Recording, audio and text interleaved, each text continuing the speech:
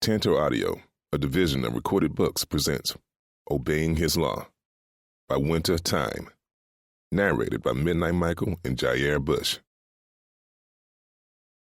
Prologue. Keys, 1998. The smell of oven-fried chicken, mashed potatoes with brown gravy, and buttermilk biscuits wafted from the kitchen and into my room. I sat on the floor of my bedroom and crashed my miniature toy army men into one another. Although my army men were my favorite toys, my all-time favorite pastime was helping my mother cook. Cooking brought a sense of peace to me, like hearing my mother's oldies play while she cooked.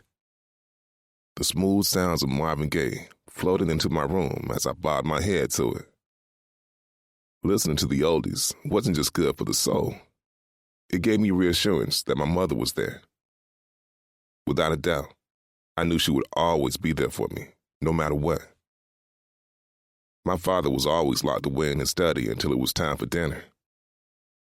Although he treated me well and enabled me just like my mom did, I would have liked to spend more time with him. My mother was my everything. She never treated me poorly because of my slight disposition. I was born with my right leg shorter than my left and a very bad case of asthma. Both of these ailments caused me to be an easy target for bullies. Not only did kids pick on me at school, but my own big brother joined in on the teasing, except he was much meaner. He left deep bruising and marks along my skin anytime he was just horsing around. Every time my mom found out, she would punish him, but that caused him to punish me more. However, I was going to bide my time until I got older and moved out, because Locke had anger issues, and I was always the victim of his wrath.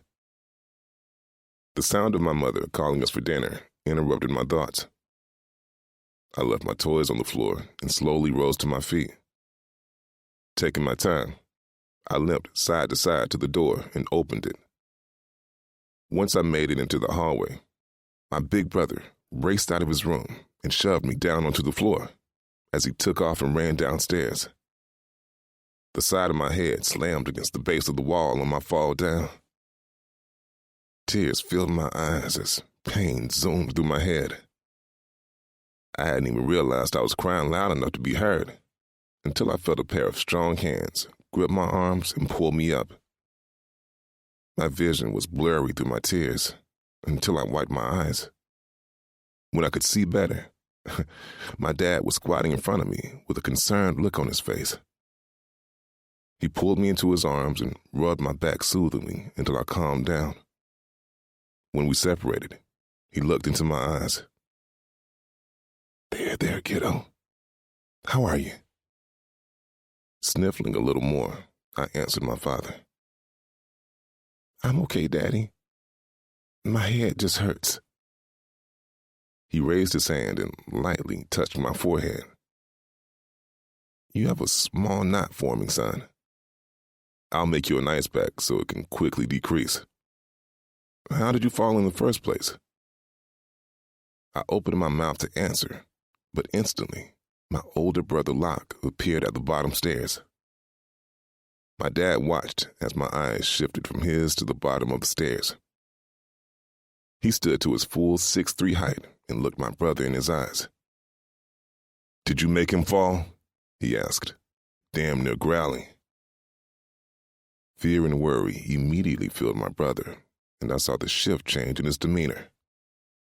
My brother began to grip the bottom of his pants pockets as he lied horribly. Dad, of course not.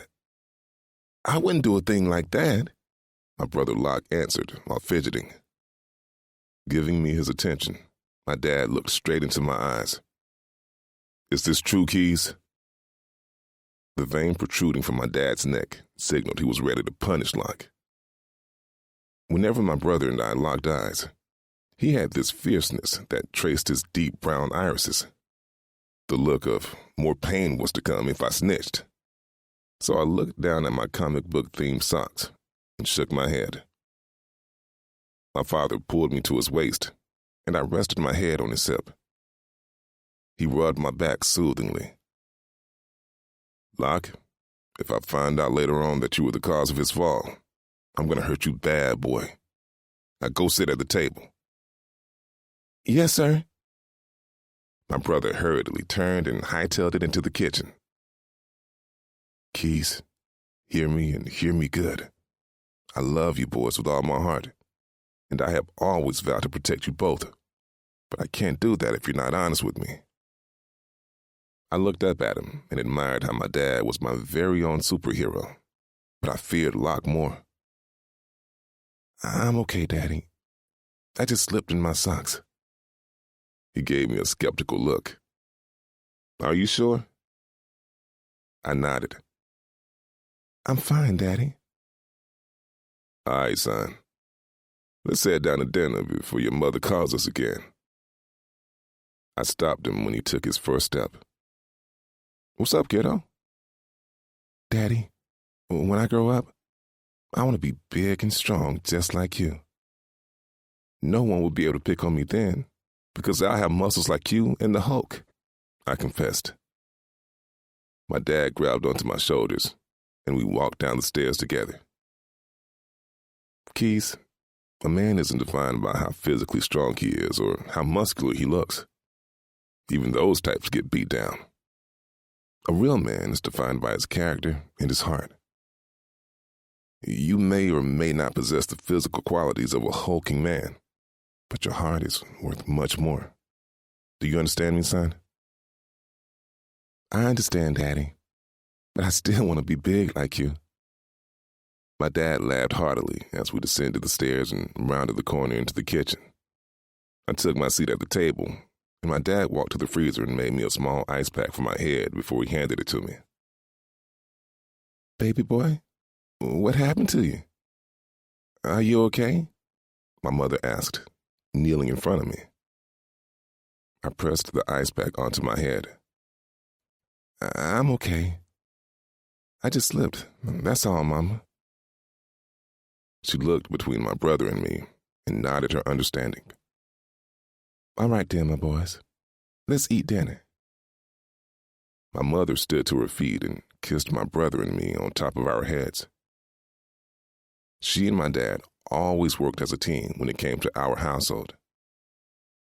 My dad placed the glass-filled dishes on the table, and Mama poured homemade punch into each of our glasses except hers. She enjoyed a glass of wine with dinner. That was the only time she consumed alcohol.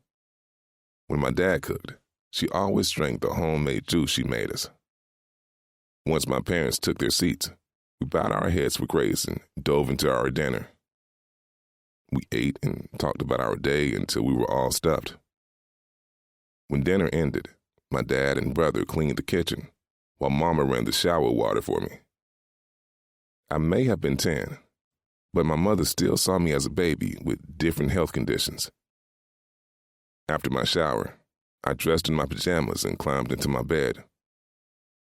Once my prayers were said, I closed my eyes and let sleep take charge. I wasn't sure what time it was, but I was definitely sure that someone was screaming. Removing my covers, panic filled me because I had no idea what was going on. I climbed out of my bed and limped to the door. When I opened my bedroom door and stepped out, my parents' bedroom door was open, and there were paramedics and police crawling everywhere. Their movements seemed to slow down around me as time moved in slow motion. My mother's body lay peacefully in the bed with her slender arm draped over the side. Once I was fully in my parents' room, chills covered my body as I stared at my mother's bloody and lifeless body. Blood poured from her eyes, ears, nose, and mouth. What in the world could have caused such a bloody scene? When did it happen? We'd just had dinner and went to bed. Did someone break in?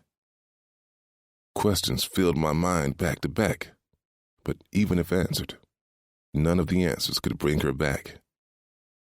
I limped over to her and laid my head on her pajama-covered stomach one last time. Tears poured down my cheeks, and I said a silent prayer for her and the joy that would no longer exist in my life. Chapter 1. Allure. February 14th, 2022. Turning away from the purple and orange sunrise, I sat in our hotel room and watched my twin sister, Wild, sleep soundlessly. That child might not have snored, but she slept wild as hell. Her chocolate curly mane was displayed over her pillow like a wild bush offering her more comfort. She was everything I used to be. Bubbly, fun, smart, beautiful, and totally confident. I was nowhere near that woman anymore. If far was a real direction, then it would have led straight to me.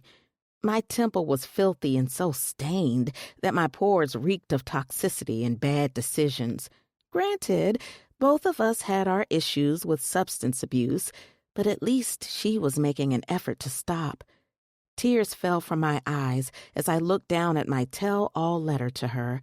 With strict instructions, our choreographer and trusted friend, Axel, was not to deliver this letter until the anniversary of my death.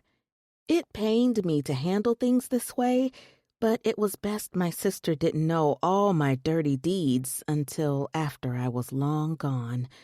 Once I finished my letter, I placed it inside of a white envelope and licked the seal. I placed the letter in my purse on the table and snorted the single line of Coke on my purple tray.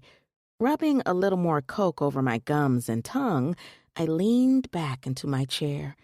The feeling of euphoria washed over me as my security blanket returned to shelter me. I smiled goofily and stared at the hotel suite's blank wall until a memory of Wild and I singing in our bedroom began to play. We had to be about 8 years old while we sang and danced to Destiny Child's Bootylicious. We were dressed in our matching pink floral nightgowns with huge grins on our faces. She held a hair comb tightly like a microphone, and I used a hairbrush. Our curly hair bounced around freely, and we imitated the group in our full-body mirror. Wild was blessed with better vocals, but I was the better dancer. We worked hard on that dance routine because we had every intention of performing it at our school's talent show with 0 errors. The feel of moisture running down my cheeks brought me out of my moment of nostalgia, but my high was still in full effect. Wiping my eyes, I stood from my seat and danced to our latest hit single, My Love Is Your Love, playing in my head. My hips swayed to the beat with my arms extended high above my head. The sultry and erotic lyrics washed over me, and I moved around our suite in my sports bra and pajama pants. My skin began to heat and sweat beads rolled down my chest and back. The R&B beat transitioned into a fast tempo, and loud Congo drums played in my head. My body convulsed, and my head shook uncontrollably. The horrid screams of women and monkeys possessed my mind as images of partygoers laughed and celebrated. This memory was coming on full force, and I didn't want it to at all. I didn't want to relive that horrible night, but the drug I had just inhaled overpowered me. Confetti fell around me as my red bottoms drunkenly tapped against the black marble tile. A large arm wrapped tightly around my waist, and the disfigured person held me up. The distorted images of people partying zoomed around me in neon colors, and I continued to stumble while walking. New Year's Eve hats adorned their heads, and their laughter seemed chopped and screwed. Loud screams and laughter increased while I was led into a dark bedroom. The only light present streamed through the see-through curtains.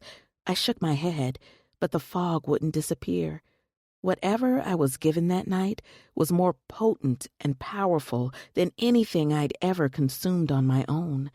The feel of my body being tossed onto a bed caused me to look around at my unfamiliar surroundings. What I wasn't expecting was what happened next. The ripping sounds of fabric were drowned out by the angry and powerful Congo drums. Strong hands trailed up my thighs until they were gripped tightly, pulling me roughly down to the edge of the bed. My fingers weakly roamed through soft curls when a pointy and warm object poked at my private area. As I tried to resist the foreign intrusion, my hands were slapped away, and the firm grip on my legs disappeared. The sound of a belt jingling and a zipper easing down were the only sounds I could make out, besides my weak moans of distress. The disfigured person leaned over me and licked his way up my stomach and to my neck. His tongue lapped around the base of my neck until he took pleasure in assaulting my ear. The sound of his deep voice caused me to panic, but the loud drums and screams disguised his real voice. Yet, somehow, I still knew who my attacker was. His warm lips kissed my ear gently before he spoke. I wonder if you feel as good as you look. I've been praying for a taste. In an instant, I was filled to the brim, and my eyes were forced open. Looking around my suite, I noticed I was lying on the carpet, and the sun was now shining a little brighter. Groaning, I rolled over and sat up. Tears were streaming down my face, and perspiration rolled down my arms in competition. Wilde and I were 20 when we completed our first successful concert tour. The last show was on New Year's Eve, and we had made it our most memorable. Just as hard as we performed, we celebrated even wilder. My sister warned me about taking on this Hollywood life too fast, but I didn't listen. I wanted what I wanted and showed my ass until I got it. That night, I lost much more than I could ever imagine. One of the biggest nights of my life, and I celebrated it by consuming laced cocaine for the first time, while someone took my honeypot by force. My reputation was known in Hollywood for being a party girl, and I had no morals. This was why I didn't tell anyone, especially Wilde. If she had known, she would have quickly ended our careers by not only attacking that person, but also leaving the music industry for good. There was no way I could allow her to give up on her natural talent, so I kept my mouth closed, while I endured the physical, emotional, and mental abuse of our closest confidant.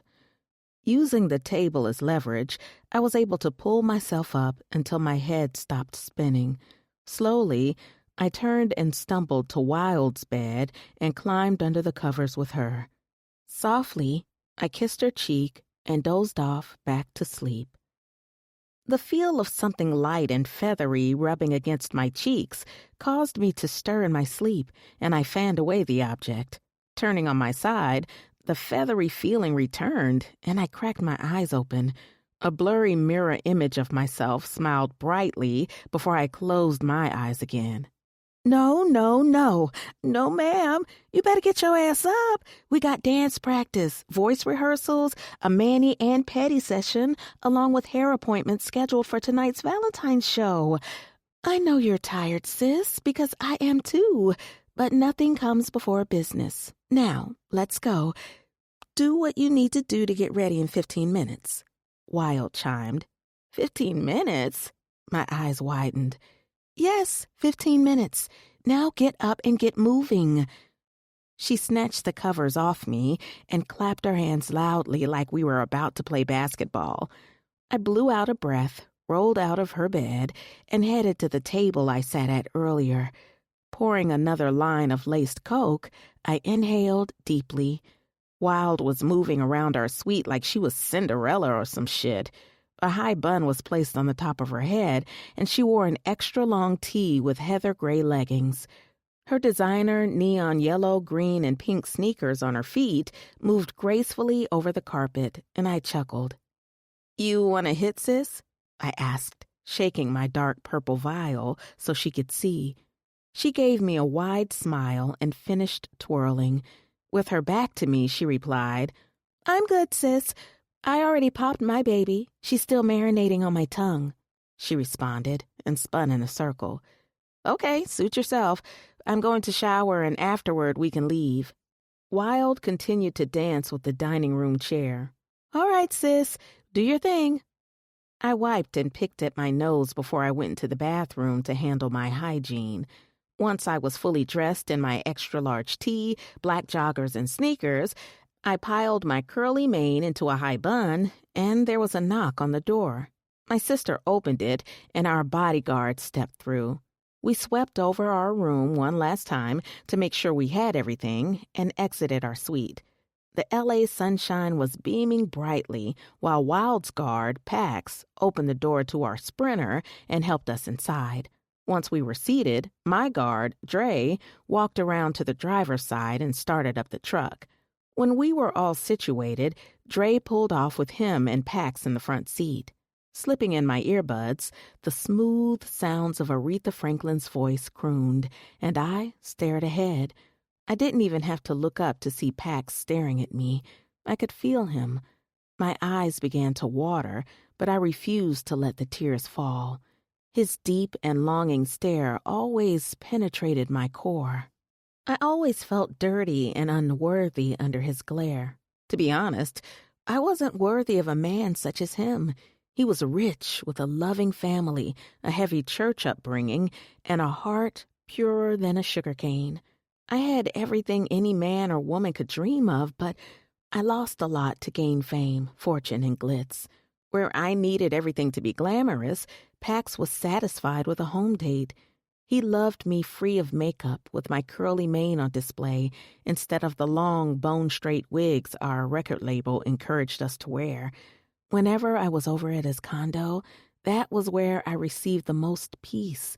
I was able to sleep as long as I wanted, eat as much as I wanted, and simply look how I wanted. Pax never forced me to do much of anything except read his pieces of literature. He had a knack for writing, but I enjoyed his Christian suspense stories the most. Pax's novels were so inspiring and filled with hope and mystery that one day I dreamed my life would morph into the life of the protagonists he wrote about. Until then, I had to live the horrible life I had created. My eyes connected with his, and for those brief seconds, everything was right in my world. Guilt easily consumed me because I was sleeping with him, but engaged to our manager. Staring out the window, I listened to Aretha perform her hit single, Daydreaming. Oldies were always our go-to when we were highly stressed and needed a moment to think.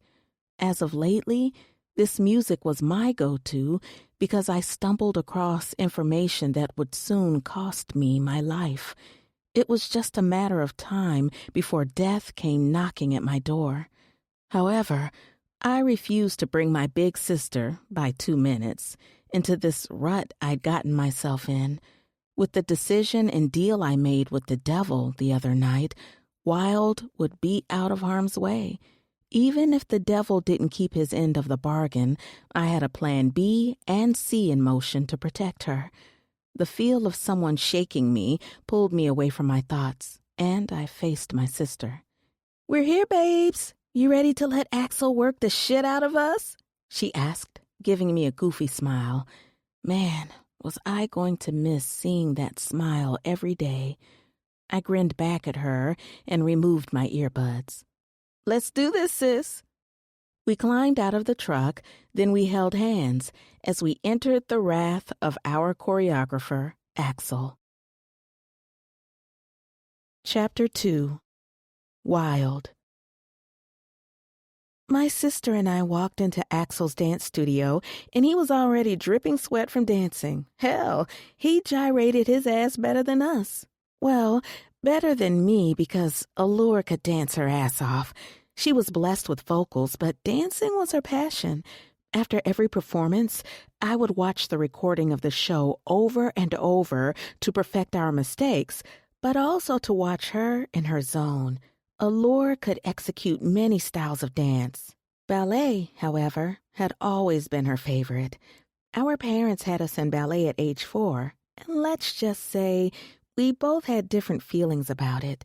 I expressed my disdain for it, but our parents made me continue until I had enough and refused to perform. Allure drifted to ballet like a moth to a flame. The fluid movement of her limbs was a sight to see. I've asked her 1,000,000 times if she wanted to incorporate more ballet into our routines, but she always declined. She said ballet was her sanctuary, and it was the only virtue she didn't have to share with the public. We hung our items onto the coat rack and walked over to Axel. He stopped dancing and paused the music. "Hey, baby dolls, how are you?" We took turns kissing his cheek, and he swooned like the dramatic queen he was. Axel wore his long blonde weave in a high ponytail, while a hot pink spandex one-piece stopped above his knees adorned him. His vanilla bean muscular body was glistening with sweat as he mugged Dre and Pax for dragging chairs across his dance floor. "Woo, these Negroes are irritating," he mumbled. "I know you better focus on those damn routines before I embarrass your Wesley Snipes Tu-Wong-Fu-looking ass," my bodyguard Pax stated. Allure fell on my shoulder, and we clung to each other, chuckling hysterically. Man, tears fell down our faces from laughing so damn hard. I looked up to see Dre standing and snickering as Pax was sitting and scrolling on his phone. "Whatever, Pax. Find your ass some business," Axel retorted. My sister and I were still trying to catch our breaths from all the laughter. Pax didn't even look up from his phone as he spoke. "Yeah, you heard what the fuck I said, though." I wiped my eyes and cleared my throat. "All right, you two, relax. Let's get this practice done and over because we have vocal rehearsals next." "Axel is fine, baby. That's that Michael Clark Duncan-looking ass nigga." "I was walking the Green Mile, sir," Axel voiced with humor. Man, we all hollered with laughter again. Just when I thought I had composed myself, here this man went, making me laugh harder. Allure pretended to faint while she chortled hard as hell on the floor. I placed my hand over my face and tried hard to mask my uncontrollable laughter. "Keep on, Axel. You gonna make me hurt your damn feelings," Pax expressed in his usual deep tone. "Child, I don't need my feelings hurt, but I would like my back broken," Axel stated in a sexy tone with his finger in his mouth. I instantly sobered up. Pax stood, but Dre quickly grabbed his arm. Axel wasn't lying. Pax did look like Michael Clark Duncan because he had the height and complexion to max. However, Pax had muscles on top of muscles with a shiny bald head and milk chocolate skin that made him fine as fuck. His curled lashes added a feminine flair around his dark brown eyes, but my favorite feature was his French accent. He was born and raised by a white couple in Alsace, France. Pax traveled to America for school, and he's been here since. I shook my head and exhaled because every time we came here, one of them was about to flex Axel. The situation had escalated faster than usual, and I stepped in front of Axel to quickly end it. He was tall and muscular as well, but he was no match for Pax. He and Dre's Khal Drogo-looking ass were highly skilled fighters. They were agile like cats and strong as an alligator's grip. Poor Axel didn't stand a chance. While all of this was going on, Allure's silly ass was still on the floor laughing. "Clearly, we need to get this rehearsal started. Axel, can you prepare the music?" I inquired and looked down at Al. "Sure thing, boo." He strutted to the sound system like only he could. I turned my attention to my sister. "Al, get your silly self up. We got work to do." She laughed some more before she got up and changed her clothes. Removing our extra-large tees, she was clad in her sports bra and joggers, while I remained in my sports bra and leggings. The music began to play, and Axel walked over, clapping his hands and revving himself up to gyrate his ass again. "And 5, 4, 3, 2, 1, hit it!" Axel shouted over the music. We bent our knees and opened our legs wide. Together, we popped our butts while I lip-synced to the lyrics. Al and I performed a series of dance movements and took turns performing our solo parts. Axel was very strict with us. He didn't care that we were Grammy-winning singers. His name and brand were on the line, so he made sure we were next to perfect. One mistake, and he made us start all over again. Just working with us brought in more clients for him, and he wanted to keep it that way. Once we finished with our dance rehearsals, we were heading to leave when Al stopped and asked to speak with him privately. I didn't think anything of it, so Pax helped me into our truck as Dre stayed back with her. I scrolled through my social media until they joined us. Once they were in, Dre pulled off with a new jazz playlist of his crooning. Jazz music wasn't my go-to, but it was growing on me, and I could appreciate this genre so much more. I turned in my seat and leaned against my window before placing my legs on Al's lap. My mama and I were texting back and forth. Our parents were in town for our Valentine's Day show, and they were unpacking in their hotel room. I asked her where our dad was, and she sent me the poop emoji. This in no way surprised me that he was in the bathroom shitting, because our dad never used the bathroom on airplanes. No matter how long the flight was, he was going to wait for it. Laughing at the joke my mama just cracked on my dad, I stopped when the grip around my ankle urged me to look at my sister. Her tinted blue nail beds were digging into the flesh of my ankle. Al's whole mood seemed to have changed as she stared blankly at her phone. I looked down at her phone to see an unsaved number calling her incessantly. I wiggled my ankle in her grip. Slowly, she looked in my direction and gave me a frightened look. The light in her blemish-free peanut butter tone had dimmed. The lightning bolt-shaped vein protruding from her egg-shaped forehead solidified something was wrong. Loose chestnut-brown curls from her bun framed her oval face. Her long and curled-over lashes batted wildly, and she tried to hold back her tears. Clear fluid drained from her small, plump nose, and she wiped it away. Her naturally red lips seemed brighter to me, and I assumed it was because she'd constantly licked them from dehydration. Finally, she removed her hand from my ankle, and her phone pinged again. "What's the matter, sister?" I questioned, with squinted eyes and a supporting hand on her shoulder. I had never seen her look so scared in her life. Al was the fun, outgoing, and fearless one. To see her filled with so much fright bothered me. My eyes connected with Dre's in the rearview mirror, and he raised his brow in curiosity. I gave him an "I don't know what's going on" look. Turning back to Al, she clicked on the message and quickly dropped her phone. She wrapped her arms around her waist tightly and rocked back and forth.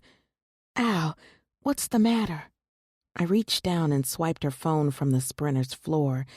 When I sat back and examined the screen, I gasped, and my hand covered my mouth. There was an image of a dead, beautiful black woman with blood draining from her eyes, ears, nose, and mouth. It was the most terrifying image I had ever seen. "Is this a joke?" I asked her, but she didn't respond. She continued to rock and stare out of her window. "Dre, pull this sprinter over now," I shouted. When the light turned green at the intersection, he pulled into the parking lot of a fast food establishment. Dre parked, and he and Pax climbed into the back with us. They sat on the opposite single seats facing us. "What's going on?" Pax asked in his deep voice. I handed him her phone while she continued to rock and stare at the sprinter's carpeted floor. "Al, I can't believe you've been receiving all these threats and haven't told anyone. What the hell is going on, babe?" he asked in a softer tone. I scrunched my face when he said threats in plural form. "What do you mean by threats? This isn't the first threat?" I asked, seriously confused. Pax shook his head. "No, it's not. There seem to be dozens of unsaved numbers texting her different pictures of dead corpses like this one." I snatched her phone out of his hand and scrolled through the different messages. "Allure, what's going on, sister? I want answers, now." She grabbed her phone out of my hand and went back to looking out her window. "Nothing is going on. That stuff is nothing. As celebrities, we receive all kinds of junk mail," she stated in a robotic-like tone. Her voice was free of all emotions, but I couldn't sit back and accept that half-assed lie she was spewing at us. That's bullshit, and you know it. Texts are not junk mail. You're receiving death threats, sis, to your personal number. These are texts, not some damn emails or letters, I shouted. I'm sorry for shouting, but I'm pissed you haven't told any of us, especially me. We're twins, for crying out loud. We tell each other everything. She quickly turned and rounded on me. Do we? Really? If so, how come you didn't tell me about the drunk-ass kiss you and Pax shared at the VH4 after-party? I gasped, and Pax dropped his head. Dre pulled out his phone, and he avoided looking at us. Crickets could clearly be heard because I wasn't expecting this clapback at all. Sis, that was all on me. I was fucked up off those perks. Pax was doing his job by bringing me to our hotel suite and placing me in my bed. I kissed him, but he swiftly stopped me and left, and I passed out right after that. I'm sure he told you out of guilt, but that was me on some drunken pill-popping shit. I still really feel horrible about it, and I'm super sorry, sister. She gave me a look of disgust, turned her head, and stared out the window. I looked at Pax, and he stared back at me. Truthfully speaking, we did share a kiss, but it led to much more. Pax blew my back out that night. I'd experienced sex before, but never like that. The things he did to my body would make a nun swear. That may have been our first time, but it wasn't the last. Just last night, I met him at our rendezvous spot, and I rode him deliriously into another dimension. The smoldering look he gave me expressed he wanted more. I knew the only reason he chased after me was because, in some odd way, it made him feel like he was closer to my sister. His heart genuinely desired her, but by her being engaged to our manager, Martin, he would never get that opportunity. I, on the other hand, didn't crave love like my sister. It was all about the thrill and ride. The fear of being tied down messed with my psyche, and I couldn't have that. When it was time to settle down, then I would. In the meantime, I was going to continue to fuck both Dre and Pax because I didn't do randoms. Dre cleared his throat and snapped me out of my perusal of Pax. He could be possessive at times. Al, you may not ever forgive me, but what you will not do is deflect the issue. Accidentally kissing someone and death threats don't even fall in the same category. Your life's on the line, and that's what sets us apart. She faced me with a look of guilt on her face, and after a beat, she turned and looked back out of her window. It's already dealt with. I sent all the photos and messages to Martin, and he filed several reports with LAPD. Now, can we please head to vocal rehearsals? She asked with a major attitude. Al placed her earbuds in her ear and went back to scrolling on her phone like nothing ever happened. Pax smacked his lips in disdain, and he and Dre went back to the front and peeled out of the parking lot. I sat back and wrestled with myself internally because I was confused about how I missed this. Was I that shallow and busy that I ignored her unusual behavioral signs? The constant rocking, leg shaking, and biting of her blue nail beds? What the hell was up with the blue nail beds on top of that? I don't know what my sister was consuming anymore, but I knew it was coming through her body. Granted, I did notice she was doing more coke, but I encouraged her to slow down. I even suggested rehab for both of us, but she kept changing the subject. In other words, it simply boiled down to the pot calling the kettle black. I indulged in lacing my weed with my favorite pill, ecstasy. Along with popping pills of different sorts on special occasions, I snorted coke with my sister. I was ashamed of this dirty habit, but my addiction was higher than my common sense. Shaking my head in disappointment, we needed to do better, and we were. Even if we had to be dragged to rehab, kicking and screaming, we were going. After our disastrous vocal rehearsals, Al and I were relaxing in our hotel suite as the nail techs pampered our hands and feet. She was awfully quiet because she ruined the entire rehearsal with her pissy mood and bitchy attitude. Although she sang and danced horribly, I knew she wouldn't ruin our actual performance because performing was her life. I was allowing her time to relax while I surfed on my phone. A knock at the door caused me to look up, and our assistant, Yaz, escorted my parents to us. They were dressed sharp as a tack. I laughed internally because those were the famous words of our grandmother, Harriet, who passed away 4 years ago. It was a sad occasion, but we all knew she would never allow us to be sad over her. My dad bypassed my mom as he practically raced over to us and embraced us in his large arms. After his bear hug, my mama gave us a tighter hug. "I've missed my girls. How are you?" my mama asked, with smiling eyes and a big grin. I looked at Al and back to my parents before I responded. "We're good, Mama. How are you and Daddy feeling?" "Baby girl, we're doing just fine. No complaints at all," my dad chimed. "Well, you both look great. Where y'all headed to?" Al questioned in an almost dry tone. "Y'all daddy is taking me to dinner before you girls' show." My mama smiled and examined Al with an inquisitive gaze. She placed her hand gently under her chin and looked into her eyes. "What are you not telling me?" Al looked down, and my mama lifted her head. "I told you girls growing up that queens don't bow to no one." Al looked her in the eyes and proceeded to lie. "Nothing is wrong, Mama. I just need some more rest. After the show, I plan to take a long vacation," she muttered nervously.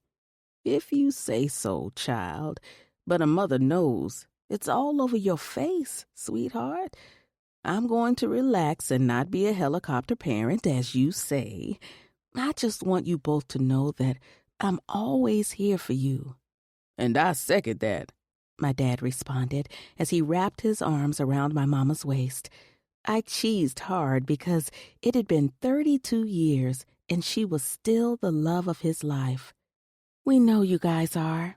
Now enjoy your date and we'll see y'all at the show," I told them with a pasted-on fake smile. "Thank you, baby girl. We plan to," my mother exclaimed with glee. My parents kissed our foreheads and exited our room. Tears poured down Al's face as she stood and raced into her own room and slammed the door. Something was up with my sister, big time, and I needed to know what. Standing from my chair, I excused myself and walked into her room. When I entered, she'd snorted a single line of coke. "Wild, please step out and give me some damn space." "I will not. I'm not leaving until you tell me what's going on," I demanded. "Mind your fucking business for a change and get out of my damn room," she yelled. Her eyes were filled with anger and rage, and she pointed to the door. "I'll leave, but after the show, you will tell me everything, or I swear I'm telling Daddy." Our father, Richard Flowers, was the director of the FBI headquarters in Quantico, Virginia. "You wouldn't dare," she growled. "You'll be snitching on your damn self as well." "Oh, I most definitely would. I don't give a shit about them knowing about my habit if it would inspire you to get clean with me," I replied with folded arms and an upright posture. "Get the fuck out," she yelled again. "I'll also tell him about that night." The color drained from her face as her eyes widened in fear. Al quickly grabbed her bearings. She turned away from me and ran into her bathroom, slamming the door. I marched out of her room and into mine. I flopped on my bed and pulled a pillow over my curly mass. I was so pissed at her that I screamed into the pillow before I dozed off to sleep. My body came back to life at the sound of my phone and our assistant barging into my room. Once I was done showering and all our things were packed and ready, we were chauffeured to the arena. We made it inside, and hugs were given to our close celebrity friends until we were escorted into our dressing room. Our team of stylists and hands-on assistants were crawling all over our room when we entered. My nerves always got to me on performance days, so I waved and spoke before I made a beeline for the bathroom. I locked the door and sat on the toilet top to remove my laced blunt from my purse. With haste, I fired it up. I didn't waste a second toting my pre-roll up. The smoke filled my lungs, and I leaned against the toilet. My weed strand, wedding cake, married with the crushed ecstasy pill, provided me with the peace and focus I desperately sought. Baby, I was on cloud 11. I was ready to perform and afterward throw this cat at whoever was willing to catch it, preferably Pax because he was rougher. I was trying hard to leave Pax alone, but I was failing miserably at it. After last night, though, I was going to work hard at avoiding him sexually. Once I took a few more hits, I felt like a champ and ready to hit the main stage. When I opened the bathroom door, I spun around in a circle, like Diana Ross in the movie Mahogany, and floated to the center of the room. My stylists were on me like bees on a flower. Danny, my weave specialist, placed on my black 24-inch lace wig and made sure it was secure. She laid down the wig's baby hairs, then combed and straightened it. While my face was getting the beat of a lifetime, I slowly slipped into my costume, which my wardrobe assistant held down for me to step into. Once I was fully dressed and my makeup was complete, I was sliding across the floor, doing my best James Brown impersonation. I say, ow, get on up, hit me now. I sang his lyrics as our staff laughed. Al buzzed behind me, started to imitate George Jefferson with her blunt hanging from her mouth. Our team laughed harder, and so did I, until the stage director informed us it was time to go. When he left, our manager, Martin, swaggered in, looking like Blair Underwood's sexy ass. I smiled at him as he hugged Al tightly, then me next. "You ladies ready?" he asked, placing his phone in the pocket of his navy blue designer suit. His designer loafers held the accent color to make his suit pop a little more. His dark skin shined in the light, and his wavy fade glistened with the fruity-smelling oil he used. Al spoke while dancing in place. "We're always ready." He smirked at her. "Yes, you are, sweetheart. But let's get out there. It's showtime, baby." Martin kissed my forehead and Al's lips. It was to be expected since they were getting married this May after being engaged for 2 years. "We're coming, babe.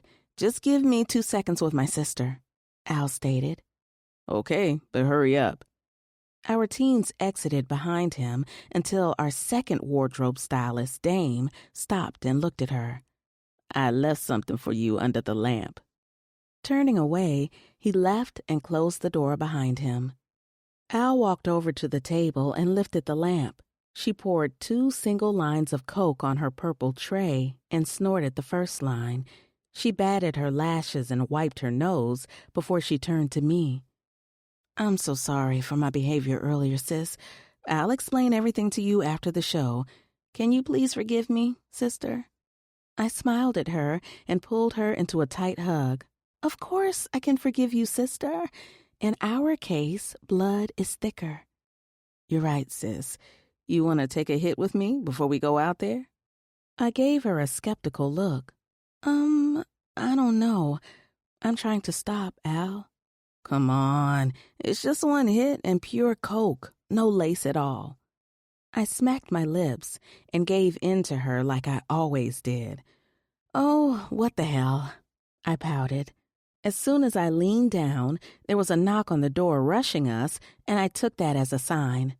"No time, sis. We gotta get out there." I stood up fully. She rolled her eyes and laughed. "Boo, you're no fun." Al leaned down and swiftly inhaled the last line. She wiped her nose, and I grabbed onto her hand, and we exited our dressing room. We skipped down the hall in La La Land as we made it to the stage. The curtains were down, and we took our spots on the stage. The music began to play, and the curtains raised. When the beat dropped, we got to work.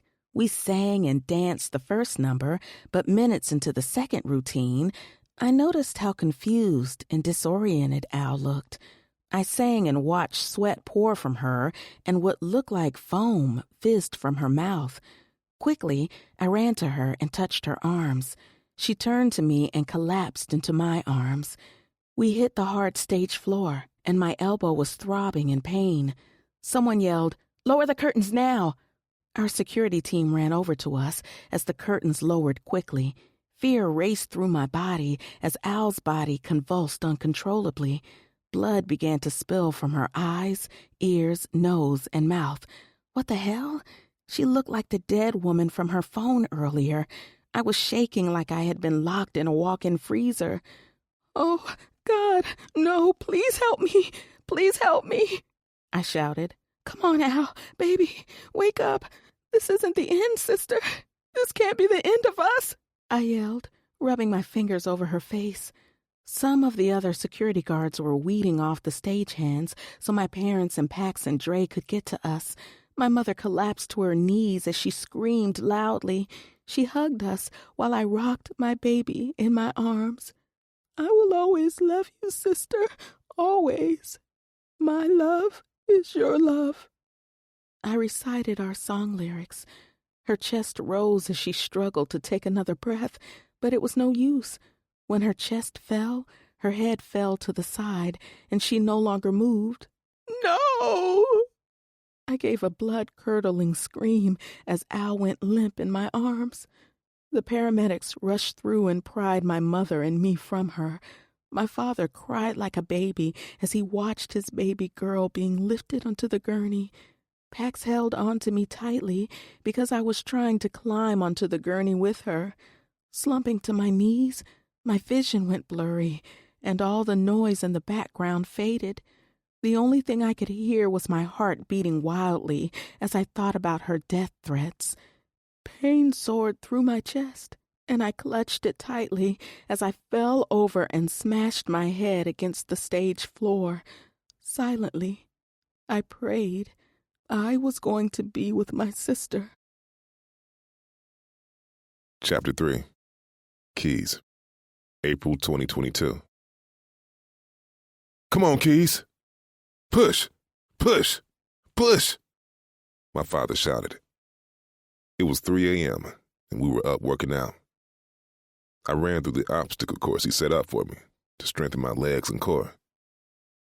Since I was born with one leg shorter than the other, my dad had been pushing me to complete these drills. This limp always slowed me down, but I gave it my all. Racing between the cones lined on the fake turf, I raced around the track as fast as I could. I'm sure I looked like an amputee with a prosthetic leg, but I couldn't focus on that right now. My arms were pumping hard, and my legs ran as fast as they could. The clock in the gym began to count down, and I was seconds away from the finish line. "Let's go, Keys. Push it." I picked up my pace as I became more winded than usual. However, I wasn't going to be deterred. Not only was it Monday, but the new set of patients were arriving today. Dealing with those spoiled and pampered socialite celebrities could be a migraine, so I needed my day to start off with a win. My pops began to count down with the clock while I raced to him. 5, 4, 3, 2, 1, he shouted, and I zoomed into his arms. He clapped me on the back, and pride filled me up. "That's my boy," my father cheered proudly. We separated, and he handed me my inhaler. Taking a few pulls, my lungs seemed to clear, and my insides didn't feel like they were being restricted in a box anymore. We walked into the locker room and sat on the bench. "I'm proud of you, son. You did great today," he expressed while he rested on the bench. "Thanks, Pop. I couldn't have done it without your support." "Oh, it was nothing." "No, really, Pops. For 34 years, You've been pushing me relentlessly, and I can't thank you enough. All your hard work and motivation is greatly appreciated. You have never treated me like a lame cripple or mistreated me. Pops, you have always encouraged me and pushed me to be the man you knew I could be, and I want to truly thank you for that. You know, after Mom died, I thought life as I knew it was over. I just knew, since my best friend was gone, I would never have another. But things changed after her passing. You and I grew tighter, but you and Locke drifted apart. My sentence trailed off. I removed my sneakers and socks and allowed the conversation to end there. There was no need to harbor on the past. Son, you have nothing to do with my relationship with Locke. He changed into a different person after your mother's death. I tried my best by taking us all to grief counseling.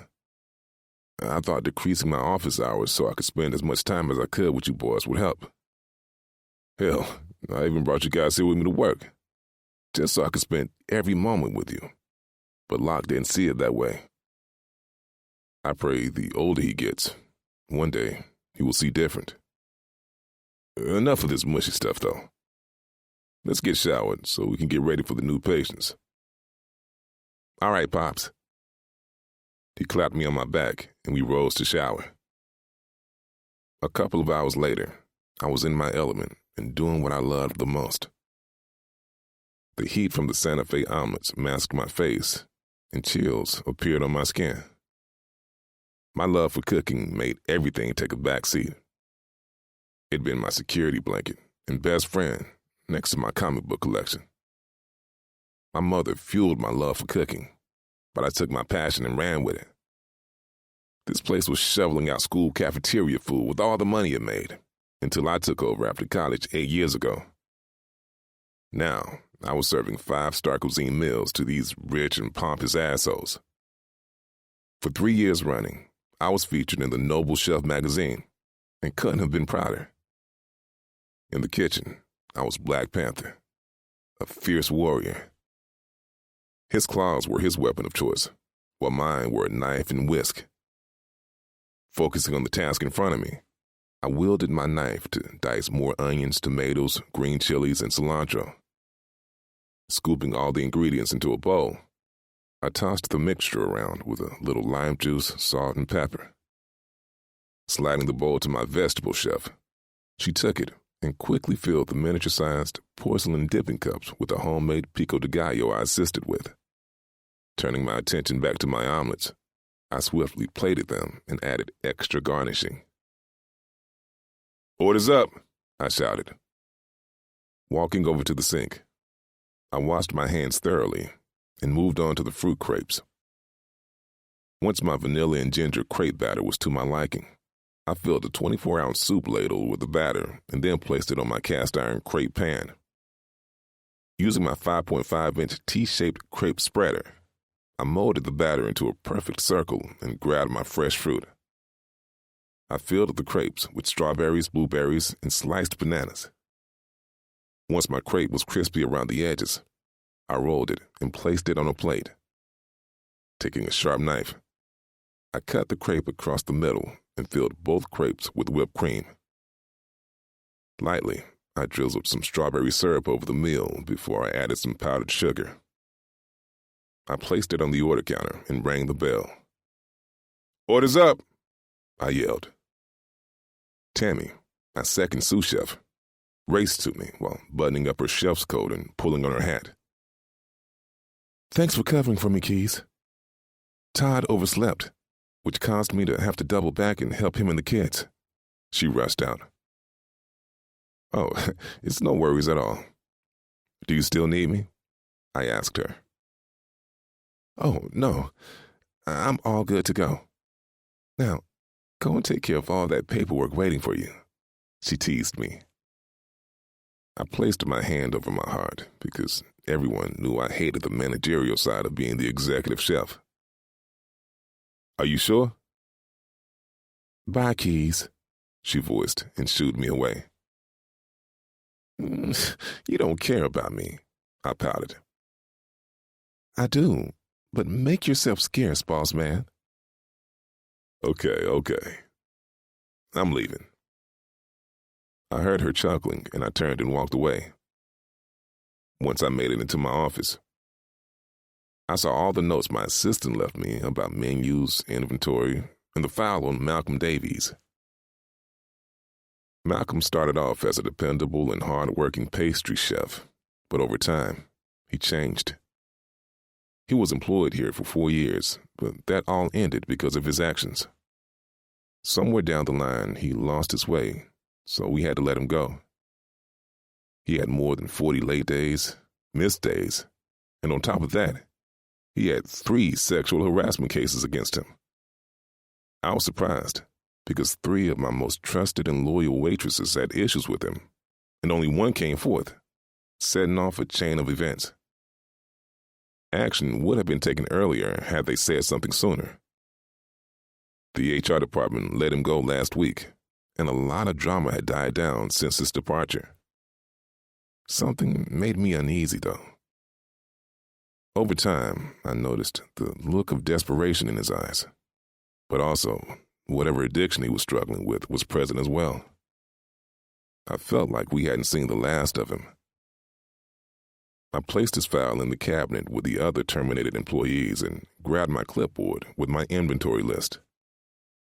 Once I had what I needed, I walked into my dry storage room.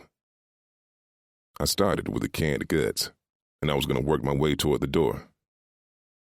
Whistling one of my favorite tunes by the Soprano Girls, I was checking off my list quickly. At the sound of a knock, I turned and gave my top sous chef my attention. "What's up, Dante?" "There's a guest that wants to compliment the chef for her delicious strawberries and cream-stuffed crepes."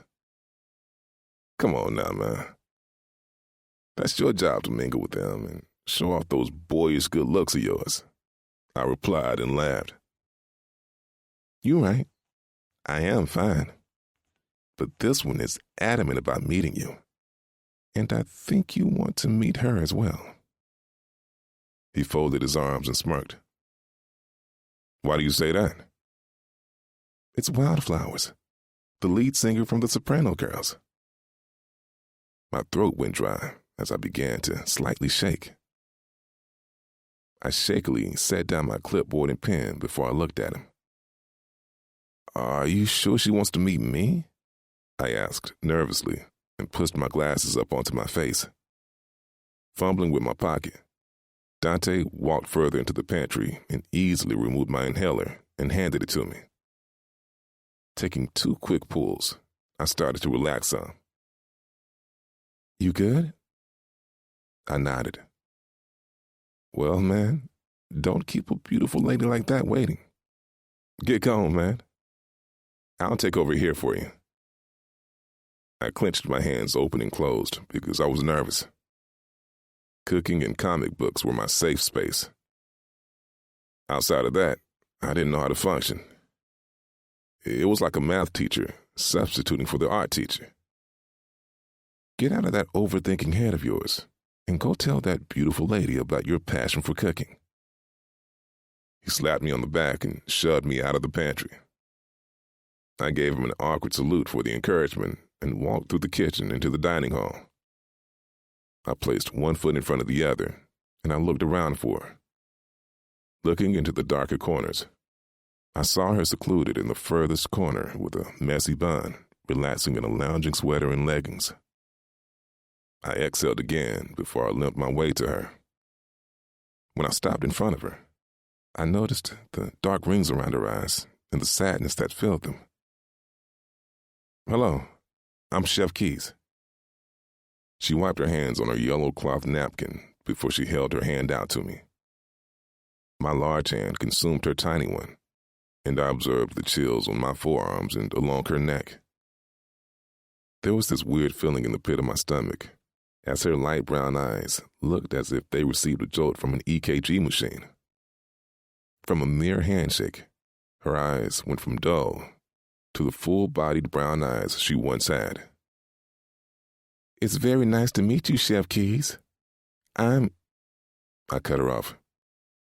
"You're Grammy-winning singer Wildflowers. She blushed, and I let her hand go. I take it you like my music.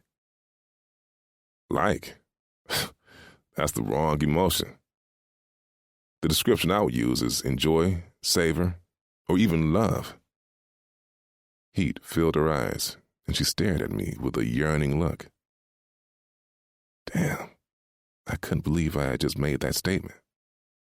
I wasn't this forthcoming with women at all. It was something about her that just made me feel more outspoken and possessive. I'm glad you enjoyed your meal, Miss Flowers. Hopefully we'll get a chance to run into each other again. I pushed my glasses onto my face and nodded before I turned away. Hey, wait. She stopped me. Swiftly, I turned and faced her. Yes, Miss Flowers? Please call me Wild. Miss Flowers is my mother. I laughed lightly. I can do that, but did you need something else? Please, have a seat and join me. I looked around nervously because it had been years since I had joined a woman in any type of capacity. Sure. I pulled up the empty chair across from her and sat down. As I'm sure you know, my sister has departed and is no longer with me. Tears filled her eyes as she spoke. Her habit got the best of her, and now I'm stuck here alone. She wiped the falling tears that escaped her eyes. I'm sorry for unloading all of this on you, but I'm rambling mostly. What I'm trying to say is that whenever I felt at my lowest, she would make me these red velvet cookies with white chocolate chunks and cheesecake bites. I nodded my understanding because I knew where she was going. What I'm trying to ask is if you have any experience making those kinds of cookies. She chewed on her bottom lip nervously. Smirking, I leaned forward because I can make those cookies in my sleep. I'll make you a batch and have it sent to your room later on the day. Her eyes lit up and danced like Christmas lights on a tree. Thank you so much, Chef Keys. You don't know how much this means to me. I'm glad I could help. Your sister was an incredible performer. Thank you for those kind words. Your support is very much appreciated. It's really no problem at all, Wild, I recited bashfully. She just didn't know how much I was in love with her. I would cook stark naked for her if she asked. Her voice jarred me from my explicit thoughts. One last thing. I'm at your service. You have to deliver the cookies. There's something about your energy that seems good for my spirit. I was a ball of nerves, but I didn't want to disappoint her, so I gave in. It would be my pleasure. She smiled brightly and danced in her seat until the loud sound of dishes breaking and loud shouts interrupted us. Turning in my seat, I saw Malcolm's short, intoxicated ass walking through the dining hall with a long-ass trench coat and beanie on. Where the fuck you at, you limp motherfucker? Come out right now, you limp dick bitch. He ravaged food from the patient's plates and shoved it into his mouth as he marched around, looking for me. I semi-rose from my seat, and Wild grabbed my wrist. Please be careful. He seems pretty angry and deadly. Thank you for your concern, and I'll do my best with this disgruntled employee. I stood up and limped in front of Wild. There was no way I was going to let him harm her in any way if this got out of hand. I was not a fighter at all, but I was over being pushed around as well. There your ass is. You got me fired, bitch, he yelled drunkenly as he walked toward me. Malcolm, you're no longer an employee here, so you have to leave the premises now. I'll come and go as I please, bitch. Please leave, Malcolm. You're causing a scene. A scene? I'll show you a damn scene. To be drunk, he had quick reflexes. He snatched the butter knife from Wild's plate and swiped at me. I jumped back in time and stumbled a bit with my limp leg. "Malcolm, you need to chill, man." "Fuck that. There's no chilling." He took another swing at me, and I ducked and gave him a clean right hook like my pops taught me. Malcolm went down, and I looked at my fist in surprise. "Oh my goodness." I turned and looked at Wild when I heard her outburst. All the color had drained from her face as she pointed down to Malcolm. Looking back at him, blood was leaking from his eyes, ears, nose, and mouth. I looked back at my fist again, and fear filled me. Chapter 4. Wild. Emergency alarms began to blare loudly, and I rocked back and forth. I stared at Malcolm's convulsing body enough for it to morph into Al. My stiletto nails dug deep into my flesh as I watched myself cradle her. The memory hit me full force. My nails sank further into my flesh, and a sea of blood began to surround me and Al's lifeless body. Blood seeped further into the dining room, and patrons tried to flee, but it was no use. The blood was too thick and powerful. Chairs and tables were swallowed under the blood. My back slammed against the chair as I rocked uncontrollably. The blood surrounded me, and quickly I was starting to submerge. Once the sea of blood reached my neck, I was violently shaken out of my bloody state of confusion. I looked up to find a detective glaring at me with a pad and pen out. Looking around the room, there were uniformed police crawling all over the place. Chef Keyes was seated at the table across from me as another detective questioned him. I felt so bad for him because he looked like such a clean-cut guy, squeaky clean to the point where he looked like the worst thing that could happen to him was a parking ticket. He removed his round designer glasses and rubbed his eyes before he slipped them back onto his face. I had never been so distracted before. Even when he was shucking and dodging his attacker, Keyes's beautiful locks remained in a low bun. Physically, he didn't look like he could hurt a fly, but his aura was so domineering. From the moment of our initial contact, I felt his energy pushing me, damn near bullying me to the point where I needed to come up with a reason to get him to converse with me a little longer. If that wasn't distracting enough, his sexy nerd persona piqued my curiosity, leaving me with an inquisitive map to explore this new territory. I'd always dated the same type of men, tall, very handsome, and muscular. Those men were spewing heavy dicks and heavier wallets. Keyes wasn't sending out that heavy dick energy, but it was something more there. Substance had entered the building and tossed style out of the window. The vibe I got was faithful dick energy. He was going to make someone a wonderful husband one day. It was too bad it couldn't be me. I was as broken and damaged as they came. My sis thought she had demons that I wouldn't understand, but I understood quite well. The clearing of a throat pulled me out of my reverie, and I looked back at the plus-size detective. As soon as he began to talk, I turned to the crime scene investigators who had just arrived. They actually performed their jobs like the cast from my favorite TV show, Criminal Minds. "Miss, can I please have your attention?" Giving my attention back to the detective, he proceeded to fire off one question after the other. "Miss, I'm Detective Bryant. What's your name?" I'm Wildflowers. "The singer?" He asked excitedly. Yes, that's me. "Wow, it's great to meet you. My daughters are huge fans of yours and your late sister." He spoke sadly. A tear rolled down my cheek at the mention of Allure, but I swiftly wiped it away. That's nice to hear. Thank you for the compliment. "It was my pleasure. Moving back to this interview, were you sitting here when the entire incident happened?" Yes, I was. I looked down at my arms when I felt what seemed like moisture trailing down them. I gasped when I noticed it was blood. The detective looked at me and shook his head. "Can we get a medic over here?"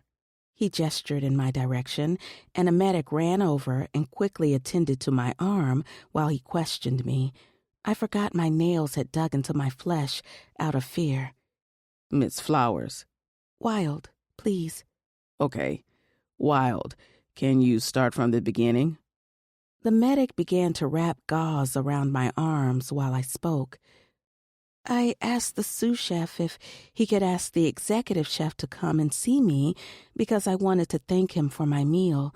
Chef Keys came to my table, and we chatted about my meal and red velvet cookies. Upon him standing up to leave, we heard the sounds of breaking dishes and a lot of swearing. He turned, and that's when we saw the guy snatching food off the patient's plates and marching toward him. Chef Keys tried to defuse the situation as best as he could, but it was too late, seeing as the guy was wielding a knife angrily. He took a few steps at Chef Keys before he defended himself and punched the guy. Chef Keys only hit him once. However, although we both assumed he was drunk, I knew there was more going on. "What do you mean?" I looked down at my bandaged arms and thanked the medic before she left. He showed the same symptoms my sister did before she died. The stumbling, foaming at the mouth, and blood seeping from her eyes, ears, and nose before she collapsed into my arms. Wiping the tears from my eyes, I slowly stood. Any more questions? I have a therapy session to get to. "No, Wild. Your story checks out with all the other patients and Chef Keys. Just as a warning, there's been cases resurfacing all over the states with users dying the same way. Be careful, because this drug is deadly." I understand. "Good. Have a good day, Wild." I nodded and pushed my way through the dining hall. Sparing Keys one last look, he winked at me, and I turned and left. Walking through the lobby, there were more officers and a camera crew outside the facility. I pulled the side of my sweater up to cover my face and dashed up the staircase. When I made it to the top of the stairs, I ran smack into a wall and lost my balance. My hands swung wildly in the air as I tried to grab onto anything. When my slide slipped off the stairs, I screamed loudly, and a strong hand quickly snatched me to the wall I hit earlier. When I gazed up, Mr. Tall and Handsome eyed me hungrily. That heavy dick energy was emanating from him like sonar waves to a marine biologist. The python that thumped against my thigh signaled it was alive and ready to snake in my direction. My savior had a steel chest with broad shoulders, beautiful almond skin with troubled brown eyes that brought out his thick brows bunched together, made up this Adonis. The bridge of his nose was wide like his nostrils, but it paired well with the structure of his boxy face. His waves were uniform and dark, but not black. His sideburns connected well with his full beard, which curved perfectly around his dark, plump lips. The grip around my waist squeezed a little bit and jarred me from my thoughts. "You really need to be more careful. Can't have a beautiful woman snapping her neck from clumsiness." Any other time, the sound of a deep baritone would have pierced my clit and caused a tsunami in my panties. This time, however, that voice scared the living hell out of me. The way he enunciated each word triggered fear instead of lust. My hands tapped his chest, and I nodded my head in agreement because I wanted to get away from him as soon as possible. "Thank you for saving me. I truly appreciate it, but I have an appointment with Dr. Watson, and I don't want to be late for my first visit." He continued to stare at me for a beat until a light smirk appeared on his face. "You're welcome, Wild." It was now my turn to wear a look of confusion. "How do you know my name?" Are you not the famous lead singer from the group The Soprano Girls? I dropped my head in embarrassment because I kept forgetting I lived a very public life. Indeed, I am, but I'm still a little lost on why you're still holding me. I arched my brow in confusion. He looked down, and slowly, his grip loosened until I was free to move around. I took a few steps away until he stepped right in front of me. Rolling my eyes toward the ceiling, I looked back at him because now I was highly annoyed. "What's up?" Besides this dick? He asked, very smugly. If I wasn't convinced to stay away from him by his tone earlier, I was now. Something was really off with him, and my instincts were telling me to stay away. Yep, I'm not about to entertain this. I took another step forward, and he quickly stepped in front of me again. He took a step toward me, and I walked backward until my back landed against an office door. My savior boxed me in with his large hands and arms, pushing against the wall. His strange cologne tickled my nose, and he leaned down and whispered in my ear. Out there in the world, you are free to do as you like, but in here, I run every fucking thing. You will do as you are told and keep your mouth closed. My word is law, and I will always be obeyed. If not, let's just say I'm pretty skilled at. Get the fuck away from her, Locke. Both of us turned in the direction of the voice. Ah, if it isn't my little brother, Keys, to the rescue. Locke stepped back and walked toward Keys. I pushed away from the door and observed the two. They looked as different as day and night. Keys was a roasted caramel color with a slender nose and naturally arched brows. His lengthy and straight lashes fluttered like the expensive false lashes I paid for. Key's shoulder-length locks were hanging loosely past his shoulders, while the other half was pulled in a ponytail at the top of his head. The square shape of his forehead enhanced his tapered lining. One of my favorite physical attributes on a man were their lips and teeth. When a man with sexy, plump lips smiled, his white teeth just helped make his smile more radiant. From my first encounter with Keys, he blessed me with a smile, that shy yet radiant smile of his. I don't think many were fortunate to witness such rare beauty, but I was. He was pretty tall himself. I was a little under 5'7", so he had to be about 6'3", while Locke was a couple of inches shorter than him. Keys was slim, with a swimmer's build, while Locke was very muscular and toned. I examined Keys' body language, and he seemed worried as hell, but he pushed his round, black-rimmed glasses onto his face. From the way they were standing off, I could tell there wasn't much of a brotherhood there at all. There probably never was, but Keys refused to show any weakness. At the sound of Keys' shaky voice, I paid closer attention. I know you think you run this rehab, but you don't. If you continue to harass Miss Flowers, then you'll do what, bitch boy? Cry to your daddy? I'll finally finish what I started when I was in 11th grade. Keys spoke as bravely as he could. Locke's beefy hand lifted and touched the thin scar leading from his right eyebrow to the top of his cheek. You'll never get that lucky again, you little shit. When that day comes for us again, I will not hesitate to slit your fucking throat. Locke swiftly turned to me, and I slightly jumped back. You remember what I told you, Wild. Obey me, and you'll be just fine. Locke walked off and shoulder-bumped Keys as he walked down the stairs. Are you okay? Keys asked, walking toward me. I'm okay. Today has been one for the books, and I'm just ready to go back to sleep and start over. First, I have to head to my appointment with Dr. Watson. Can you show me which way? Keys nodded and pointed toward the direction. You just continue down the hall, and the first office on the right, with all the pink frilly decor, is Dr. Watson's office. I followed his line of sight and turned back to him. Thank you for all your help today, Keys. You and your kindness were the highlight of my day. No thank you necessary. Just try to stay away from my brother as much as possible. What does your brother do here?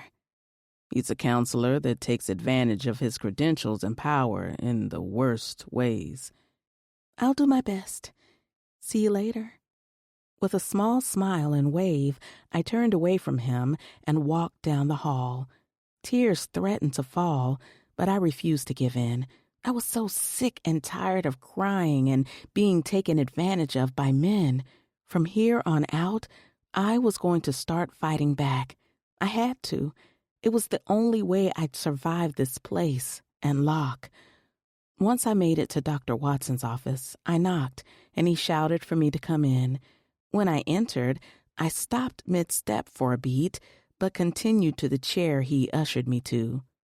I'm sorry, but before we start, are you a drag queen? He chuckled and nodded. I am. Director Strong allows me to be myself as long as I'm professional and courteous. I smiled because Director Strong seemed more like a great person now that I've met Dr. Watson. You could tell Dr. Watson was tall from his seat. He was dressed in a bright floral dress with a long brunette weave.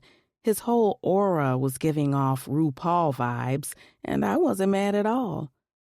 Well, that's amazing to hear. We smiled at each other before he grabbed and opened my file. Okay, Wild. Your file says you requested to do our all-natural cleanse instead of our usual methods and methadone? Yes, I did. Wild, if I can be frank with you. Please, by all means. Our all-natural detoxing for addicts is recommended for those that are somewhat new users. For instance, an addict that has been using for months to 3 years tops. You've been an addict for more than 5 years. Not to mention you transitioned to cocaine after the death of your sister. You will have a hard time with the methadone, but with all-natural detox, I fear you will try to harm others and even yourself. Nodding my head in understanding, I cleared my throat before I spoke. I appreciate your honesty, Dr. Watson. As terrifying as it seems to me, I have to do it this way. I still run a risk of being addicted to the methadone. I'm doing this not only for myself, but for my sister. I have something to prove. I'm ready to prove that I am a fighter and I am strong, no matter how much pain I might experience.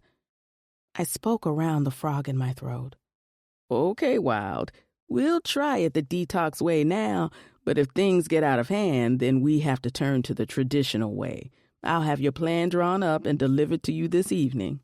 Sounds good to me. He stood up from his seat, and so did I. We shook hands as he handed me my list of scheduled appointments and group meetings. I exited his office and walked to my suite. Tossing my folder on the dresser, I removed my sweater and slides and snuggled under my blanket. I allowed myself to be vulnerable for the last time. My tears flowed, and I mourned for my sister, myself, and a new me. With all the crying, I slowly drifted into slumber. I was dreaming of Al when I heard a light tapping.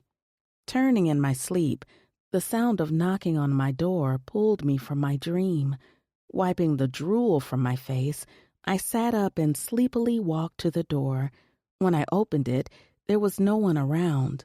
But when I looked down, there was a white styrofoam tray of food and a dark purple box with a gray bow on top. A huge smile covered my face as I observed the goodies in front of me. Scooping up the items, I stepped back into my room and closed the door.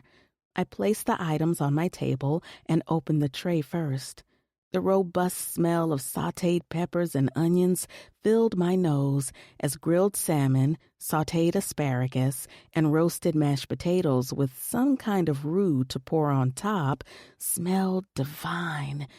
I swiped some mash and danced in my seat as the flavor marinated on my tongue. I opened up the purple gift box. To my amazement, The box was filled with 10 red velvet cookies with cheesecake and white chocolate bites. When I grabbed one of the cookies, I noticed a small little note tucked in the side. I took a bite and savored the cookie's deliciousness while I read the note to myself. Here's a little treat that might comfort you while you weep. Automatically, I knew this was all Key's doing, and my heart swooned at this grand gesture. Leaning back into my chair, I wrestled with myself because maybe I didn't have to give up all men. Key's just might have been the friend I needed during this time. Yeah, we were going to be good friends. I grinned and dove into my meal. Chapter 5. Keys. After our afternoon rush, I noticed there were no meal requests for Wild, and dinner was just getting started. So I made the decision to go see what she wanted instead of sending my usual staff.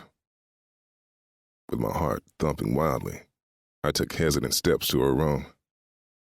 I questioned if I was making the right decision the entire time, but I knew that I was. Wild was something special. Besides all the media mess and her addiction, I remember how selfless, kind, and genuine she was when they first started out. I'd followed her career from day one, and I was going to see to it that she got the nourishment and nurturing she needed to keep going. When I made it outside her room, I got the courage to knock on her door, but I heard her crying. Slowly, I lowered my hand and turned away. She needed some space, and I didn't mind giving her that. Her sister had been dead for a year, and she still had demons of her own to defeat. There was only one way I could show her she wasn't alone: by cooking her a meal and preparing those cookies for her. So, once I made it back into my kitchen, I prepared a special meal for her along with the cookies. When I finished, I packaged everything neatly, carried it to her room, and placed her food in front of the door. I knocked on her door swiftly, then limped down the stairs as fast as I could and back into the kitchen. Sitting at my desk, I indulged in my own meal and thought about how beautiful Wild was in real life. All that heavy makeup and glamorous clothing did nothing to enhance her natural beauty. If anything, it dimmed the goddess in her. The egg shape of her forehead made me smile because it reminded me of my mother's forehead. Her almond-shaped light brown eyes lit up every time she smiled or giggled. Every time, I was more captivated by her. Envy filled me as I thought about everyone who experienced the flutter of her friendly eyelashes. Not to mention her creamy smooth skin that encouraged you to scoop a giant dollop of peanut butter on a spoon and savor it for as long as you could. The oval shape of her face was made for me to gently place my hands on the sides of her face and indulge in her pouty mouth while relishing in her naturally reddened lips. I shook my head because, for the chance of a lifetime, I would love to run my fingers through her wild, curly mane.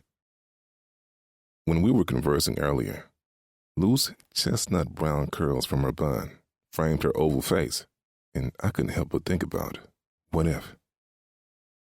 Bringing myself back to reality, I shook my head and finished my food. There was no way a woman of her caliber could ever look at a physically impaired man like me with eyes filled with adoration or admiration. If that brief encounter from breakfast today was all I would ever get, then so be it.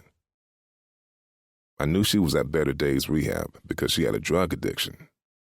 But maybe, just maybe, she had come here for more. There were hundreds of celebrity rehabs in L.A., but she chose to come back to her hometown of Chicago for the help. Hell, there were hundreds of rehabs for the elite here as well. But again, she chose here. I don't know what the divine motives behind this move were, but I was truly grateful. Something in me was drawn to her, and I had to figure out why. There was a knock on my door before Dante strolled in with his dinner and plopped down in the chair opposite of me. "What's up, man? How did it go with you in Hollywood?" I chuckled and wiped my mouth.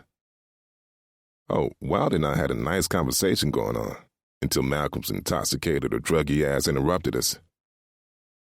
That's right. Everyone is saying it's drugs, according to the police, Dante stated. I shook my head because this situation was truly sad. Malcolm used to be such a great person, always filled with life and good energy. He had good vibes and was just all around a good man. I feel bad for his wife and kids. The look on Cheryl's face was heartbreaking. Not only did she have to find out he was dead, she also found out the real reason he was fired. Once the cat was out of the bag, all his other secrets began to resurface. Whew, man, that's a lot for anyone to have to deal with. I drank some of my water and finished eating. Dante swallowed his food before he added to what I had said. He stood up and closed my office door, and I gave him a skeptical look. Walking back to his seat, he closed his tray of food and pushed it to the side. My best friend gave me a worried look, and that encouraged me to lean over and focus on what he was about to say. "This is between me and you. Got it?" he questioned. Of course. I heard that there's drugs and prostitution being carried out here. Raising my brow at him, I know I still wore a look of confusion, but what the hell? Someone here has a drug operation going on. I don't know who the supplier or pushers are, but my source says it's in the administration. How did you or your source come to that conclusion? The drugs being peddled are prescription drugs. You haven't noticed how some of the female patients look worse than when they first arrived? My mouth dropped at the bomb he had dropped on me. What the hell was going on around here? I noticed the facility had gotten a little weirder. Patients seemed to be in a more zombie state than usual. Now, the wheels in my head were turning because I wondered if my pops had any idea what was going on in this facility. Dante sat back in his seat, and I exhaled. Removing my glasses, I rubbed my tired eyes and down my face as I sat in deep thought for a moment. Placing my glasses back onto my face, I looked at Dante. Man, this is some tough shit. But I have to let my pops know, because he's at a major disadvantage right now and at risk for not knowing. I know, man. You know I believe in keeping my nose clean, but you're my boy, and I respect your pops. Do what you feel is best. His phone began to chime, and he snatched it from my desk. A huge grin spread across his face, and he jumped up with the quickness. "Sorry, bro. I gotta head out. Duty calls," he announced, while wiggling his brows like a creep. Sparing him a puzzled look, I shook my head in humor. "Which one is it this time?" "That's Lena, man. The one I met at the club the other night. Remember I was telling you she could contort her body in more ways than one?" Yes. I remember now. The hot yoga instructor." "You damn right. I'm about to find out if she can do the spider." He smiled brightly while rubbing his hands together. "The spider?" I asked inquisitively. "Yeah, the spider. One day, when I think you're ready to know about all that, then we'll sit down and talk, my boy." He laughed, and I smacked my lips. "All right, man. Get out of here." Dante and I dapped each other up before he exited my office. He closed my door behind him, and my thoughts went back to the news he told me. Grabbing my phone, I shot my pops a quick text, saying I was stopping by his house because we needed to talk ASAP. After straightening up my office, I searched on my phone for reputable PI companies. Andre and Paxton Industries had over 500 reviews, plus they had a 5-star rating. Shooting them a quick email with my information and a little light on the situation, I packed up my things and slipped into my winter coat and accessories. Sliding my crossbody bag over me, I locked up my office and walked through the kitchen. Walking through the dining hall, everything seemed clean but closed off because of Malcolm's death. In a few days, the dining hall would be back open. Until then, my porters and a few lower-level chefs had to deliver the meals to the patients' rooms. It was a pain in the ass, but it was a job that had to get done. Exiting the dining hall, I waved goodbye to the nighttime lobby receptionist and exited the facility. I adjusted my scarf around my neck because the temperature had dropped, and this wind chill in Chicago was no joke. Scurrying into my truck, I walked through the dimly lit parking lot, but slowed down when footsteps echoed behind me. Turning around, I saw no one behind me, so I continued my trek to my truck. When I made it to my truck, I removed my key ring that carried my key fob when a strong arm wrapped tightly around my throat. The individual and I tussled as his grip tightened. Spit flew out of my mouth as I tugged at his forearm. I couldn't breathe at all. Black spots began to appear, and I was losing more oxygen by the second. The more I fought, the weaker I was becoming. There was no way I could die like this. I had to do something. Remembering I had my keys in my hand, I slid a key in between my two fingers and jabbed my attacker in the face. "Ow! Fuck!" he shouted and stumbled back in pain. I gasped for air while I erratically searched for my inhaler. My keys had only warded my attacker away for a few minutes because he didn't hesitate to lunge at me again. The blow he delivered to my face caused me to slump to the ground while gasping for air. The guy was dressed in a black hoodie and dress slacks with steel-toed boots. He repeatedly kicked me in my stomach until I was laid flat out on the ground. When he stopped kicking me, he searched my pockets until he found my inhaler. His large black boots stomped and smashed it until it was damaged to his liking. I coughed and wheezed wildly as my lungs burned and it became harder to breathe. The psycho lowered in front of me and whispered, "You better stay the fuck out of my way, bitch boy, or the next time I won't be so nice." He stood and kicked me one more time for good measure before he jogged away. "Ah!" I strained out a raspy plea for help. My heart was now officially removed from the situation, and I swore vengeance against my brother Locke. This man had tried to kill me again for the second time, and enough was fucking enough. Weakly, I laid both of my palms against the cold and wet pavement and pushed myself up until I was sitting up and resting on my knees. I was wheezing the entire time I tried to stand. My first two feeble attempts caused me to land back on my knees. The third time was a charm, however. Once I stood partially, I grabbed my aching side, and I hit the unlock button on my key fob. Weakly, I opened the door to my truck and slid inside. Removing my bag, I tossed it onto the passenger seat as I anxiously rummaged through my glove compartment for my spare inhaler. When my hands wrapped around it, I quickly snatched it out and took a few quick pulls. My lungs began to open up some, so I took a few more pulls. I hit the locks of my truck and leaned against my seat. Blood trickled from my mouth, and the aerosol drug coursed through my body. The pain my body was experiencing right now was unbearable, but I needed to get to my pop's house since his wife Cynthia was a family practice doctor. Using my scarf, I wiped the blood from my mouth and started up my truck. I sped out of the parking lot with only one destination in mind. My head pounded as my vision grew blurrier. As a result, I swerved in and out of the lanes.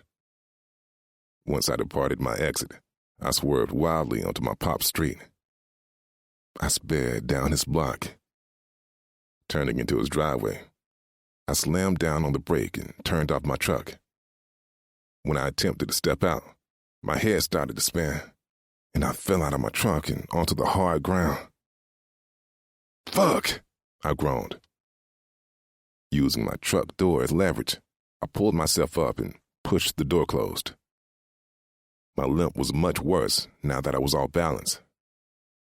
I climbed the 3 steps to their door and anxiously rang their doorbell until the lights turned on. My dad snatched the door open with his Ruger aimed right at my chest. "Keys?" he asked in shock. My pop rushed me inside and eased me onto the couch. Cynthia slammed the door shut and she raced over to me. "Hart, grab my medical bag now," she shouted. I saw my dad take off while I started to go in and out of consciousness. "Come on, son. Stay with me, baby," Cynthia coached. My dad returned with her bag and sat in next to her. "Hart, dial 911 now." She went to work on me.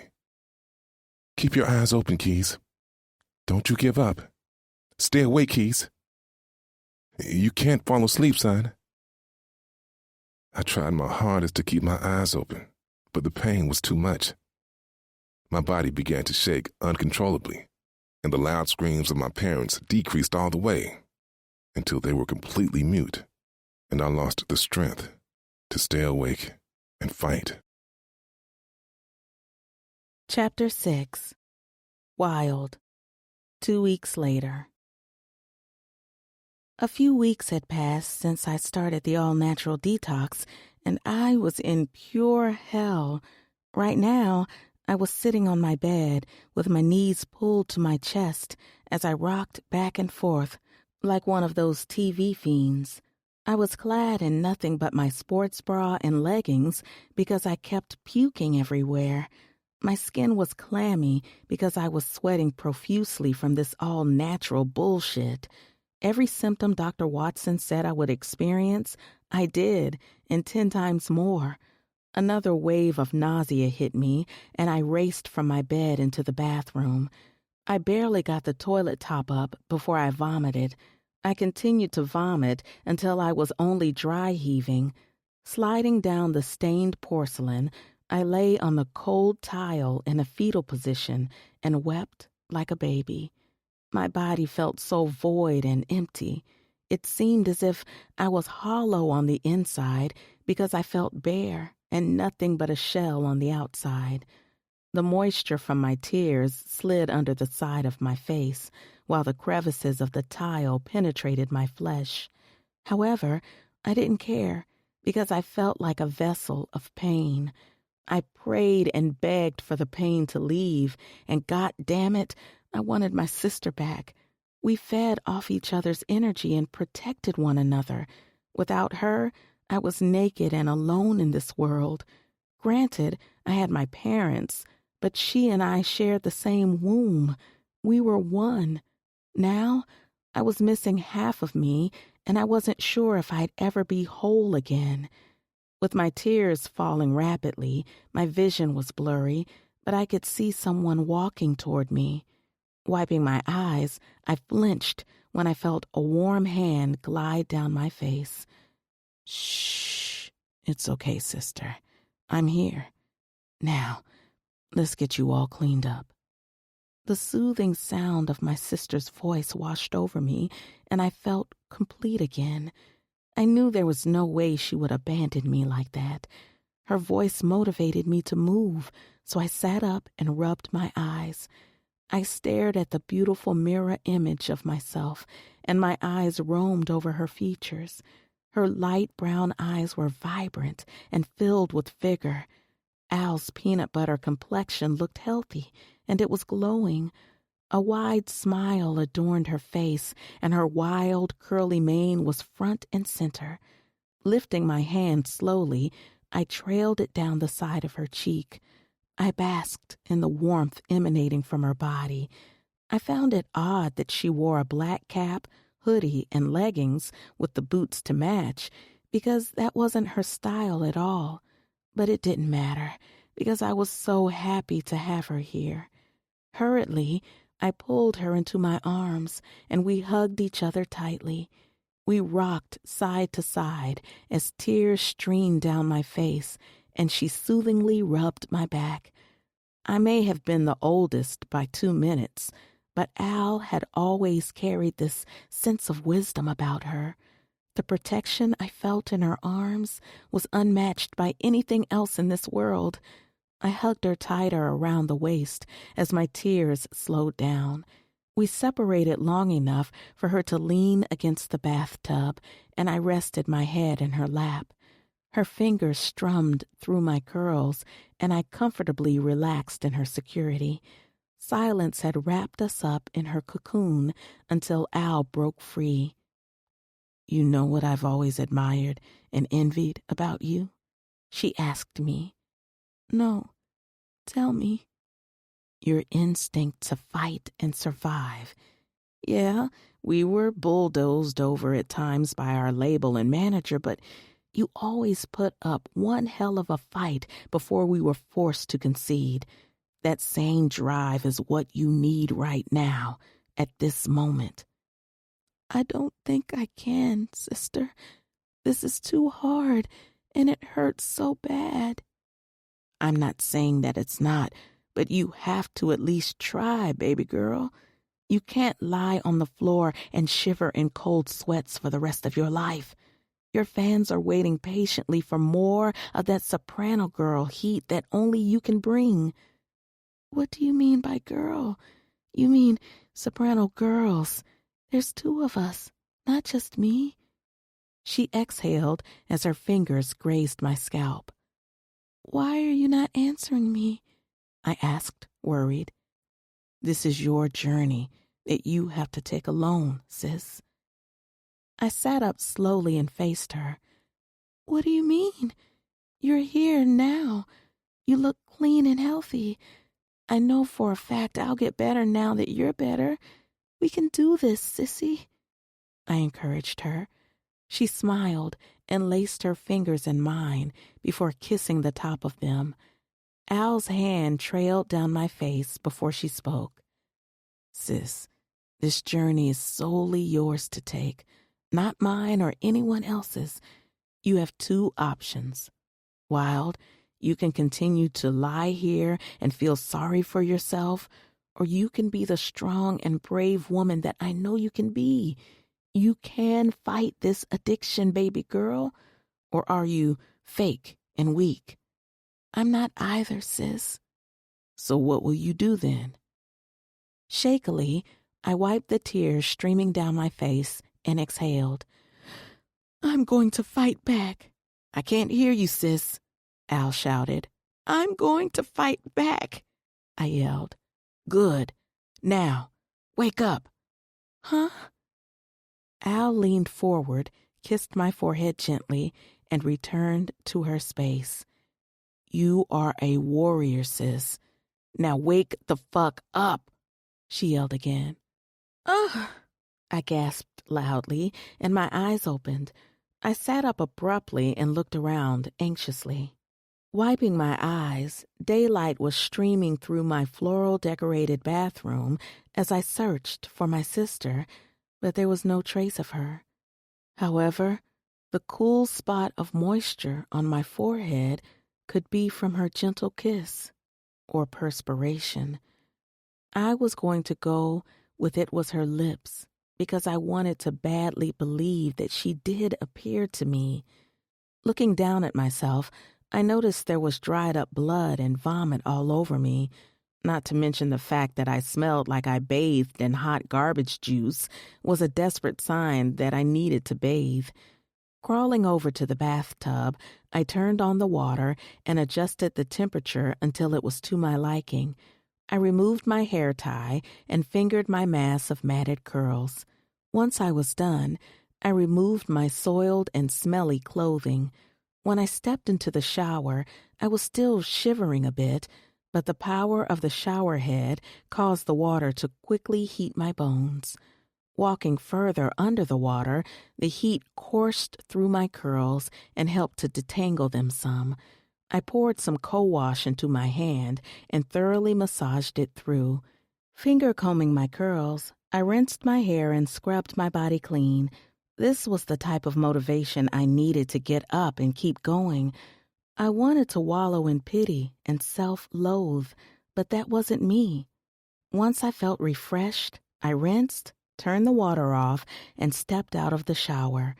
Yanking my large red drying towel from the wall hook, I draped it around my body and wiped the steam from my bathroom mirror. I wasn't pleased with my image at all. My eyes were red, swollen, and there were bags developing underneath. Cracked, dry skin covered my naturally red lips, and my tears added a little moisture to them. Opening the cabinet, I removed my toothpaste, toothbrush, and my all-natural plum lip scrub. I wiped the tears from my eyes with the motivation to keep going, no matter how bad I looked or felt.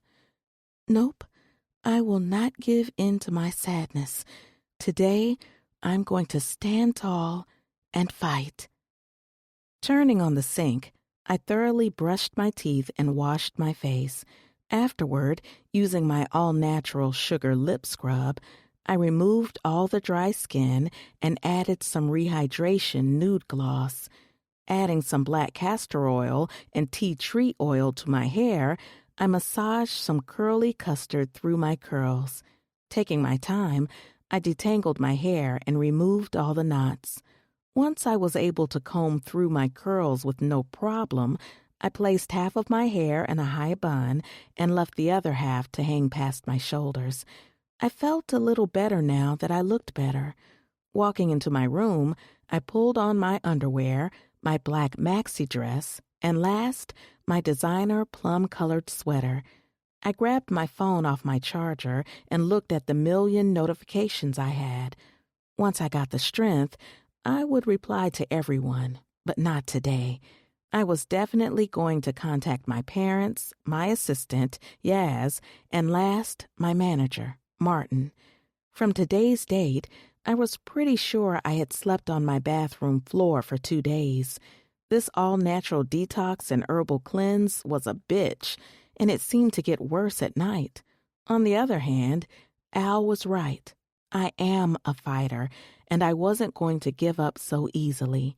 A few weeks had gone by, and I had already picked up on the weirdness surrounding me in this center. Dr. Atkins was really weird next to Dr. Locke Strong.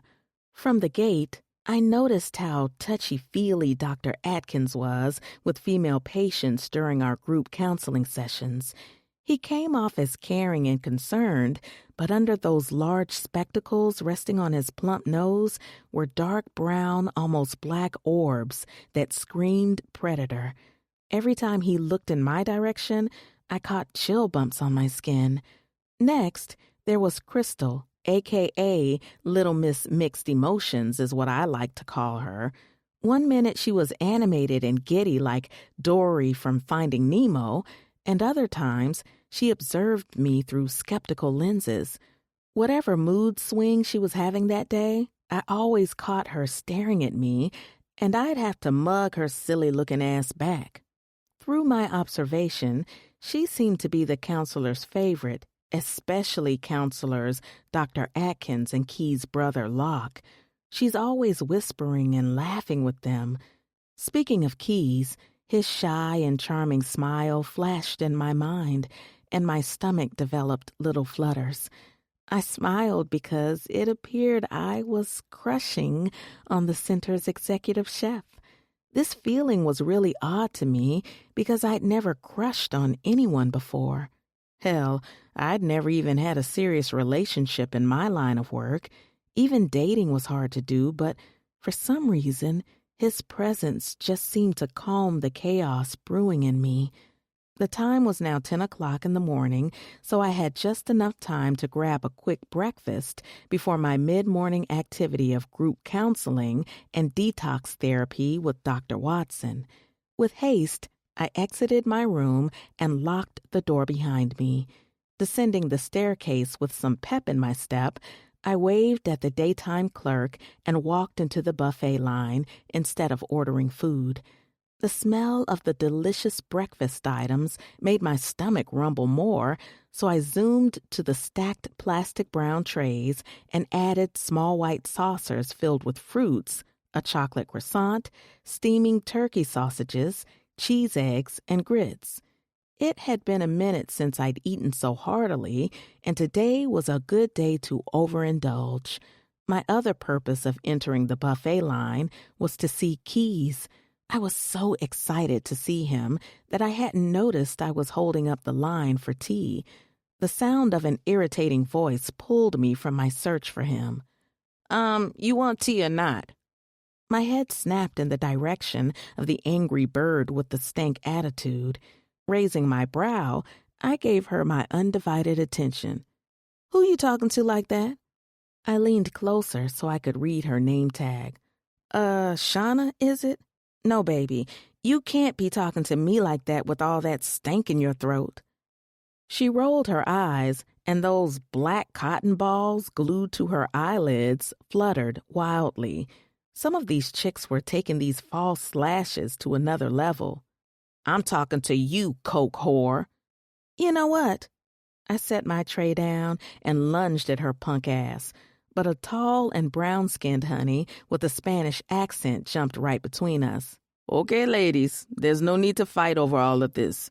There's plenty of Dante to go around," he stated with a huge smile on his face. If you could picture Tyson Beckford with a Spanish accent, then you knew exactly how Dante looked. Although you could, because Tyson Beckford was indeed Afro-Panamanian. "Negro, please," Shauna voiced.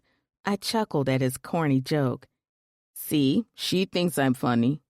"Thank you for the laugh, Dante, but I'm here for breakfast and Chef Keys, not you or Big Bird standing behind you."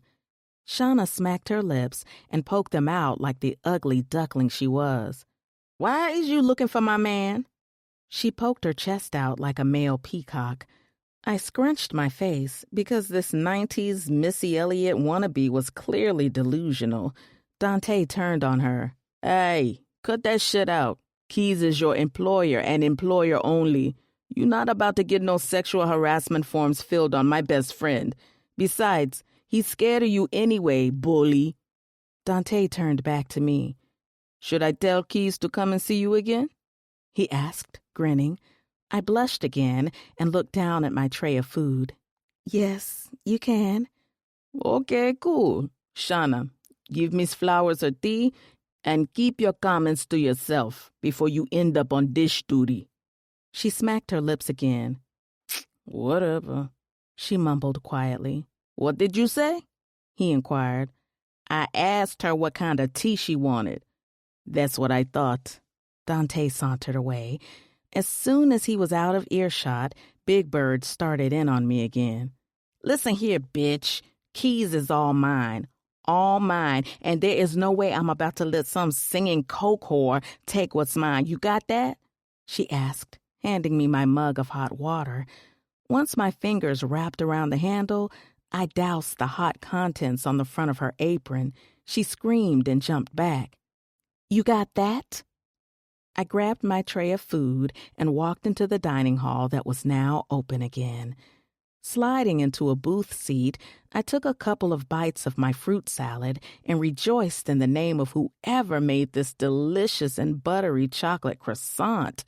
The croissant reminded me of the time Al and I flew to Paris on a whim just for breakfast and shopping.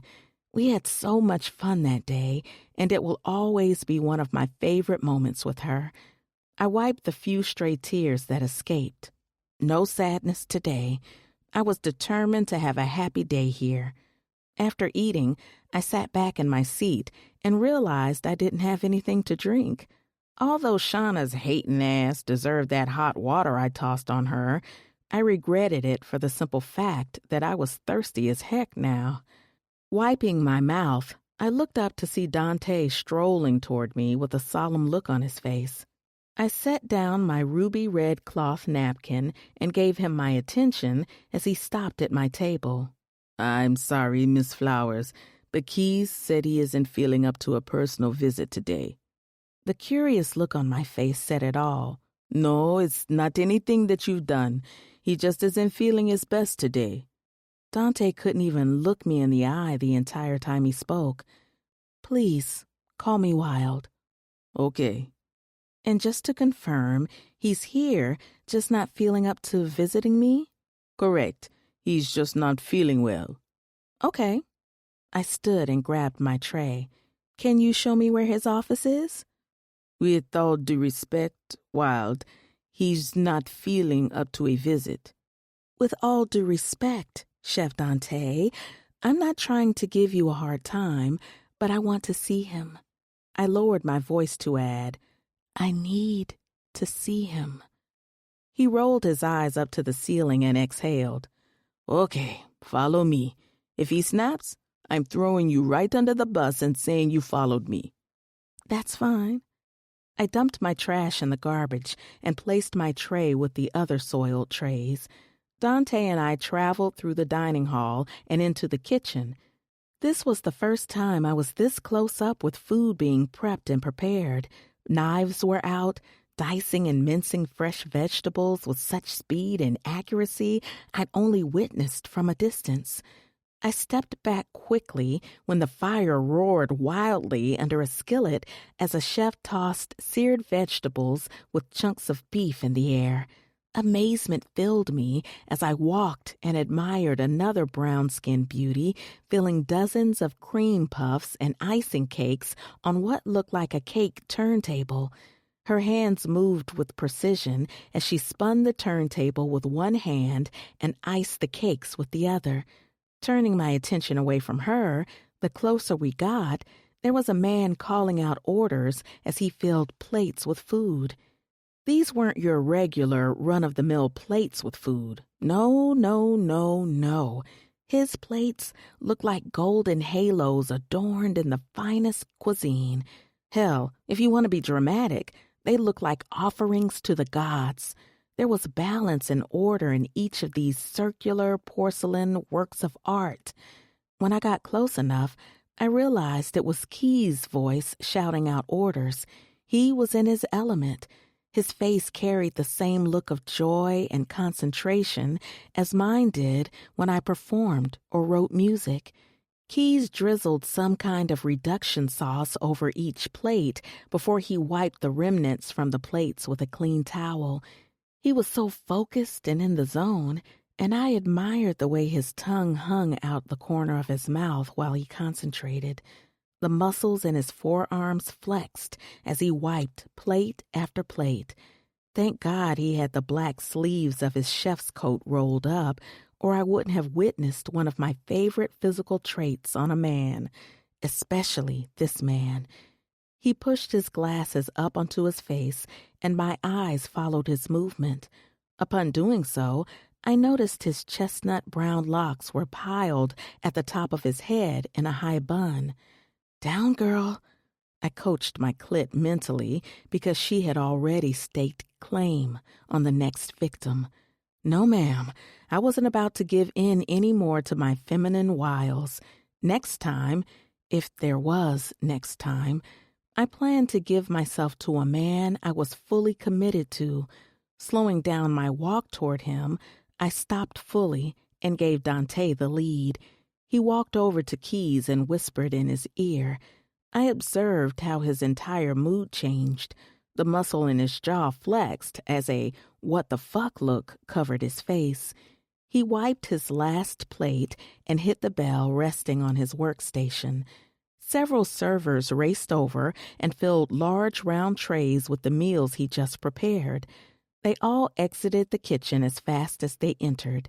It was kind of wonderful to see the order of how a professional kitchen was run. Key stood and removed his round, rimmed glasses and wiped them with the cloth towel hanging from the pocket of his chef's coat. He placed his glasses back on and exhaled as he walked toward me. A smile leisurely traced my face like I was receiving a present. When he was up close and personal, my smile slowly faded, and I noticed his busted and swollen lip. There was a scab covering the cuts on his face because they were healing, but still very visible. The black ring around his eye was fading, but you could tell he once had a black eye. His eyes lowered to the floor first, and his head followed suit. Nope, not on my watch, King. You will not lower your head like some child being scolded. I placed my finger under his chin and lifted his head back up. When his expressive espresso eyes connected with mine, I continued, "My mama raised my sister and I to believe that kings and queens don't bow to anyone." He gave me a light smirk as I ran the pad of my thumb over his plump bottom lip. Keys raised his hand and touched the tender bruise on my temple. "What happened to you?" he asked in his deep timbre, and it was my turn to smirk now. "I may not have verbally asked you first, but the way this scenario is playing out, I kinda did." He gave me a hearty laugh and grabbed my hand. "Let's take this to my office." Like the good little girl I pretended to be, I cheesed and followed him into his office. When we made it into his office, he closed the door behind us, and simultaneously, we both embraced each other in a tight hug. My head rested comfortably on his chest, and I relished in the security he unknowingly provided for me. To say this hug was much needed was a huge understatement. No, this hug symbolized the protection I felt when I used to rest my head on my sister's lap and her fingers coursed through my curls. This hug represented the shield I needed to ward off my need for drugs. The feel of his large hand soothingly rubbing my back as he caressed my blues away was the remedy. His embrace alone should have been the prescription the doctor prescribed instead of rehab. Finally, when we separated, he carried the same glossy look in his eyes that I did. He gestured for me to take the seat across from him, and I did. We sat in silence for a beat as I inspected his office. It was quite spacious and decorated in different hues of cream and brown. There were several different picture frames on his desk, one with him in his college graduation gown. He was standing between an older man who looked identical to him and an ebony beauty with relaxer-styled curls and a huge smile on her face. The other frame seemed to be a picture of him as a little kid, but he was in the arms of a different brown-skinned beauty. They had the same expressive, espresso-colored eyes and flat foreheads. Her naturally curly mane was decorated in multicolored flowers as she tightly hugged the smiling Keys around the neck along with his brother. From the look on his face, you could tell Locke had always been a rotten apple, and not much had changed. Keys broke our silence. "What happened to your head?" Instinctively, I reached up and touched my temple where the bruise was, and I self-consciously placed my hand back in my lap. Well, to be honest, I opted for the all-natural and herbal detox rehab, and it hasn't been easy for me. I chuckled nervously. The side effects of the detox have been driving me insane. I've been battling the shivers, vomiting, and not to mention hallucinations that I've been seeing my dead sister. I woke up this morning after being asleep on my cold bathroom floor for 2 days. This bruise is from the crevice of the bathroom tile. Now that you know my ugly truth, what happened to you? Keys leaned forward on his desk and looked at his hands as he spoke. "My punk-ass brother jumped me from behind. A couple of weeks ago, he caught me leaving work, and he attacked me." He shook his head as if he was still in disbelief while the muscle in his jaw flexed. "Wow, that's really messed up. It sounds like you have your hands full with him. Have you tried filing a police report or restraining order against him?" "No, I haven't. I honestly never thought it would get this far. We'd always fought each other, but this time it was extreme." "Why do you guys fight like you're not related?" "I don't know. Locke has 5 years on me, and for most of my life, he's always bullied me. It got worse when our mother passed away 22 years ago. Locke was 15, and I was 10 at the time of her passing. My dad tried getting us help through grief counseling, but neither grief counseling nor therapy did anything to help Locke's deep-seated issues." This was an unfortunate situation for him to experience, but in my opinion, Locke seemed like a lost cause. Fortunately, it did look like he was no longer holding on to Locke. I'm sorry things are like this for you, and I'm deeply sorry for the loss of your mother. How did she pass, if you don't mind me asking? Honestly, she died the same way your sister and Malcolm died. To this day, her death was still ruled as a drug overdose, but my mother never did drugs. I found her lying in her bed, sleeping like a fairy tale princess, as blood drained from her eyes, ears, nose, and mouth. It's still one of the most painful memories I have. Thanks to therapy, I was able to overcome the depression and continue with my life. That's why I cook as much as I can, because it keeps my mother's spirit around me. Wow, you're so much stronger than you know. To witness something so traumatic as young as you did and still have your sanity and will to keep going says a lot. Thank you. But so are you. Your sister passed away in your arms, and look at you. What? More of an addict than I originally was?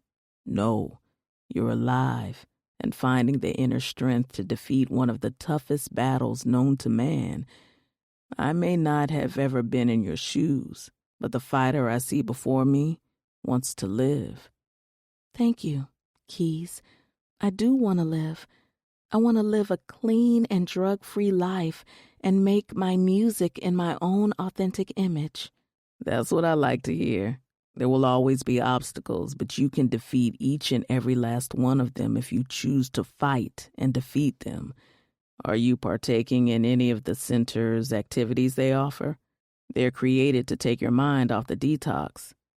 To be quite honest, none yet. I was thinking about taking the swimming course and self-defense class, but that's only if you join me.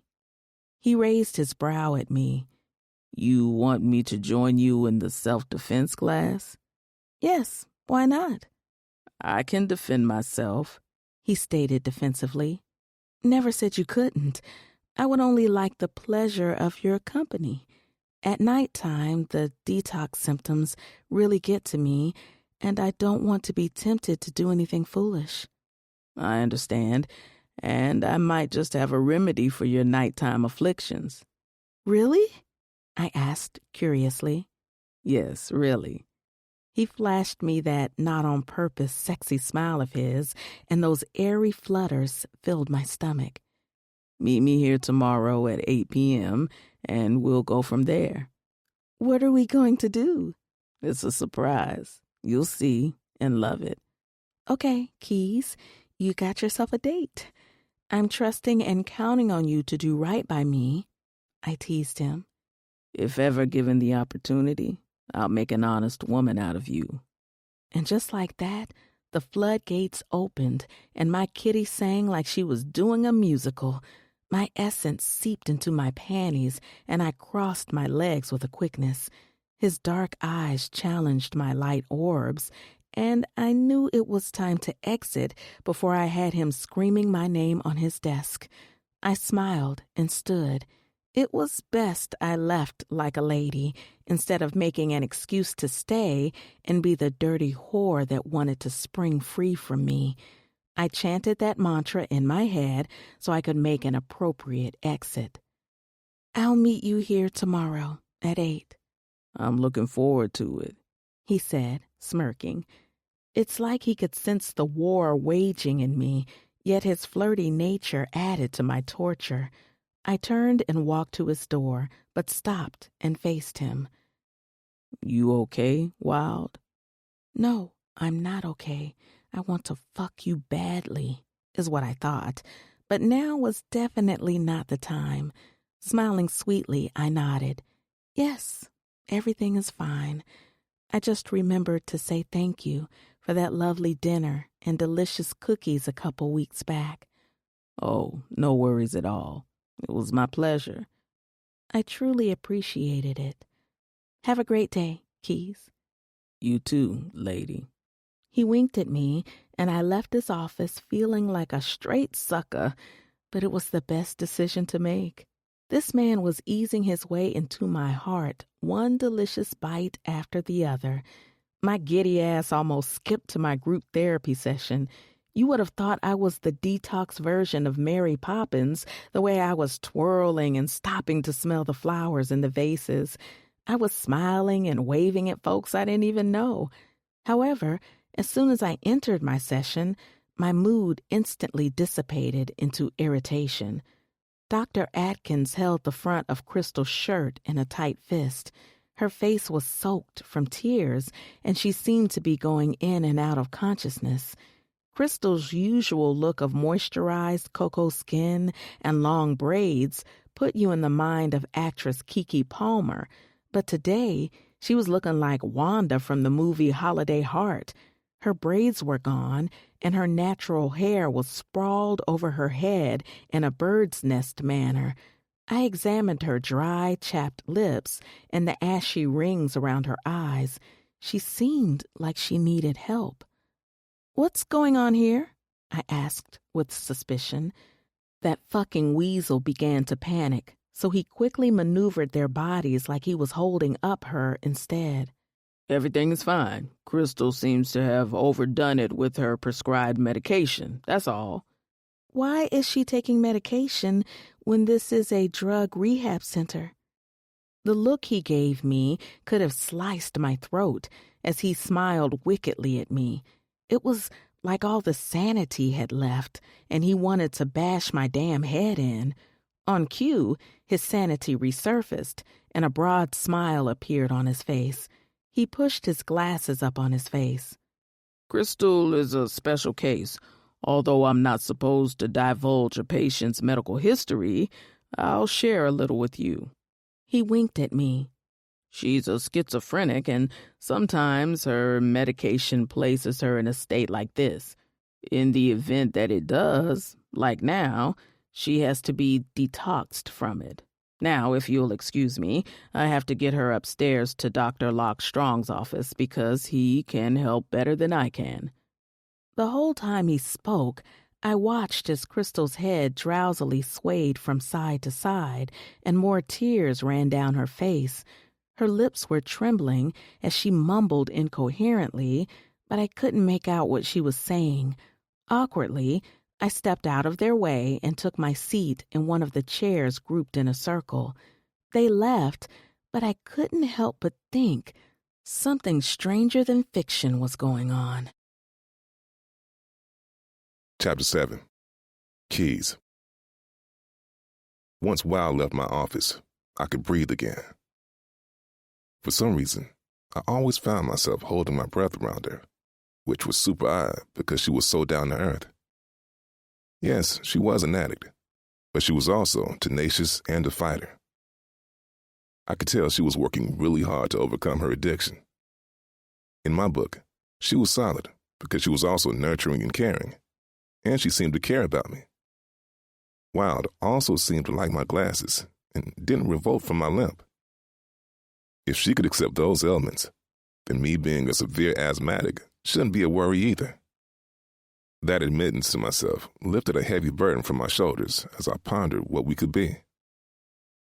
A huge smile tangled with the corners of my mouth, and I thought about waking her up with breakfast in bed. Wild loved my dinner, but she would really love my breakfast meals as well.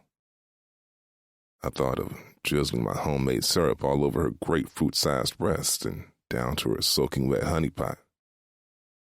I squirmed in my seat because my erection was alive and hardened at the thought of Wild naked and spread across my bed like a centerfold. My black uniform pants were restricting access for my swollen member to stretch out more. So much for me being blessed with heavy equipment, and I'd never even used it before, unless I was relieving myself. I was a 34-year-old virgin for reasons that weren't my own. I loved everything about a soft and sensual woman like the next man, but women weren't checking for me like that. The reason was lost on me, but it could have been a number of things. I wasn't sure if it was the glasses, the limp, or the inhaler always with me, but they just weren't interested. I thought about paying for sex, but then again, if a woman could hold out for the right man, then I could do the same thing. That was also the reason I couldn't believe Wild liked me. A woman of her caliber could have any man she wanted, but her lashes batted in my direction. Her straight white teeth sank into her fleshy bottom lip as she listened to me vent. Not to mention, she always sought me out. There was no way I was reading all these signs wrong. I prayed it wasn't for the cookies only, because she could have gotten them without flirting. My phone chimed and ruined my naughty reverie. Looking down at it, the unsaved number alerted me it was time to meet up again with my hired associates. I was leaving early, and Dante was going to take over. There was something weird going on behind the closed doors of this facility. Malcolm's death hurt me more than others would ever know, and the truth deserved to come out. It was time my father saw the ugliness hiding within this center.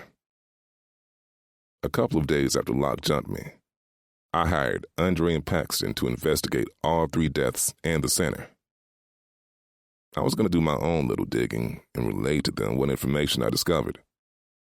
This had to be done because there was no way my mom, Allure, and Malcolm all died the same way, and no one could see there was a connection between them. Once I had enough evidence, I was going to tell Wild everything. I didn't want to plant these seeds in her head while she was already dealing with a stressful situation. Maybe this evidence would make my pops a believer as well. When I had everything in my messenger bag, I pulled on my coat and scarf and left my office. Instead of taking my normal route to the employee parking lot through the lobby, I now parked my truck close to the service employee door. Walking through the back of the kitchen where the dry goods were stored, I walked through the door where the emergency stairs were, and the door closed behind me. I descended a few stairs before I heard muffled voices speaking. Leaning against the wall instead of the railing, so I could hear and not be seen, I listened carefully. The voices seemed to be masked by something, but the things I heard were terrifying. I covered my mouth so my breathing couldn't be heard either. "What the fuck do you mean she walked in on you and Crystal?" "She walked in and questioned what was wrong with her." "Fuck!" the more hostile voice yelled. "How could you let this happen?" It wasn't my fault. She showed up to the session earlier than she usually does. How was I supposed to know Crystal was about to start spazzing?" the timider voice responded. "Watch your motherfucking tone with me. It's your fault we're in this shit." There was silence for a beat, until the timid voice spoke again. "So, what are we going to do about them? Should I contact him about her?" "Give Crystal a little taste of the praying powder. Clearly she's fiending. Also, make sure you drain her and Shine's bank account using the third-party app. We're still waiting for Yaz to obtain Wild's bank information. Then our in-game plan will be set in motion. When I give you the signal, you'll add some of the praying powder to Crystal's medication. She'll no longer be a threat to us. That bitch would have ruined us eventually because of her love for Locke." "Okay, but what about Wild? I really want to taste her before she's disposed of like her sister." The more hostile voice smacked his lips and sighed. "Fine. She can live a little longer. But any more slip-ups, and that bitch is getting a taste of praying powder too. She will obey our law." "Cool. Thanks, man." Out of nowhere, my cell phone began to ring, and I started to panic. "Who's there?" one of them shouted, while I struggled to retrieve my phone and silence it. The sound of feet rapidly pounding the stairs spiked more fear in me as I tried to enter the service door, but it was locked. The sound of heavy footsteps approaching closer caused me to dash up the stairs as fast as my limp would allow. Running to the first door I saw was a bust because it was locked as well. I ran up another flight of stairs and ran to that door, but it too was locked. "There he is," Hurry up! The hostile voice shouted. Picking up speed, I ran up another flight of stairs and made it to the last door. Sweat raced down my face, and my sweaty hands jingled the knob. This time, the door opened, but I didn't run inside. Pushing it open, I raced up the rest of the stairs that led to the roof. He went in there, the timid voice yelled. Lying flat on the cold cement floor in front of the roof's exit door, I watched as two dark figures ran inside the room. I couldn't make out their identities, so I laid my face on my hand and caught my breath. Once my breathing was controlled, I was finally able to remove my phone and text Andre that we had a problem. An hour later, I pulled up to our meeting spot, and Andre climbed into my truck. We were meeting at the old dairy bakery factory that was condemned for 20-plus years now. So what took you so long? He asked. Where's your partner? I countered his question with my own. He's checking up on a lead. Now, what took you so long? He asked again. Looking at my windshield window, I responded. I was preoccupied with two individuals chasing after me in the center. They didn't recognize me, and I wasn't able to get a look at who they were either. I just overheard their conversation in the stairwell. What were they discussing? One of the patients by the name of Wild walked in on one of the counselors in an awkward position with a patient named Crystal. Wild has group therapy with her, but I haven't gotten a chance to ask with which therapist. There are 10 different group therapists there. Were you able to make out their voices or anything else since their identities were shielded from you? No, nothing. Are you sure? Think about the details. Any small detail could help. I sat in deep thought for a few minutes before something came to mind. Now that you mention it, there was something that was unusual. Only the guy with the hostile voice seemed to be masked. What do you mean by masked? Did he have an accent? No, it was like he had some nasal issues going on. He sounded congested. You spent all that time in deep thought, and that's what you came up with? He sounded congested? I can't explain it. His voice just sounded a little more feminine. That's the only conclusion I could gather. Besides the fact that they plan to kill Crystal soon, and once they drain her bank accounts. I will not let that happen. Shit. The muscle in his jaw tensed as he clenched and unclenched his fist. I can't let them harm her. I flashed him a curious look. What I meant to say was that we can't let that happen.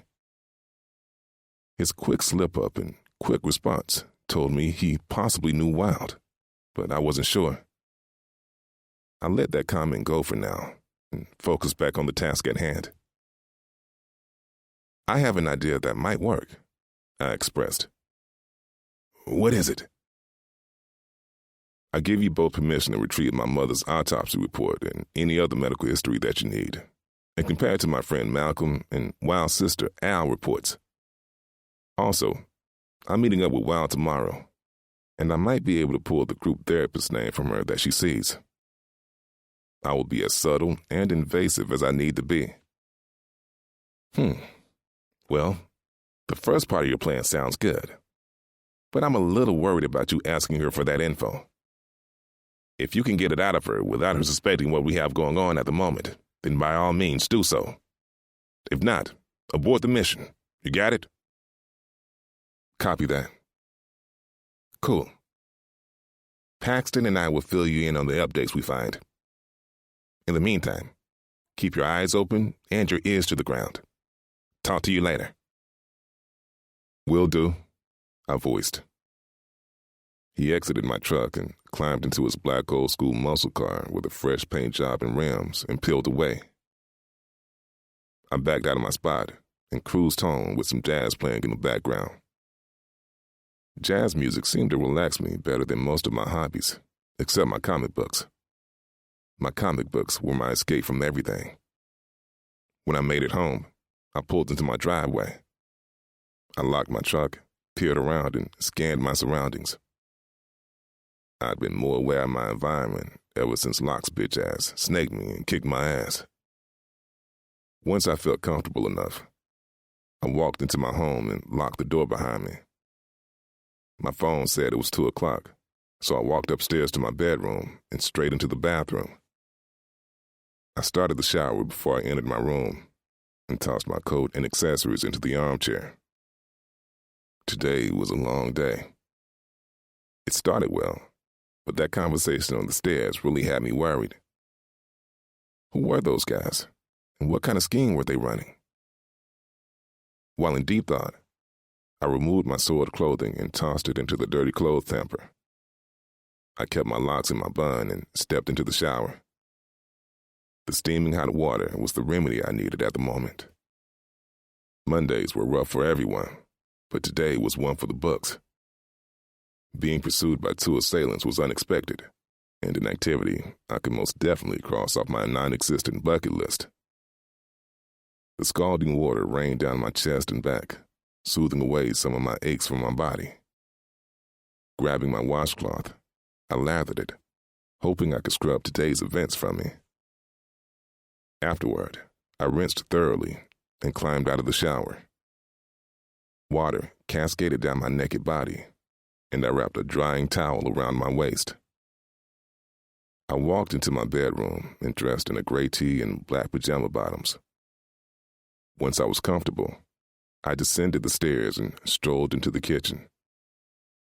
Grabbing a bottle of water, I gulped it down and heated last night's dinner in the microwave. The oven-fried chicken sizzled, and the combination of both the steamed broccoli and chicken mixed together. When my food stopped, I finished prepping my small salad and retrieved my plate from the microwave. I sat down at my lonely dinner table and scarfed down my food. At 34 years of age, I was yearning for a family. A wife who wanted me for me, and genuinely smiled as I rubbed her belly, swollen with my seed. Man, I was trying so hard not to get wrapped up in wild, but it was truly hard. It was hard to ignore her caring and flirtatious ways. I smiled when I thought about how her petite hand fit perfectly inside mine earlier. I prayed I wasn't reading too much into this, because my self-esteem would be floored if she rejected me. Nah, I wasn't going out like that, and I damn sure wasn't going into no friend zone. Tomorrow, I was going to take charge and show her I was interested in being more than her friend. Dismissing that thought of rejection, I cleaned up my mess and headed back upstairs to my study. I hit the lights, walked over to my office chair, and sat down. My sense of normalcy and security returned at the sight of my stat comic book prototypes. They were all finished, but I just couldn't get out of my own way and get them published. I knew they were great, but I allowed my low self-esteem issues to get to me. Pulling out my drawing pad and pencil, I started to work on my new comic book about a beautiful singer by day and a crime fighter at night. My creative juices began to flow as I thought about my muse. It was almost as if my pencil was possessed. Time flew by, and I drew more and got more detailed. When I looked up, it was after 10 p.m. Removing my glasses, I rubbed my eyes and stared at my almost finished masterpiece. Wild was adorned in one of her bedazzled one-piece performance attires with a glittery microphone in her hand. For several pages, she sang and danced and entertained her audience. When her show came to an end, she dashed away and changed into her crime-fighting gear. She soared into the midnight air to stop one villain at a time. My fingers trailed over her cartoon-like face, and I smiled with pride. One day, when I got the courage, I was going to give Wild this book, and I hoped she would like it. Standing from my stool, I stretched my arms high above my head before I walked to hit the lights and exited my study. When I entered my room, I sat down on the bed and placed my glasses on the nightstand. I climbed into my bed and under my covers.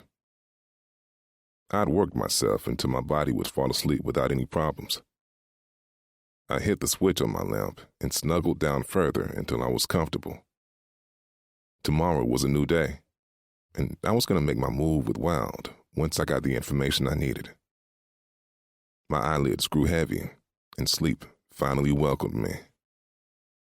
The next morning, I hustled out of my house and into my truck with a new attitude. I cruised to work, listening to the smooth sounds of Coltrane and Nina Simone. It was one of my mother's favorite playlists that she would play any time of the day. My mother was a stay-at-home mom for as long as I could remember. I never knew if she desired to work, but my parents fed off each other. He was the sole provider, while my mother made our house a home. My dad was a counselor at Better Days Rehab Center until some months after my 10th birthday, when he was appointed as the new director. The previous director took a sabbatical that eventually turned into he would no longer be returning. Weeks into my father's position, news spread like wildfire that director Cecil Brown was found dead in his bed the same way others had died. There was blood leaking from his eyes, ears, nose, and mouth when he was discovered. Just reflecting on his death was a sign to me that I was on the right path, and it was high time those cases were solved. I pulled into my new spot by the service employee door and scanned the area before I walked to the building and rang the bell. Someone buzzed me in, and I moved through the corridor and into the second dry storage area. Exiting the storage room, I was now in the kitchen and observing my staff. They were already hard at work preparing breakfast and certain items for lunch. "Good morning, everyone. Happy Tuesday." "Morning, Chef. It's Taco Tuesday," they all shouted in unison. Smirking at them all, I unlocked the door to my office and walked inside.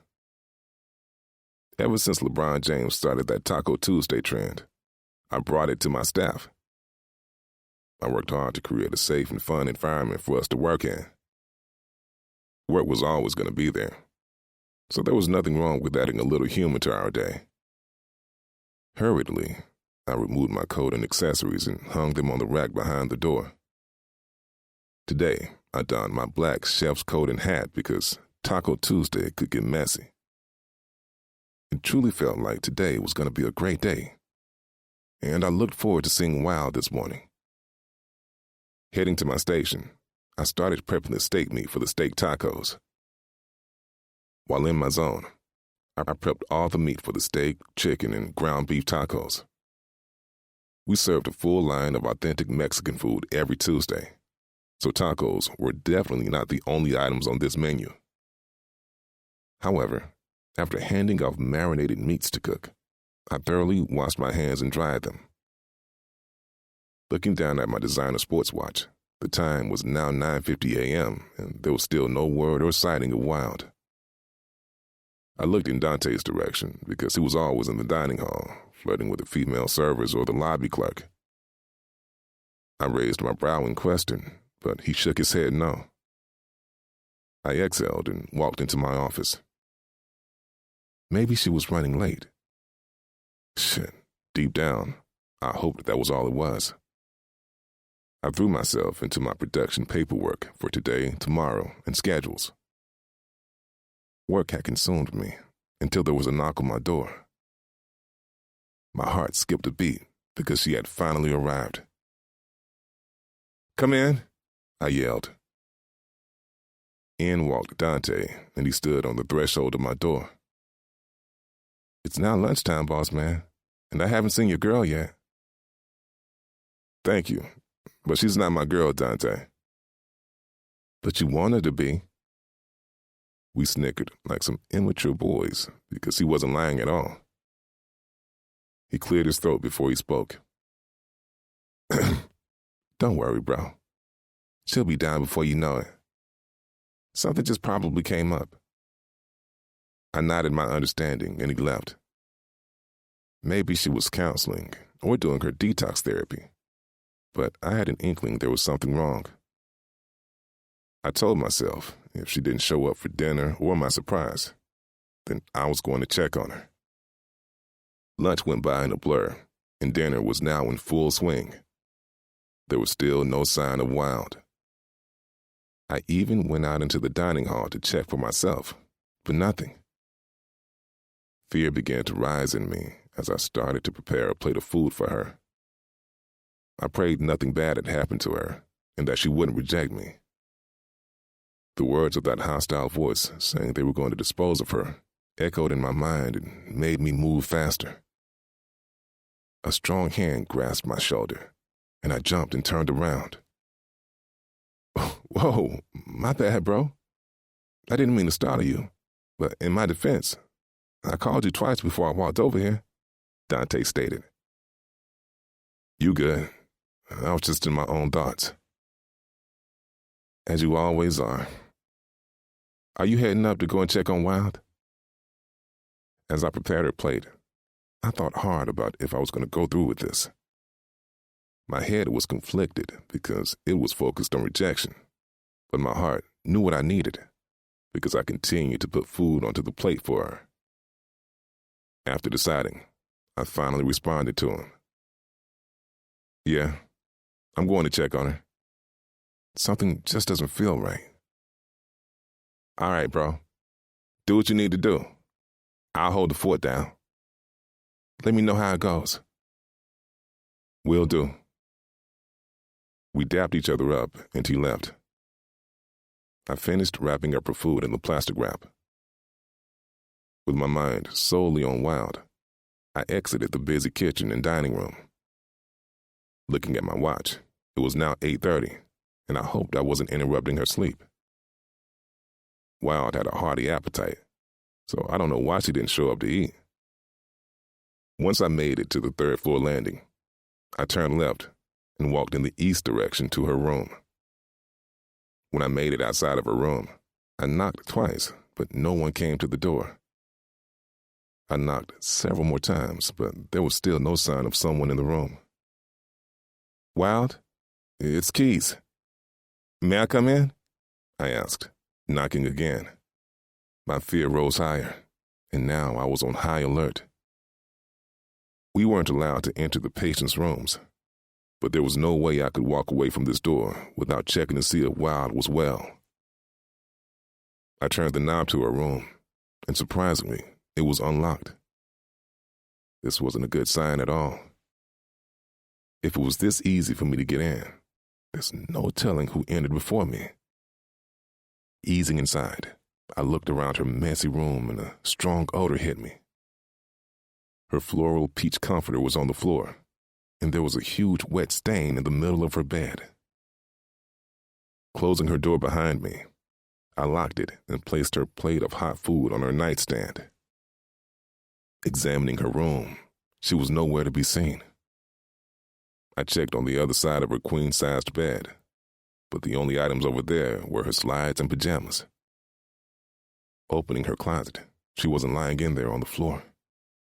When I closed the door, there was a light streaming from the bathroom.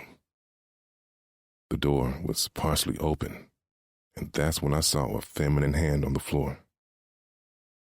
Rushing into the bathroom, I paused a beat when I saw Wild sprawled on the floor. She was drenched in sweat, smelly, and her breathing was labored, but she was still alive. Quickly, I raced over to the bathtub, turned on the water, and drew her a warm bath. As the water filled the tub, I saw this packaged mixture called It's Butterboo Bath Bomb Soak resting on the edge of the tub, so I poured it into the water. There were more soaks stocked on a shelf along the shower wall. This particular soak was called 50 Shades of Brown, and it smelled wonderful. The vanilla and caramel notes filled the bathroom, and I enjoyed how it fizzed and bubbled in the water. The fragrant flowers sailed by, and I knew she would enjoy this bath. Once I finished, I turned back to Wild and lightly tapped her face to get her up and moving. She moaned, irritated. "Come back, Al. Don't leave me again, sister," she cried. "Wow, you gotta wake up for me, baby." Tears streamed down her sweaty face and glided to her ashen and chapped lips. Her eyes slowly cracked open, and there was no fight in her dull and light brown eyes. "Come on, Wild. There's still some fight in you, baby girl. You have to fight to live, love." She rolled over lazily and vomited on the floor again. Once she was done, she turned and mugged me. "Fight for what?" she asked in a raspy voice.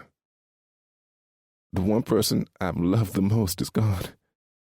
She's gone and never coming back. This addiction and fucking detox is taking the little bit of myself I have left." She spat, then wiped her mouth. "I don't have a clue on what you're going through. There's no way I can say I understand because losing a sibling pain versus losing a parent pain just hits differently. But I have a heart sweetness. I can empathize and try to help you as much as I can. You also seem to have supportive parents and millions of fans waiting for you to return." Gently, I removed the mass of curls shielding her face. "Most importantly, Wild, you have me, and I mean that." At that admittance of that small phrase, a little light returned to her eyes, and she stared at me with an appreciative look on her face. But the look of appreciation morphed immediately into concern. Her brows furrowed together as anger colored her sweaty face. Even down at her lowest, she was still the most beautiful woman I'd ever had the pleasure of being so close to. She was all alone in this world, like me. We were two people who needed each other more than we knew. Wild's raspy voice pulled me from my mental examination of her. "Keys, why are you being so nice to me? Is it sex that you want? Money? A way into the industry?" I shook my head at her wild accusations. Gesturing for her to sit up, I crawled to the bathtub and turned the warm and bubbly water off. Turning back to Wild, she gave me a pitiful look. "No need to look unsure now. You said how you felt, and I respect that, Wild. I'm not here to take anything from you. I'm honestly here to give you some things that come free with no strings attached." She gave me a confused look. "And those things are what?" She wiped her leaking nose. "A friend, a great listener, and one day, be the one you enjoy waking up to. I'll provide you with a safe and free space to be who Wild truly is. That's it." She looked down at her hands and nodded her understanding. "That's cool and all, but what do you get in return?"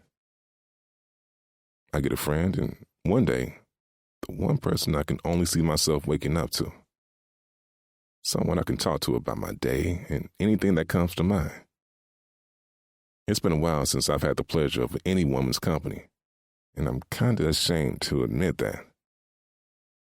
I looked around her bathroom awkwardly before I returned my attention back to her. "So, can I ask these things of you? Can we provide these things for each other? I'll continue to motivate you through this journey and calm the raging waters inside of you, while you provide me with the solace I once used to have." I held my hand out for her to take, and she stared at it for a beat. My heart beat wildly. I hoped I didn't come on too strong and scare her away. A smile covered her face as she placed her small hand inside of mine. My large hand clasped around hers, and she shivered at the contact. Her eyes were closed, and I jumped for joy on the inside, because I too felt the connection dowling between us both. Our signal was strong and trusting. The energy circling around us was screaming, "Trust each other," And that's exactly what I was going to do. Slowly, I helped her up to her feet and guided her over to the bathtub. I turned my back to her while she removed her soiled underwear. Once I heard her slip into the water and the shower curtain pulled closed, I got to work with one mission in mind. Operation Give Her a Reason to Trust Again was in full effect. Chapter 8.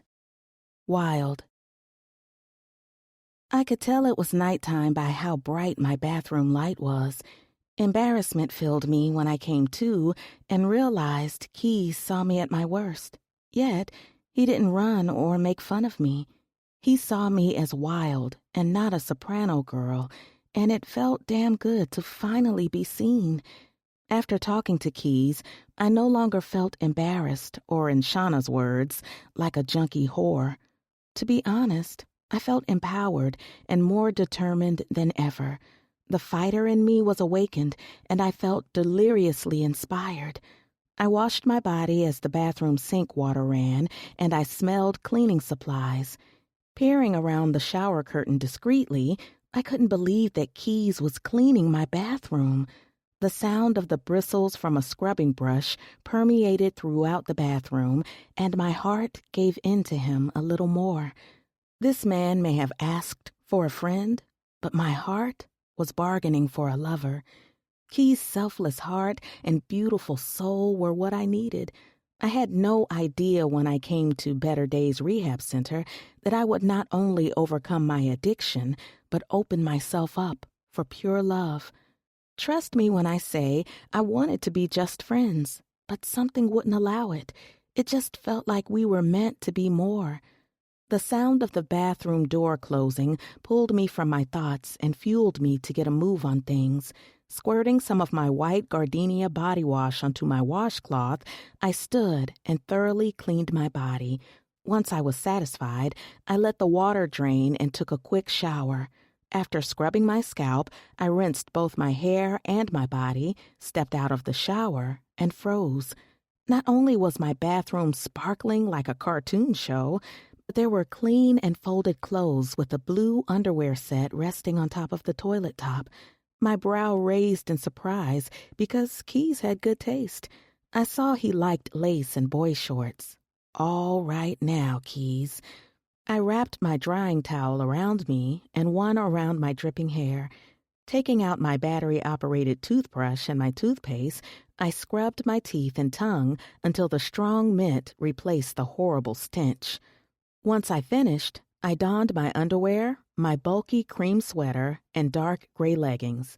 Next, I added some tinted moisturizer to my pale peanut butter complexion because my face was screaming for some hydration. Afterward, I detangled my hair. Whew, I'd rather fight a lion than wrestle with my own mane. But just like my skin, my hair and scalp were parched and in need of a serious hair serum libation. Being all natural was a struggle, but the rewards were so worth it.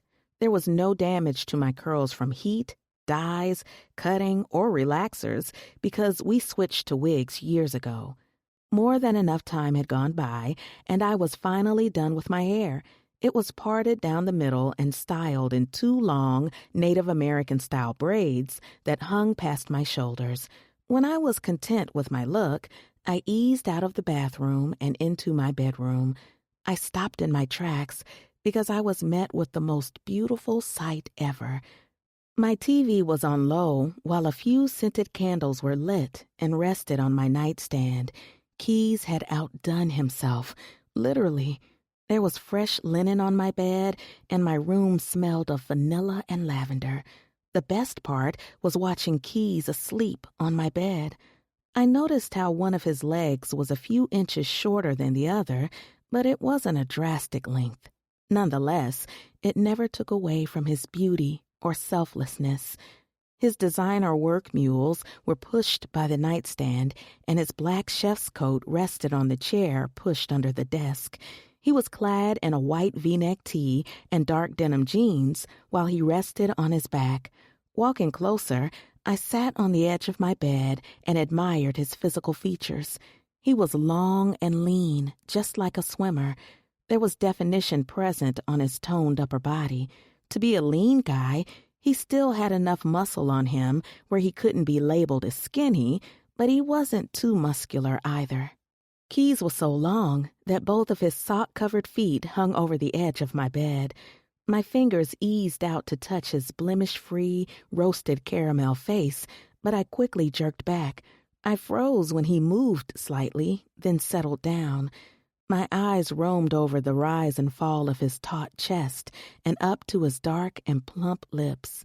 I squirmed a bit because my homegirl was throbbing for a release, but it wasn't time yet. There was no way I could keep soliciting her and me out just for a night of passion. We deserved much better than that. So, until it was time, I would continue to fight her urges for lust, like my habit.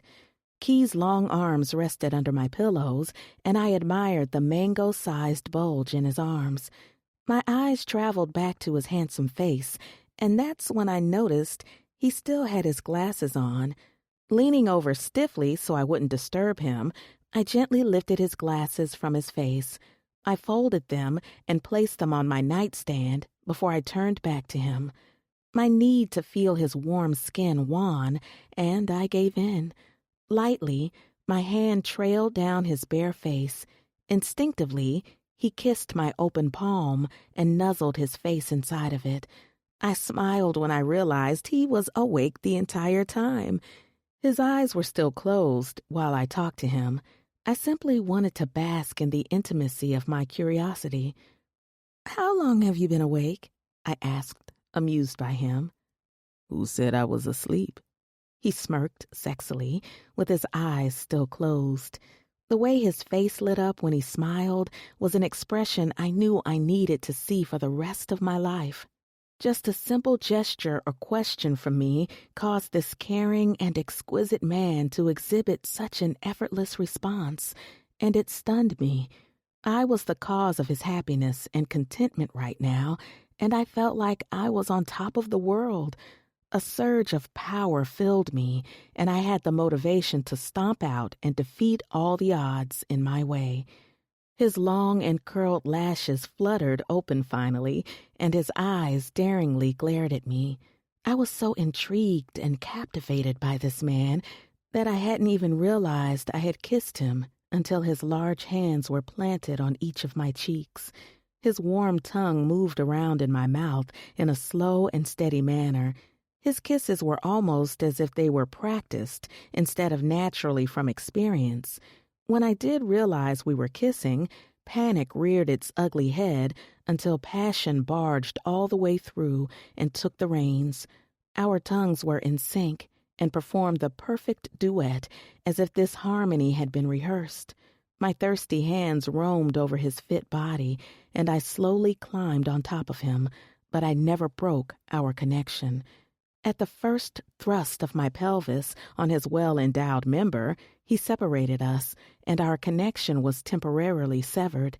My muddled brain couldn't fathom why we just stopped, and I looked around, confused for a bit. Focusing on him, I wore a skeptical look as he sat up with me still on his lap. "What's the matter, love?" I inquired in a daze. He exhaled and looked at me.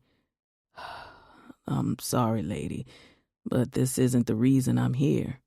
"Oh, I know, but you got me all worked up, and I need you now," I stated, while fumbling with his designer belt buckle, but he stilled me.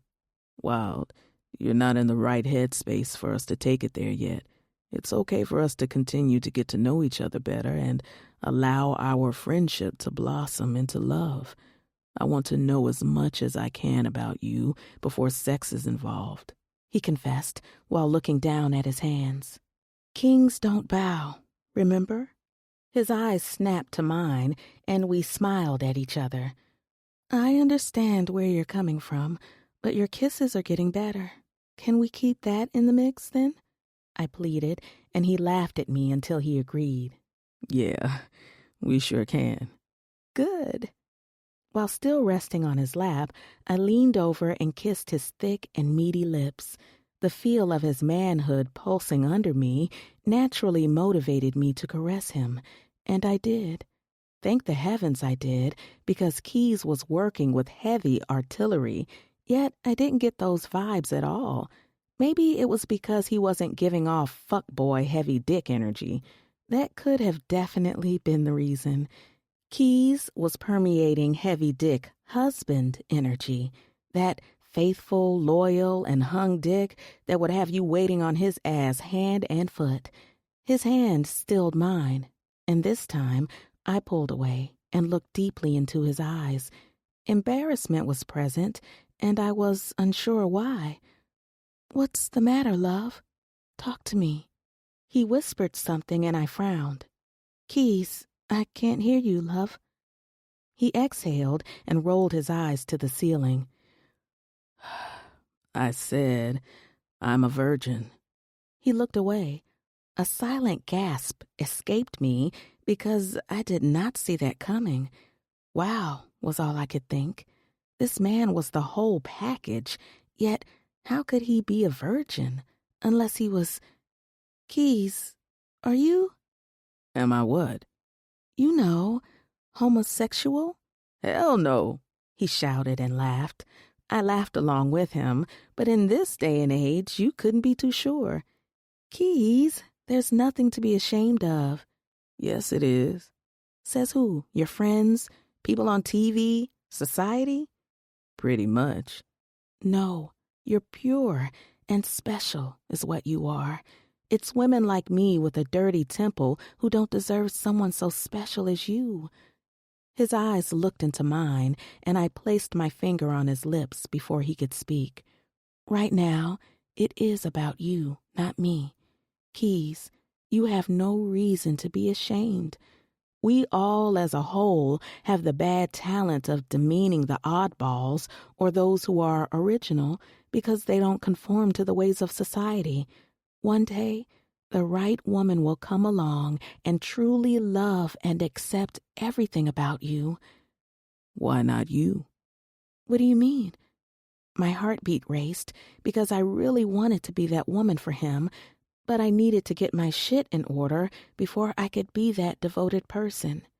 You seem to accept everything about me that I find unattractive or deemed would keep women away. Silence joined us again because there were no lies that he told. I wear glasses. Turn off. I'm physically disabled. Turn off. You see the horrible limp when I walk, not to mention I'm awkward and nerdy as hell. Yet every time you look at me, you have this mesmerized look in your eyes. From day one, you always greeted me with a genuine and wide, dimpled smile. You never let anyone or anything keep you from seeking me out, especially during the one time I felt at my lowest and I didn't want to be bothered. When you saw my bruised face, there was this instinct to hurt the culprit in your eyes. The fierceness radiating from you was an obvious sign that you're sweet, thoughtful, and genuinely like me for me. You may see this awful person that you mentioned earlier, but that's not the person I see when I look at you. With every minute that I have, I will show and tell you this until you start believing in yourself again. Do you hear and feel me? I nodded. "Yes, I do," I answered and sniffled. Atta girl. Now enough of the mushy stuff. I took the liberty of bringing you up some homemade chicken noodle soup, fiesta style. I originally made you a plate of Mexican food, but I thought your stomach might have been too sensitive for a heavy meal. My smile widened at his thoughtfulness. I pulled him in for another breathtaking kiss, then separated us. "Thank you, 100 times, for everything that you've done for me." You're welcome, but no thank you is needed. It was my pleasure to be there for a friend. Now, eat up so you can get your strength back," he added in a commanding yet humorous tone. I climbed from him and sat back on the edge of the bed and removed the lid from the round canister. The smell of the seasoned soup wafted into my nose, and I closed my eyes and imagined my taste buds reacting to the fragrant meal. Twirling my spoon in the hot soup, I saw there were chunks of chicken, egg noodles, tomatoes, green chilies, diced carrots, and celery, all swimming in a tomato base. The first bite was explosive. It was unlike anything I'd ever eaten.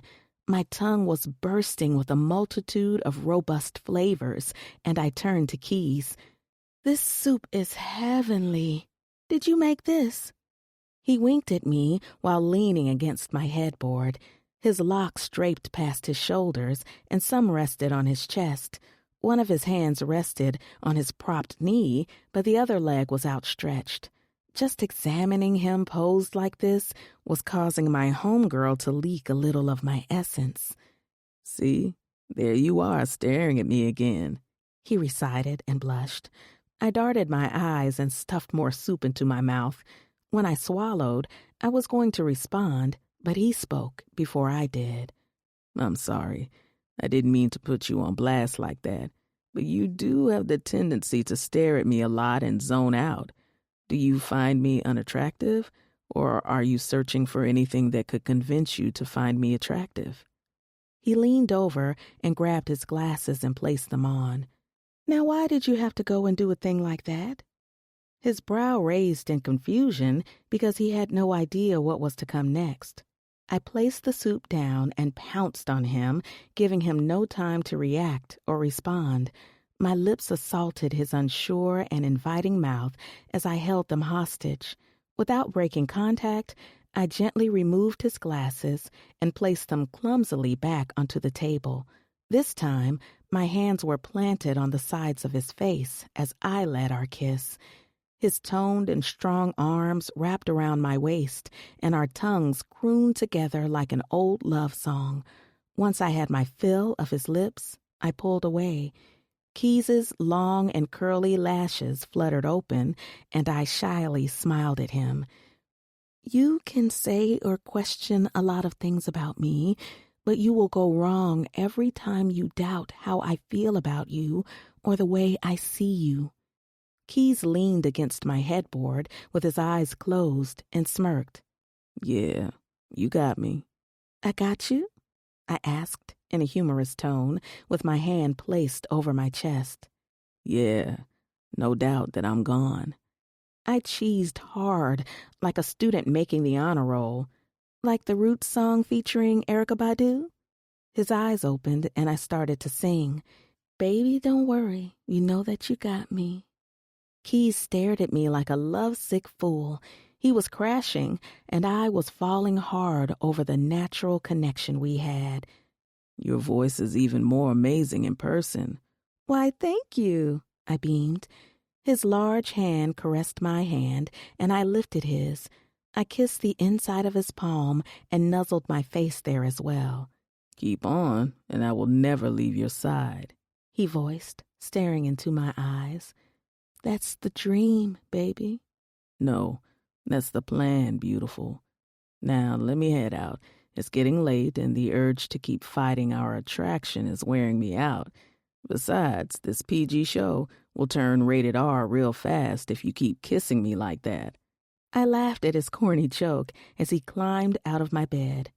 "Keys?" He paused before he slipped into his mules and looked at me. "Yes?" "Will you be able to show me my surprise tomorrow, or is it too late?" He smiled. "Of course I can do that. Anything for you, beautiful."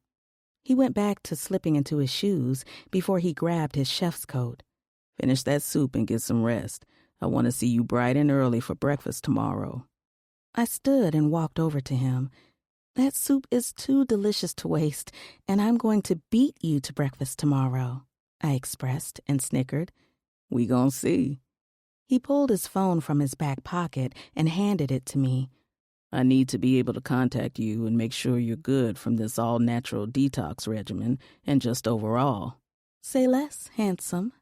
I eagerly grabbed his phone and stored my name with a bunch of emoji, then my number in it. Handing him back his phone, he placed it in his pocket and leaned down. Keys planted the most sensual and sensational kiss on my forehead. I had no idea a forehead kiss could be so damn erotic, yet comforting. My fist balled his shirt, and I gripped him for balance. This man was either going to be my demise or my greatest accomplishment. Either way, I wanted to be attached to him like keys on a chain. When we separated, we stared deeply at each other. Silently, I prayed that this night would never end. I watched as his Adam's apple traveled up and down with words that couldn't be said at the moment. So, a simple good night would have to suffice for now. Good night, my sleeping beauty, and thank you for this evening. I flashed him a weird look. Why are you thanking me? You did all the work. I'm forever in your debt. No, you're not. You said your thank you already, and that's more than enough. Furthermore, for the past 8 years, I've eaten dinner alone. When I go home, there's no one waiting for me. I moved out of my pop's home when I was 24, and now I'm 34 and still alone. With the short amount of time we've spent together, not once did I think about my lonely life or empty home. Standing on my toes, I wrapped him in the tightest embrace. Black men may not often express their feelings, but when they do, I find they actually need more love and comfort than we know. I squeezed him a little tighter before we separated. Baby, don't worry. You know that you got me, I sang. He laughed and turned away from me. My eyes never left his bow-legged swagger, and my honeypot appreciated the view. Keys opened the door and stepped out. Make sure you lock this door. I was able to get in because the door wasn't locked. There's a lot of suspicious activity going on, and I don't want you to be a victim of anything. I'm on it, love. I smiled at him as he waved goodbye and left. My eyes never left him until I could no longer see him descending the stairs. Closing my room door, I locked it, strolled over to my bed, and finished up my delicious soup. Fireworks were going off in my head as excitement and giddiness filled me. Is this what getting clean felt like? No, it couldn't have been.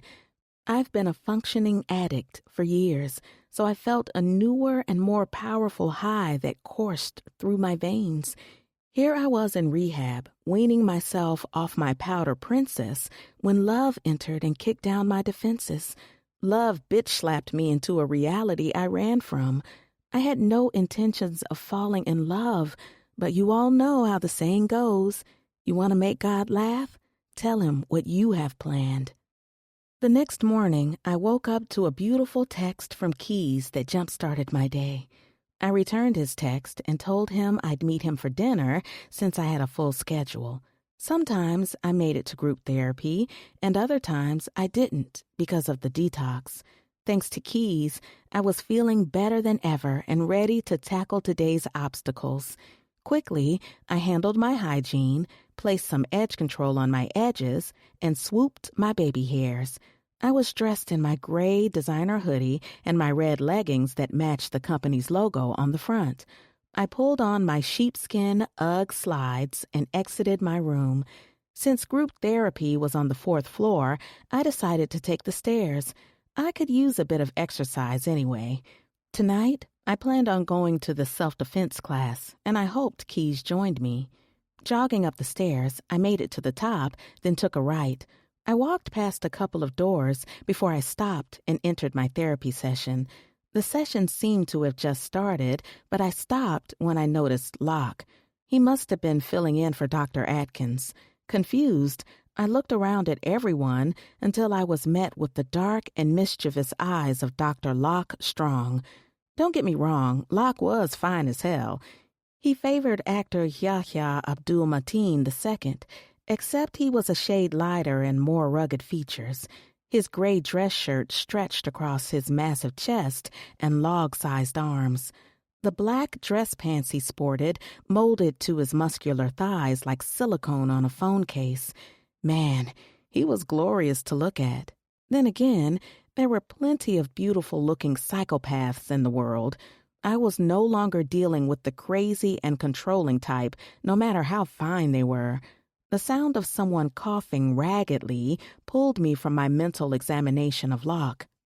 I'm sorry, am I in the wrong session? Where's Dr. Atkins? I asked, confused. As usual, Locke flashed me a peculiar look before he spoke. It was as if he liked what he saw, but I also disgusted him at the same time. Doesn't matter if you are or not. You're in rehab, so you should attend every session you can. The vein protruding from the side of his neck indicated there was something about my presence that he didn't like. I looked at a few of the other patients in the room, and they all looked down at the floor. They were a bunch of cowards in my book.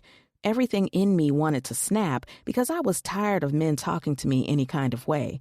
It seemed everyone else was content with him intimidating them, but I wasn't. That's not what I asked you, now is it? His brow furrowed together at my response, and the muscles in his jaw flexed. I could see his anger building, but I refused to back down. Now, where is Dr. Atkins? There were a few intakes of breaths and mumbling as I stood my ground with Locke. Dr. Atkins isn't here today. I'm filling in for him. Any more questions? He probed, never taking his sight from me. No, that's it. That wasn't so hard, now was it? Don't push it, Wild. Please take your seat. I can, since you asked me nicely. I strolled over to a chair 3 seats from him and gave the class my full attention. He flashed me a devilish grin, and goosebumps appeared on my arms while I had on a sweater. That's how intimidating Locke was. He focused back on the group, and I observed him. Thank you for sharing, Devlin. Crystal, I believe you wanted to share something next.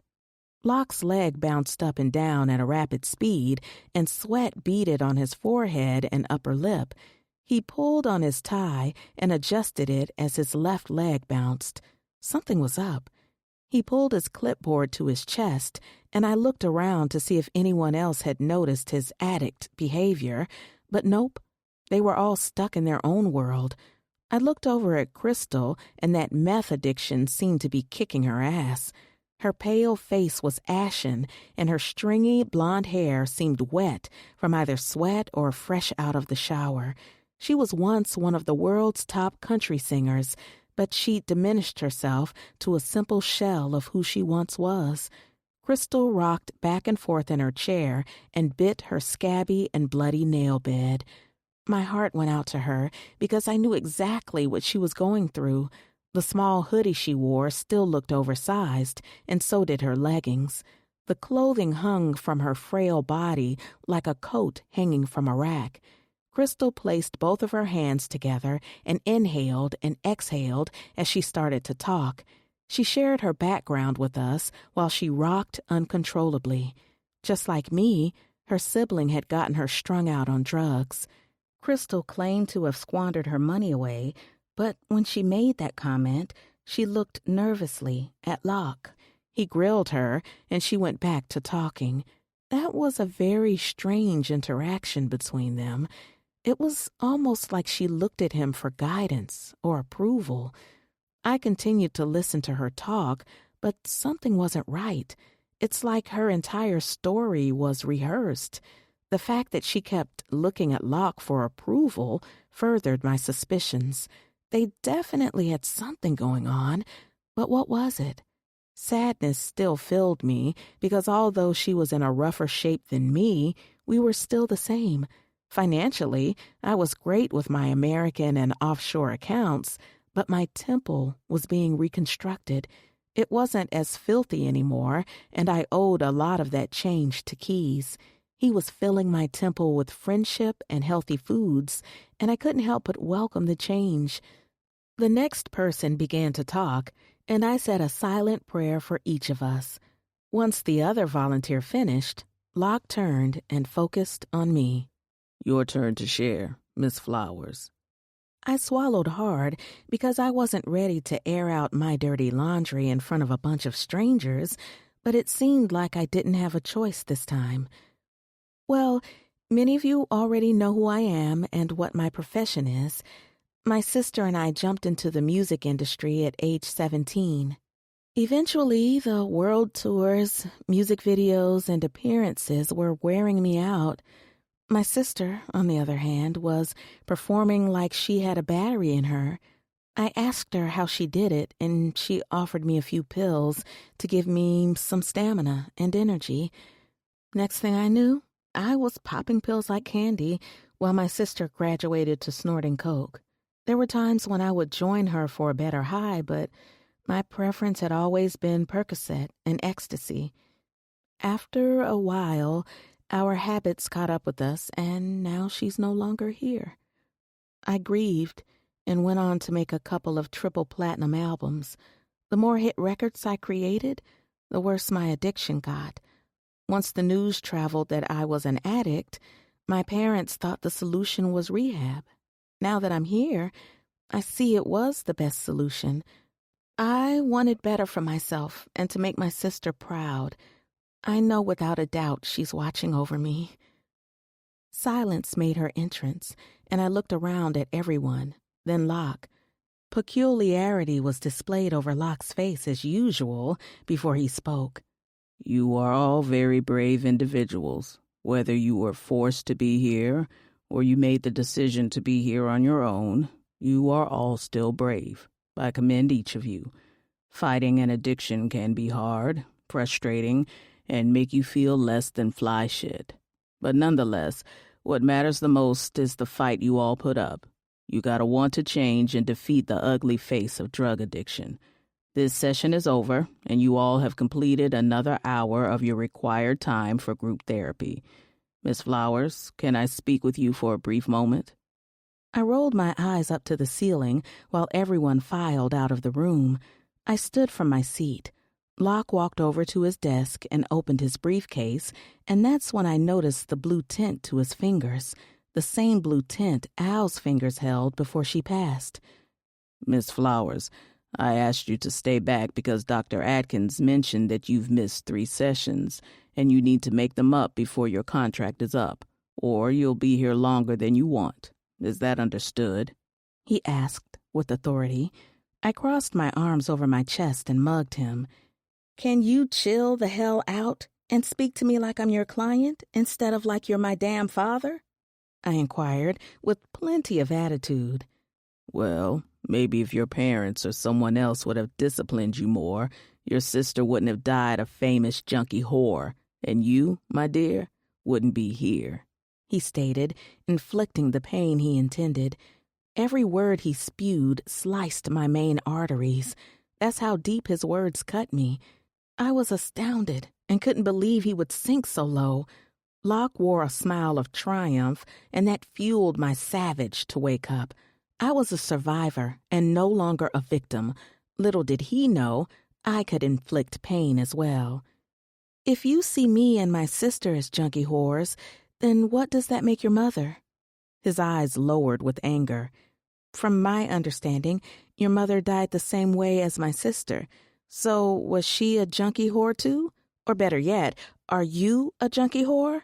Your fingernails are blue, the same shade of blue as my sister's before she died. You exhibit some of the same signs an addict does. Violent outbursts, constant swiping at the nose, uncontrollable limb shaking. Yeah, I was observing you in class, and you're officially strung out. Welcome to the crew, Locke. He rounded on me before I had any time to react. Locke snatched me up by the front of my sweater. My oxygen was restricted, and I tried to pry his hands away from my throat. Listen, and listen good, you little bitch. I know that crippled son of a bitch told you how our mother died because he's a weak, no-pussy-getting bitch boy. Yeah, I know all about you two because I've been lurking like I always do. It would be a shame if something was to happen to that limp motherfucker. As for my habit, that's my damn business. Now, you better keep your head down and mind your fucking business before you get a taste of this praying powder like my mother. He growled. Fear racked my body because I hoped he wasn't admitting to what I was thinking. His large hand tightened around my throat, and now I really couldn't breathe anymore. I had to get out of his hold. Locke's eyes were darker than coffee, and his veins were displayed all over his face. With all of this going on, this maniac still had the audacity to be turned on.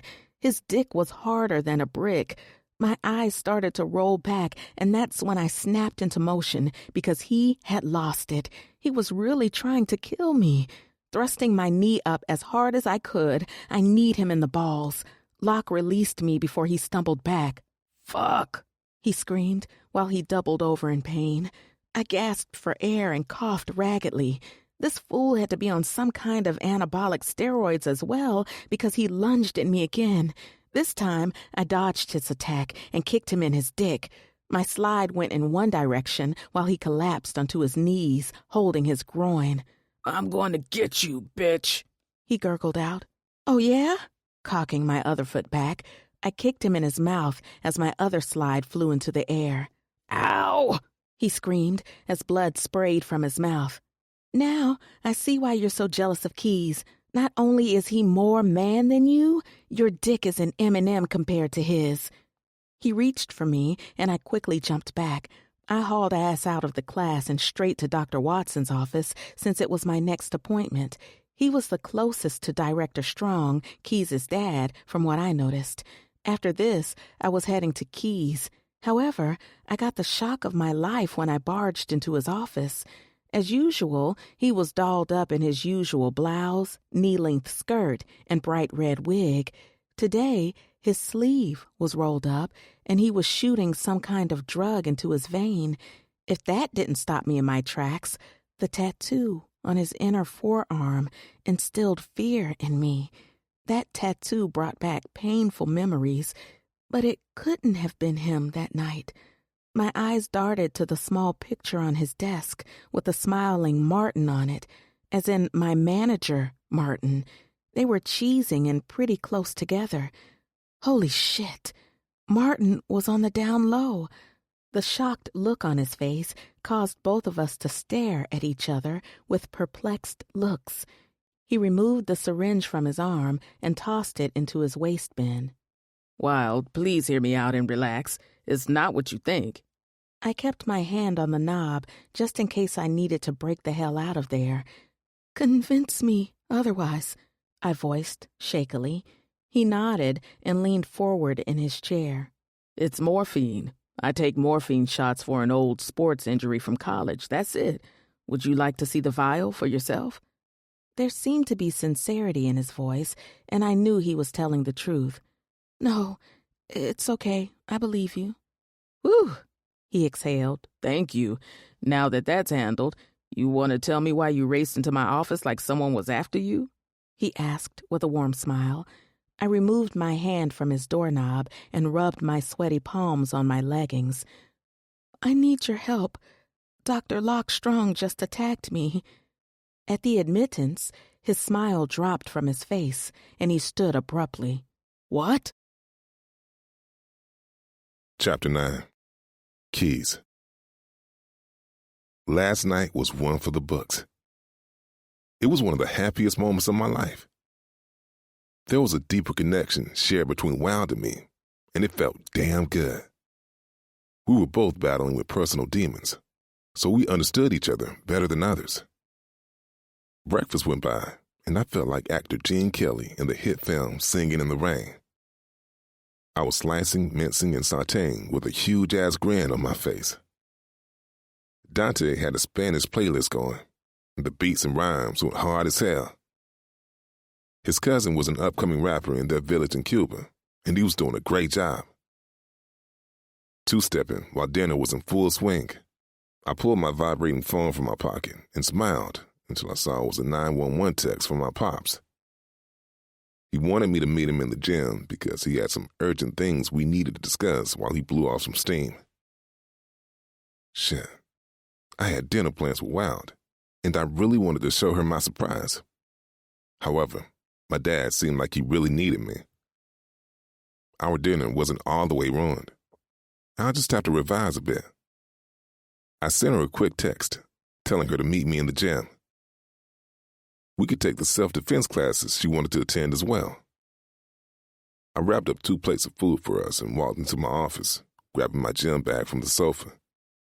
Exiting my office, I dapped up Dante and headed to the gym. I took the elevator to the 7th floor, where all the patient and employee activities were held.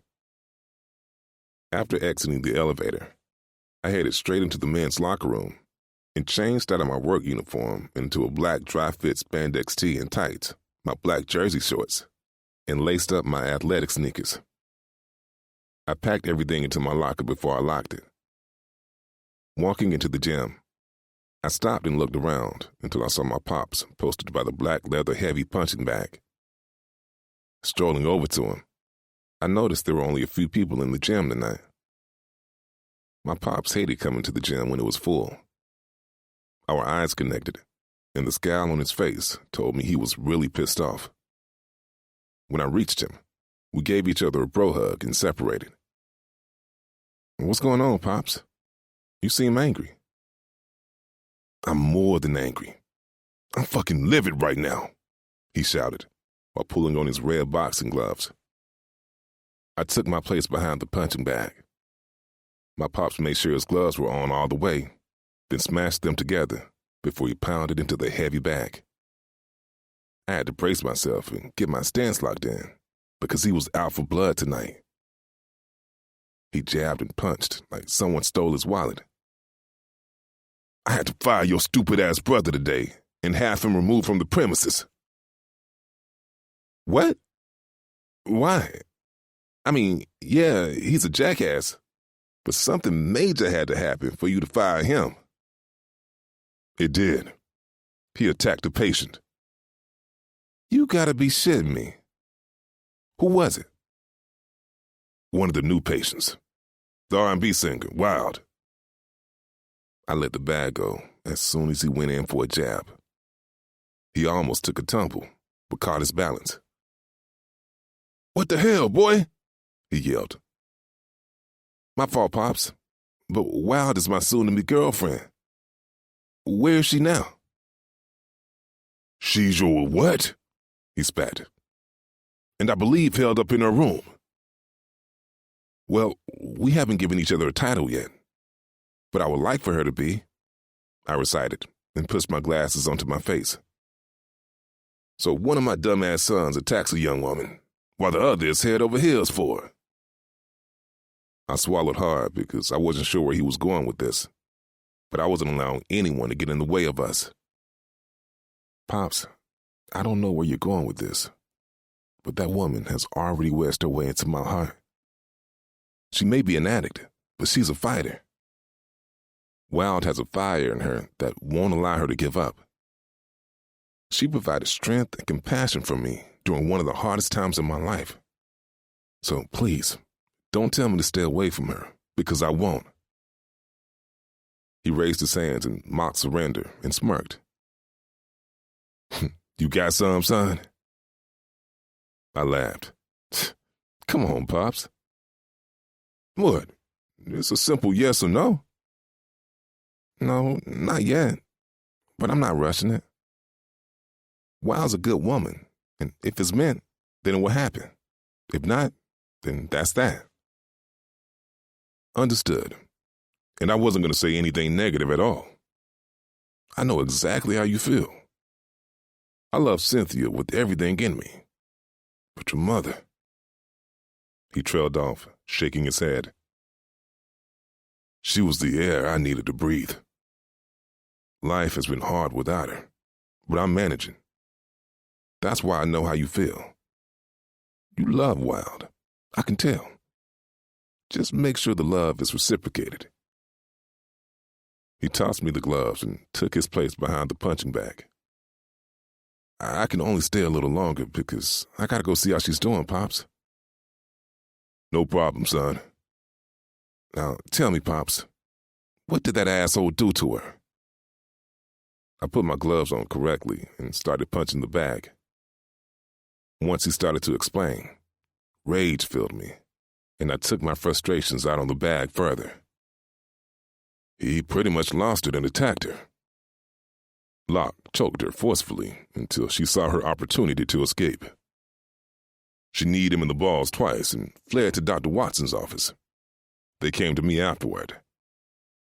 The police were here and arrested him. With every jab I threw, I inhaled so I wouldn't get winded. My heart ached for Wild, but my hate for Locke was greater. I needed to get rid of his vile ass once and for all. After exhaling, I stopped punching because I needed to get to her this second. I know you fired him, but do you know if she pressed charges against him? I asked, removing the gloves. He let the bag go and nodded his head in the direction behind me. Swiftly, I turned around, and Wild's beautiful ass was staring at me like an all-you-can-eat buffet. Her professionally waxed eyebrow rose in interest, while her perfect white teeth sank into her bottom lip in a desirable fashion. I observed her light brown eyes travel from my toned and sweaty chest down to my dormant manhood resting on my leg. Well, he was dormant until I realized she was actually checking me out. If she wanted a show, I was going to give her one. My throbbing member pulsed twice in her direction through my black jersey shorts. Her eyes zoomed in on my erection, and I watched her pulse quicken. A small moan escaped her mouth, and she didn't care if anyone heard it. Stealthily, like a jaguar, I stalked toward her with my eyes on my prize. I was almost to her when the clearing of my pop's throat broke me from the enchantment she had me under. You two have a good night. Keys, we'll talk later. He spoke with humor. Walking the rest of the way, I stood in front of Wild and hovered over her little self. She couldn't be any taller than 5'7". That was still short compared to my 6'3" height. I never took my eyes off her as I replied to my pops. Sure thing, Pops. Make it home carefully, old man. My pops grabbed my bare shoulders and walked away. I tore my eyes from her and watched him leave the gym. Once he disappeared, I focused back on Wild. She flashed me a sexy smirk. So, you've been hiding all this under that chef's coat? I chuckled lightly and shook my head at this crazy woman. I'm no Dwayne Johnson, but there's enough of me to love on a woman. You not lying, she spoke candidly. But to answer your question, no. No what? I asked, confused. No, I didn't press charges against him. I interlocked my fingers behind my head and stared at the ceiling in a fed-up manner. There was no way I was going to take my frustrations out on her. But damn, why didn't she press charges on his psycho ass? Resting my arms at my sides, I gave Wild my attention. Why didn't you press charges, baby? She gestured for us to move into the corner where the benches were and the resting area. I didn't press charges on him because there's something weird going on in this place, and we have to figure out what's going on. It's much bigger than Locke attacking me. Before all that drama went down, I noticed your brother exhibited signs of an addict. No way, I voiced in a state of shock. Yes, the violent outbursts, wild mood swings, nervous shaking of his leg. Not to mention, his nails were the same shade of blue that my sister's carried before she passed. Okay, that could be from anything, though. We don't know that, though. I'm a recovering addict, remember? My nails aren't blue. Crystal and Shine's nails carry the same blue tinge and lines. I saw Crystal's nails today during the session, and Shine's last week. Dr. Atkins and Crystal were in a weird position when I went into a session. I swear, Crystal seemed dope from something more than medicine for schizophrenia. When I inquired about her condition, Dr. Atkins gave me a death stare until he snapped out of his psychotic haze. She paused and swallowed. Now I knew who the #1 culprit chasing me last week was. Could Locke and Dr. Atkins be the culprits pushing the drugs throughout the center that Dante mentioned? I was at war with myself because was it possible Locke could be this conniving and dangerous? What am I saying? Hell yes. I'm his brother, and he viciously attacked me, so no one was safe. He'd always been angry and selfish, so I believe he had something to do with these crimes. But what about our mother? Could he be that deranged and kill her? I knew for a fact that Locke was in love with our mother.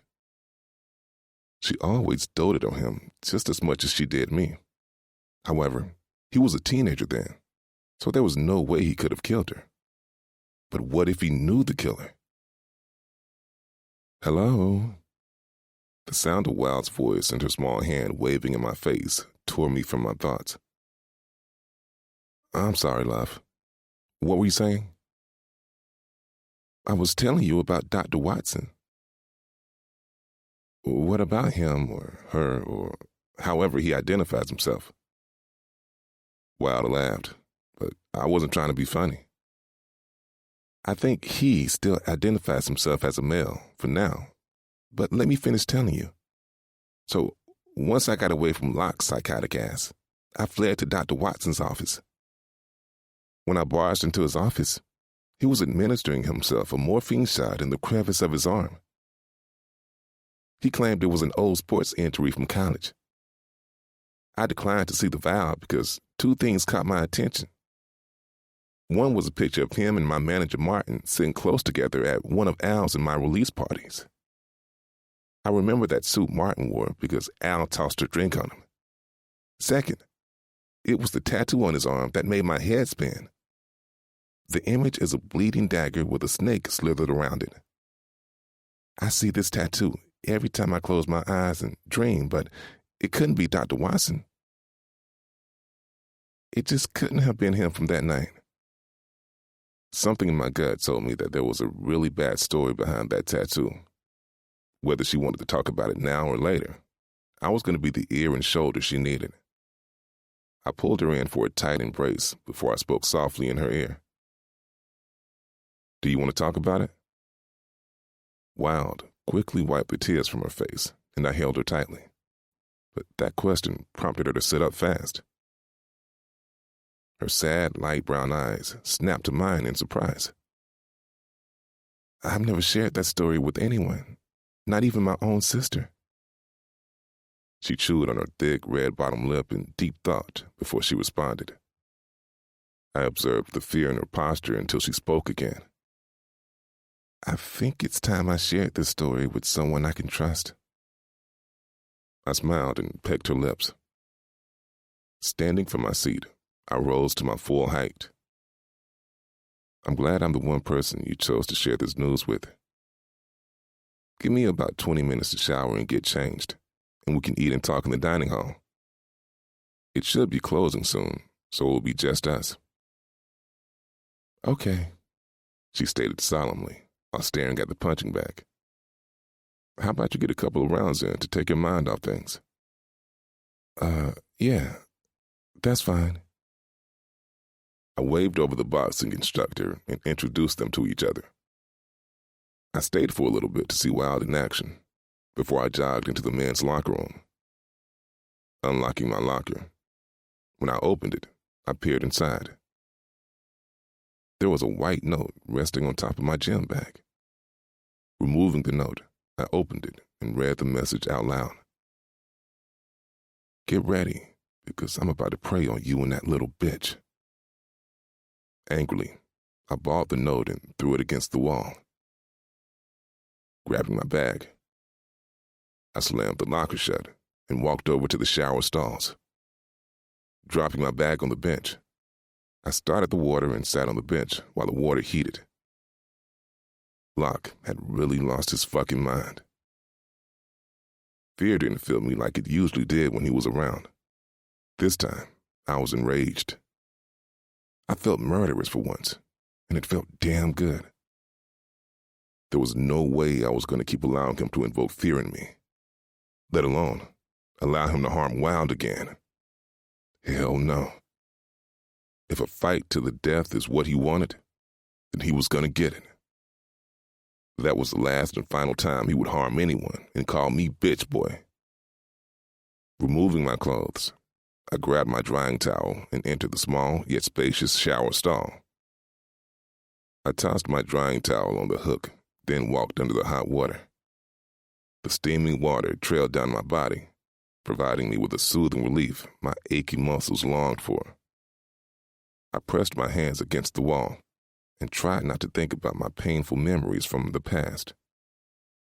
My head was aching from the news Wild just delivered, and that threatening-ass note from Locke. And I was sick of his deranged ass. 34 years of pure torture from this man, and he still hadn't had enough. All the suffering I endured as his sibling, and yet he still had no end date when he would leave me alone. The constant cruel pranks, fights, and bullying are what I experienced every day with his loony ass. Things got worse when my mother died. His physical assault increased from sometimes to regularly. I closed my eyes and thought about the day I made the decision to fight Locke back. I was in my junior year of high school, and I had just made it home from Comic-Con with my best friend Dante. His mother dropped me off, and I walked inside my house. I knew my dad was still at work because it was only 3 in the afternoon on a Friday. My dad allowed me to miss school, so Dante and I could attend the event. Closing the door behind me, the sign of dirty dishes piled high in the sink, and the blender filled with protein shake residue were telltale signs that Locke was home from college. Not to mention the blasting acoustics of Gangsta's Paradise. He never showed up for holidays, but he popped up at the most random times during the year. I was 16 at the time and lean like a pole. Locke was 21, with the body of a full-grown man because he was the star quarterback at his college. Fear filled me faster than water in a balloon because we were the only ones home. My dad wouldn't arrive until 5, and his new wife Cynthia was working a double shift at the hospital, so I didn't have a chance. The only plan of action I had was to lock myself somewhere until my dad made it home. Content with that plan, I ran up the stairs and decided to barricade myself in my bedroom. As soon as I made it to the top of the stairs, Locke rounded the corner from my room and flashed me a deadly smile. Sweat perspired on my forehead, and I folded my arms and cradled my new comic books close to my chest. "Well, what do we have here? I see Dad is still funding your expensive coloring book collection." "They're not coloring books. They're comic books, Locke," I told him, and swallowed hard in fear. "You talking back, bitch boy?" I dropped my head because I would rather be sitting in the sewer playing with rabid rats than here with Locke. "I asked you a fucking question." His voice boomed, and he slapped the fire out of me. My head slammed against the wall before I tumbled down the stairs. As I rolled down the stairs, my comic books went in the same direction as me. My head hit the last stair, and I landed on the floor. Wincing in pain, I grabbed the back of my head because I was experiencing a ton of pain. The steely flavor of copper coated my tongue. Locke had busted my lip. The volume of the music turned down. Then the sound of his designer boots descending the stairs caused my flight-or-fight instincts to kick in. There was no way I could allow him to stomp me to death, so I chose to take flight. Rolling onto all fours until I was semi-able to stand, I took a few stumbling steps. That grand idea ended quickly when I felt Locke's boot kick me in my ass. I fell onto the kitchen floor and whined in pain. "Come on, Locke, man. We're brothers. Why are you doing this?" He laughed maniacally before he replied, "Because you're weak. Now get your wannabe tough ass up," he yelled. With all his might, his sturdy boot clobbered down on my right leg, which was shorter than my left. "Ah!" I screamed out in pain. Tears rapidly rolled down my face and more blood spilled from my mouth. My chin collided with the floor from the force of his kick earlier. What the hell was he on? My body was racked with pain while I still tried to escape. I army crawled on the floor to reach the back door. "Bring your bitch ass back here. You not going nowhere." Locke leaned down and grabbed the collar of my coat, giving me an opportunity to escape. With the last of my strength, I elbowed him in his nose. He stumbled backward as I hurriedly stood, and he grabbed his nose. "You broke my fucking nose!" he shouted. Running to the sink, I wiped my leaking lip and searched the silverware drawer until I came across a huge knife. I turned around and aimed it toward him and held the handle tightly. No more abuse from you," I yelled as my left hand wrapped around my windbreaker-covered body. Locke took a couple of steps toward me.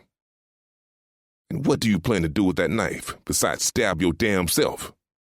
he growled. "All you have to do is bring your bitch ass over here," I spat, with blood flying out of my mouth.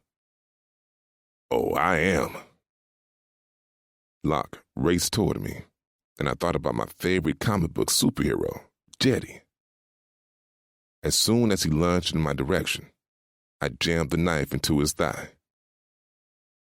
The feel of soft hands roaming my chest brought me out of my horrible trip down memory lane.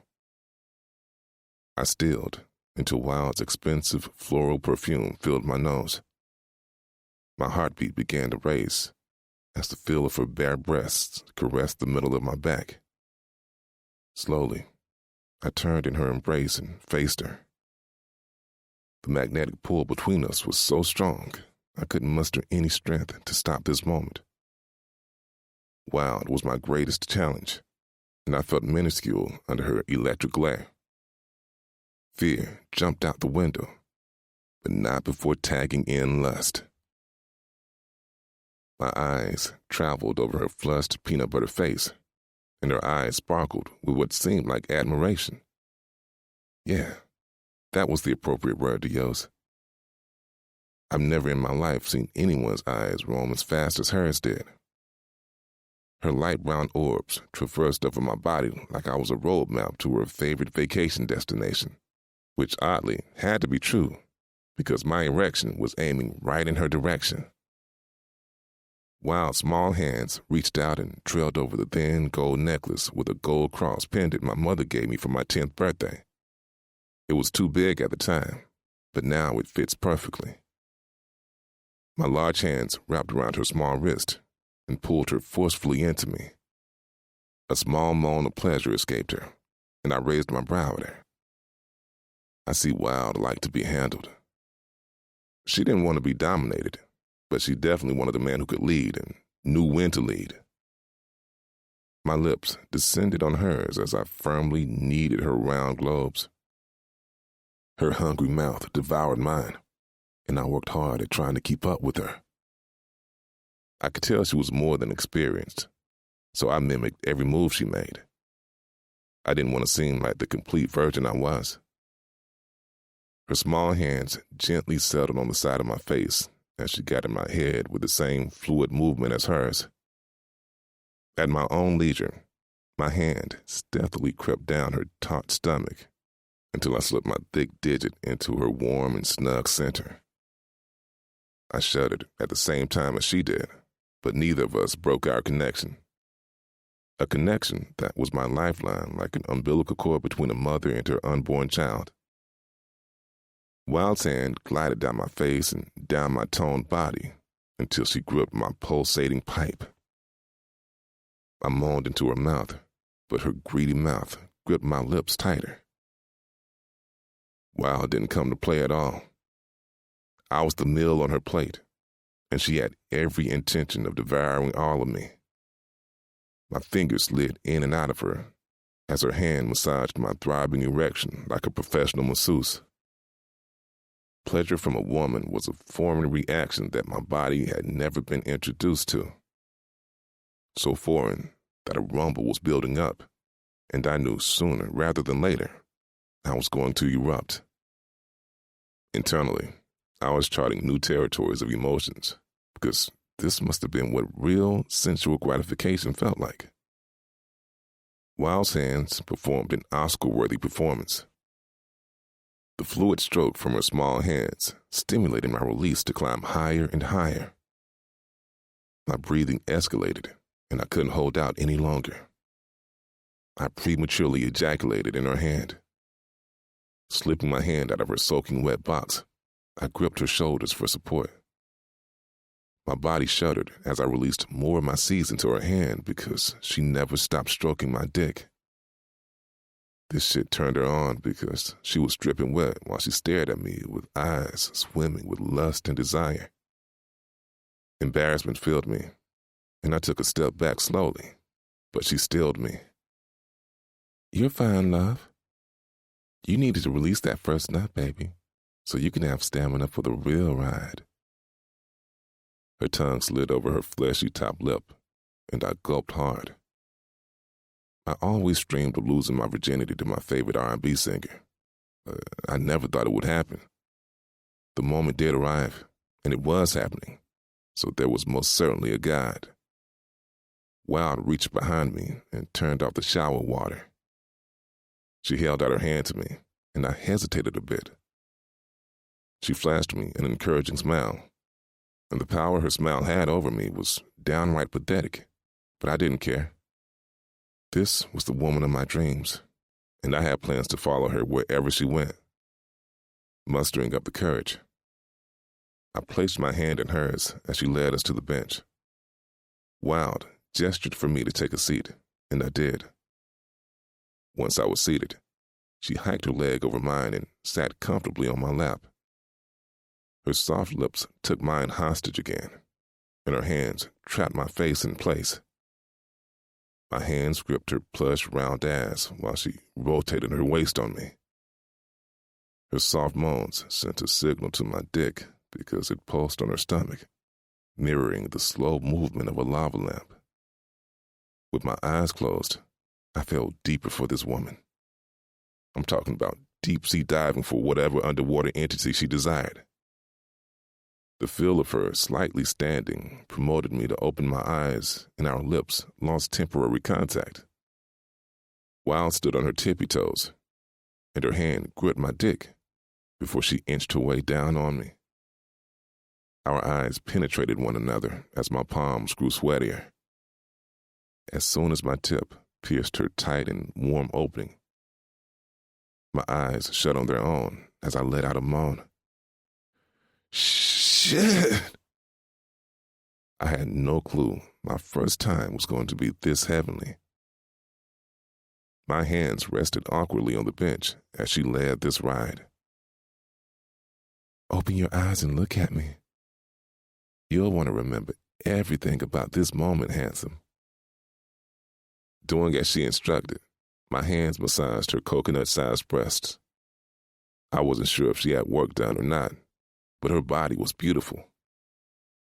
After much rotation and bouncing only on my tip, Wild was finally able to fit all of me in her, and that shit blew my mind. If there was any way to depart from this world, this was the perfect way to go. Wild glided up and down my pole, and my hands gripped her ass cheeks for dear life.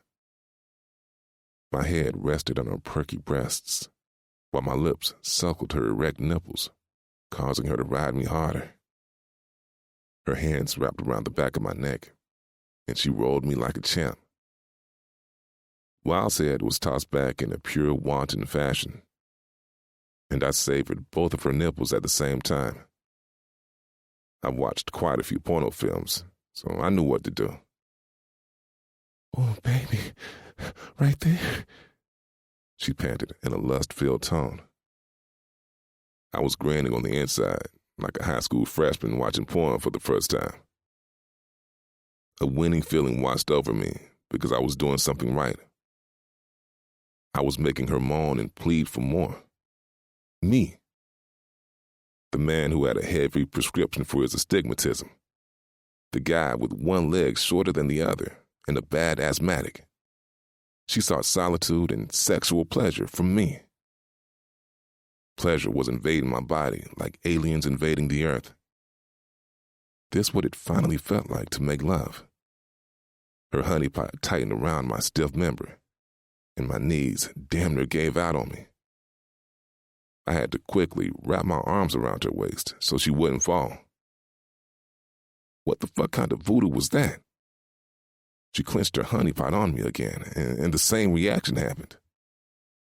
Shit, baby girl. The slightest gesture of her hands caused me to be more ravenous and crave for more than I already did. Our passion had woken up my sleeping beast, and I never felt more alive than I did now. My hands glided to her waist, and I pounded into her savagely. Damn, Keys. Do that shit, Daddy. She moaned wildly. I stopped and looked at her, and confusion filled her eyes fast as she mugged me. What are you doing? Don't stop. Don't stop, baby. Keep going. I continued to assault her insides, but I was shocked as hell at her calling me Daddy. I'd watched enough porn to know she wasn't faking these sentiments. Her fingers coursed through my locks until she yanked my head back and assaulted my mouth. This woman was passionate and dominating, and I was enjoying every second of it. Wild could dominate me anytime she wanted. I was officially gone, and there was no coming back from this. When she released my locks and mouth, I went back to slobbering over her nipples until she started to gallop on my dick. Baby, I'm coming, Wild screamed. The more she came, it felt like I was dipping my dick in a pocket-sized water well. I pounded into her harder as sweat dripped down my face and rolled down my back. She rotated her waist once, and just like that, her warm center was milking me for all I was worth. Fuck! Fuck! I roared as she clenched her honeypot tighter. Her honeypot muscles had me singing like a soprano. There was no way I could hold that moan in. No matter how much I silently prayed, it didn't work. I released ropes of cum in her as my breathing started to feel constricted. I touched my throat. I need my bump, I rasped out like an old man. I pointed to my gym bag. Oh, shit. Hold on, baby. With my erection still in her, she leaned over and searched the bag until she found it. Quickly, she handed it to me, and I took a few pulls. The relief was immediate, and I exhaled because I could breathe again. Why didn't you tell me you had asthma, baby? It kind of slipped my mind with all this stuff going on around us. I understand, but you gotta let me know these things so I can be better prepared for you. What do you mean? I asked, confused. Keys, baby, we're a couple, so we have to be aware of the most important details of each other's lives. I flashed her a crooked smile. So what you saying is that you're my lady? Yes. She blushed. Forever my lady. Like Jodeci said. Forever, forever, forever, and ever, ever? She expressed in her outcast voice. Together we laughed and shared another heated and passionate kiss. Wild laid down on my chest, and I wrapped my arms around her tightly. I kissed the top of her head because I had finally found my home again. The hole in my heart from my mother's passing had been filled, and I was now whole. Thanks to this fiery and selfless woman, I now know what love is. Chapter 10. Wild. After a second round of steamy sex with Keys, we showered, got dressed, and cleaned the bench. His tall behind was now trailing behind me, while his hands covered my eyes. He didn't want me to see where he was taking me for my surprise and ruining it beforehand. As bad as I wanted to see the surprise he had for me, I wanted my bed just as much. Keys worked my body out that second round. My legs felt like overcooked, mushy noodles. The further I walked, my kitty ached in every good way imaginable. However, my insides didn't find this joke funny. I swear it felt like Keys had rearranged my organs. I mean, the brother was packing heavy artillery. Length was a check. Width was a check. Not to mention, he had a small curve that had me hooked, lined, and sinker from the first insert. We slowed down our walk some until we stopped fully. Keys removed his hands, but quickly pulled me into his chest so I couldn't get a peek of the room while he was opening the door. While facing me, he twisted the knob until he walked me backward inside. When he stepped to the right of me, I gasped and covered my mouth. The rehab center had a full music room, a grand piano, trumpets, a full line of drums, and much more. There was also a pair of studio headphones attached to a microphone with a stand. The stand held a large red bow attached to it. Jumping into Keys's arms excitedly, I held him tightly. Tears rolled down my face as he wrapped me in a tight embrace. He planted warm kisses along my forehead, and I basked in the feeling of love. A real love. That real love that Mary J. was searching for. The love Keys provided for me was genuine, authentic, and selfless. It was attached with no strings. There was no charge for his love. I looked up at him and gestured with my finger for him to lean down. When he did, I gently cradled his face between my hands, and we shared a kiss sweeter than sweet tea. When we separated, our eyes opened at the same time, and I could see love doggy paddling around in his expressive, espresso-colored orbs. "You did all this for me?" I asked in astonishment. He nodded bashfully and pushed his glasses up onto his face. "The music room has always been here, but I bought the headphones and the stand. It's positioned to the side for a reason." "And what reason might that be?" I asked, staring into his eyes. "I could see how trapped you felt dealing with the loss of your sister and the detox, so I wanted to create a space just for you.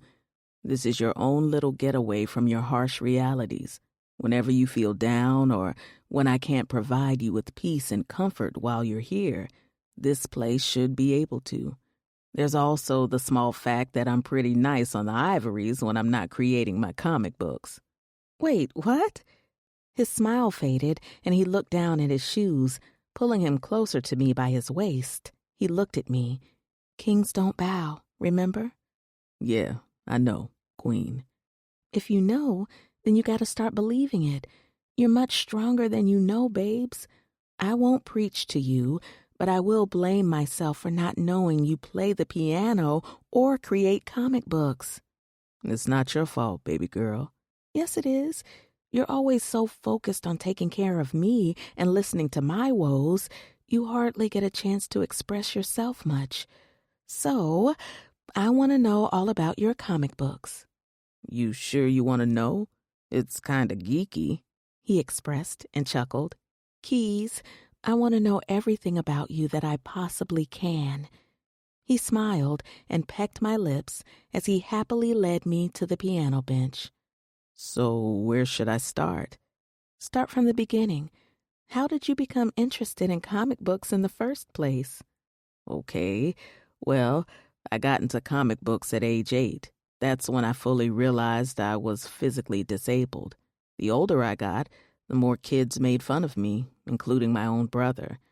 They taunted me while he tortured me every chance he got.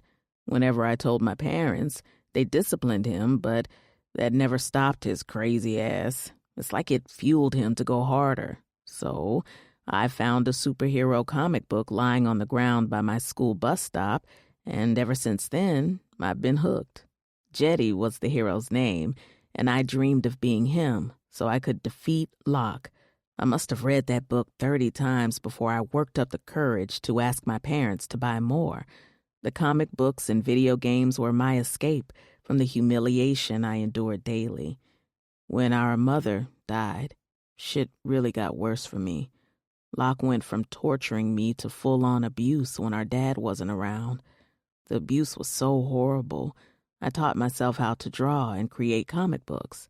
At age 16, I got fed up. I had about 20 books created, and all I needed was a company to publish them. This accomplishment would have been just what I needed because I was battling a severe case of low self-esteem. When I finally hyped myself up to get them published, I chickened out like usual until I met Dante in high school. His family had just moved to America 3 years prior from Cuba. We both enjoyed comic books and games, so our friendship took off from there. Comic-Con came to Chicago that year, and Dante talked me into taking a few of my comic rough drafts there. I'm glad he did because there were several companies interested in my work.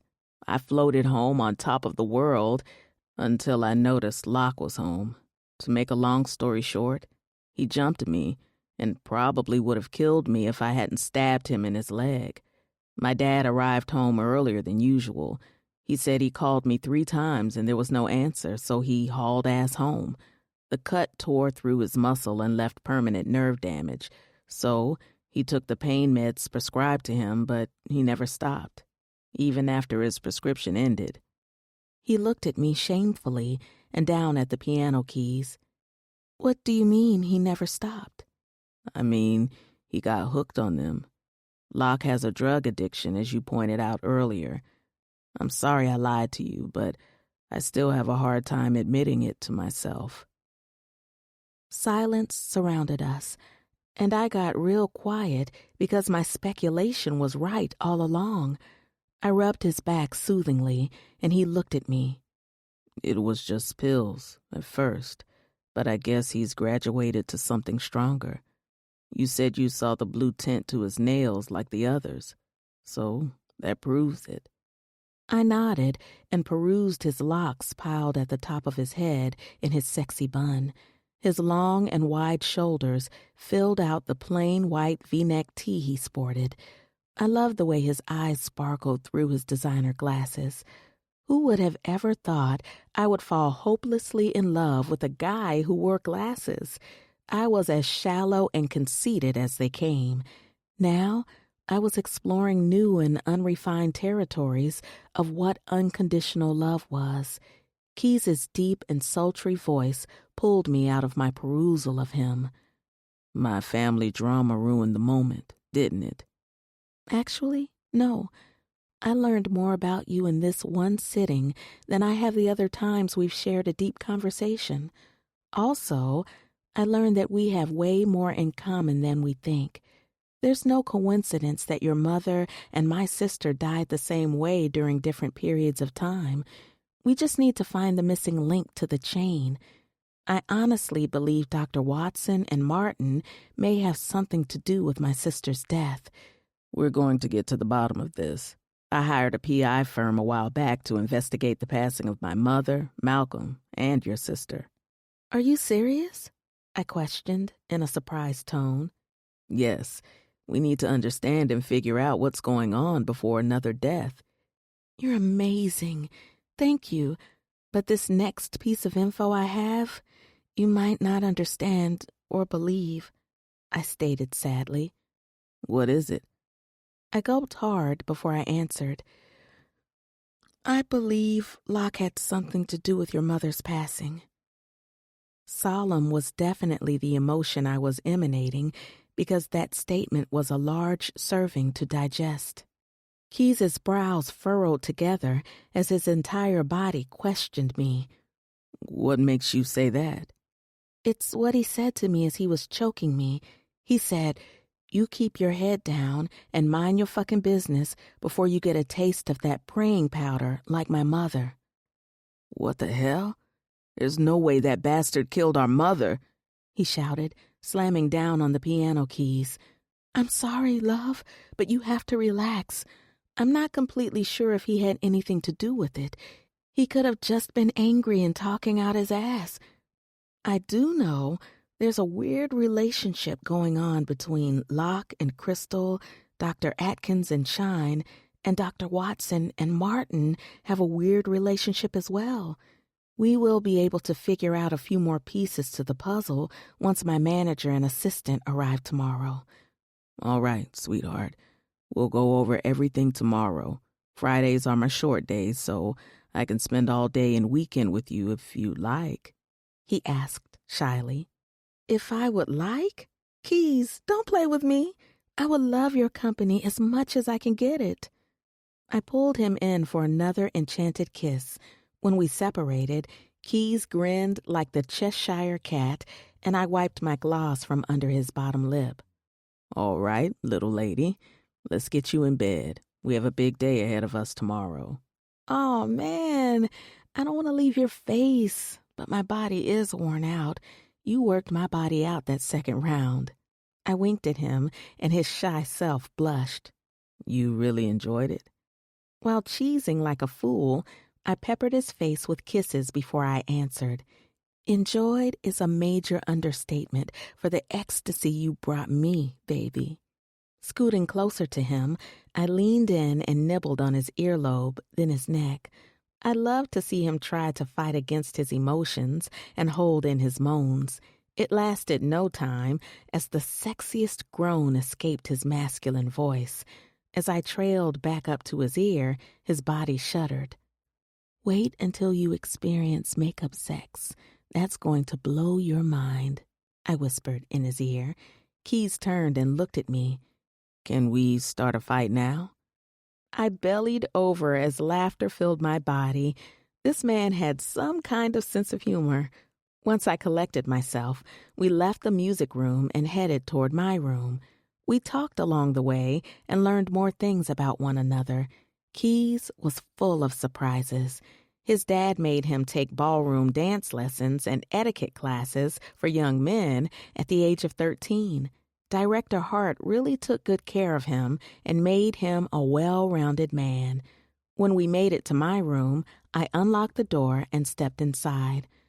Are you sure you don't want to start our weekend early? I teased him. As tempting as that offer sounds, you need your rest. The wheels are turning in my head, and I'm going to plan the best rehab staycation ever while we also play spies. Hopefully, nothing will intervene and prevent it from happening. I loved the way his face lit up as he smiled. It's like when he smiled, his entire face smiled as well. That's how I knew I was doing this with a certifiably genuine person.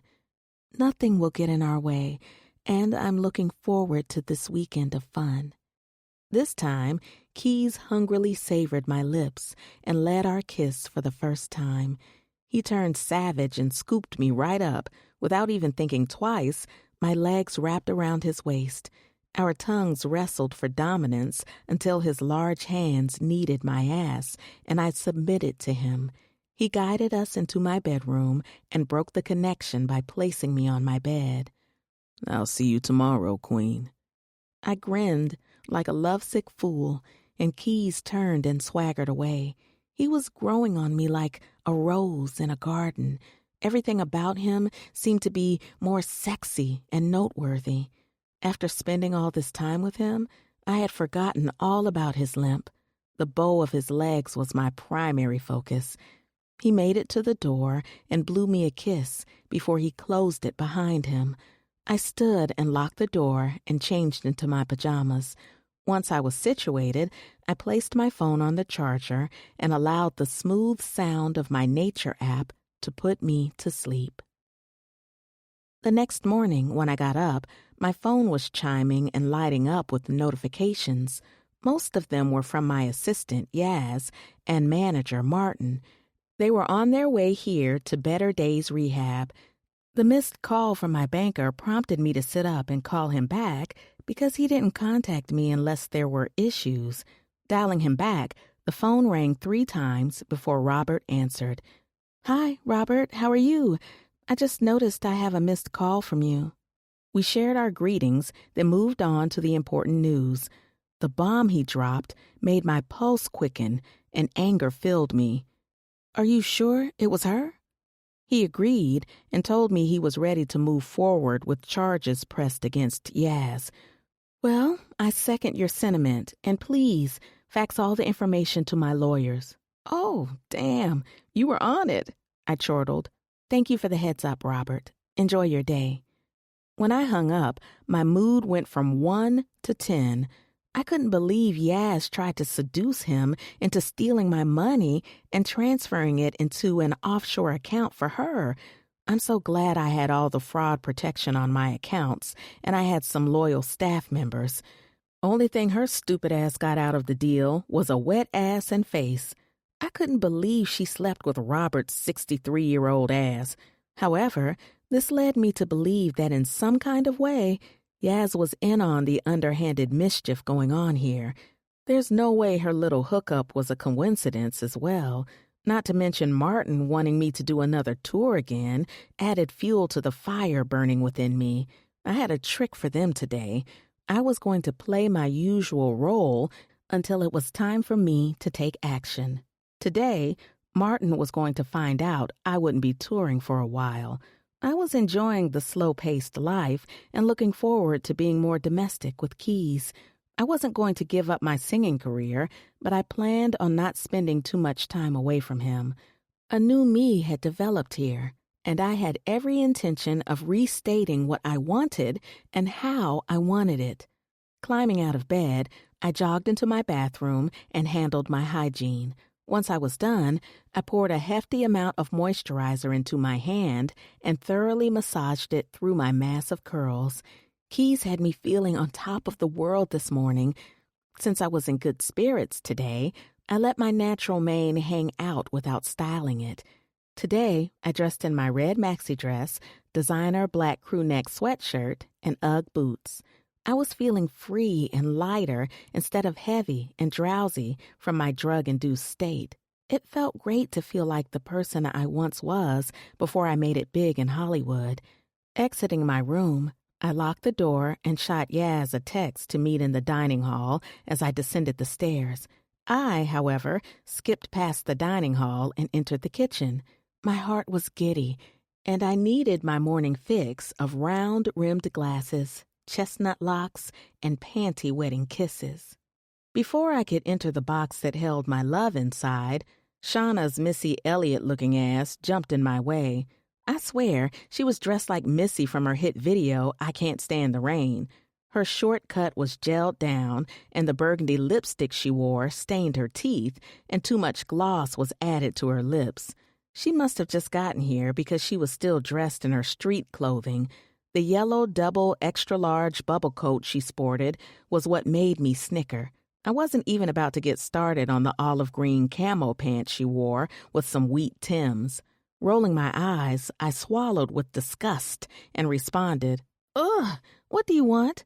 "The question is, what do you want? Ain't nothing in this kitchen for you. You're not supposed to be back here anyway unless you're an employee. So beat it now before I beat you."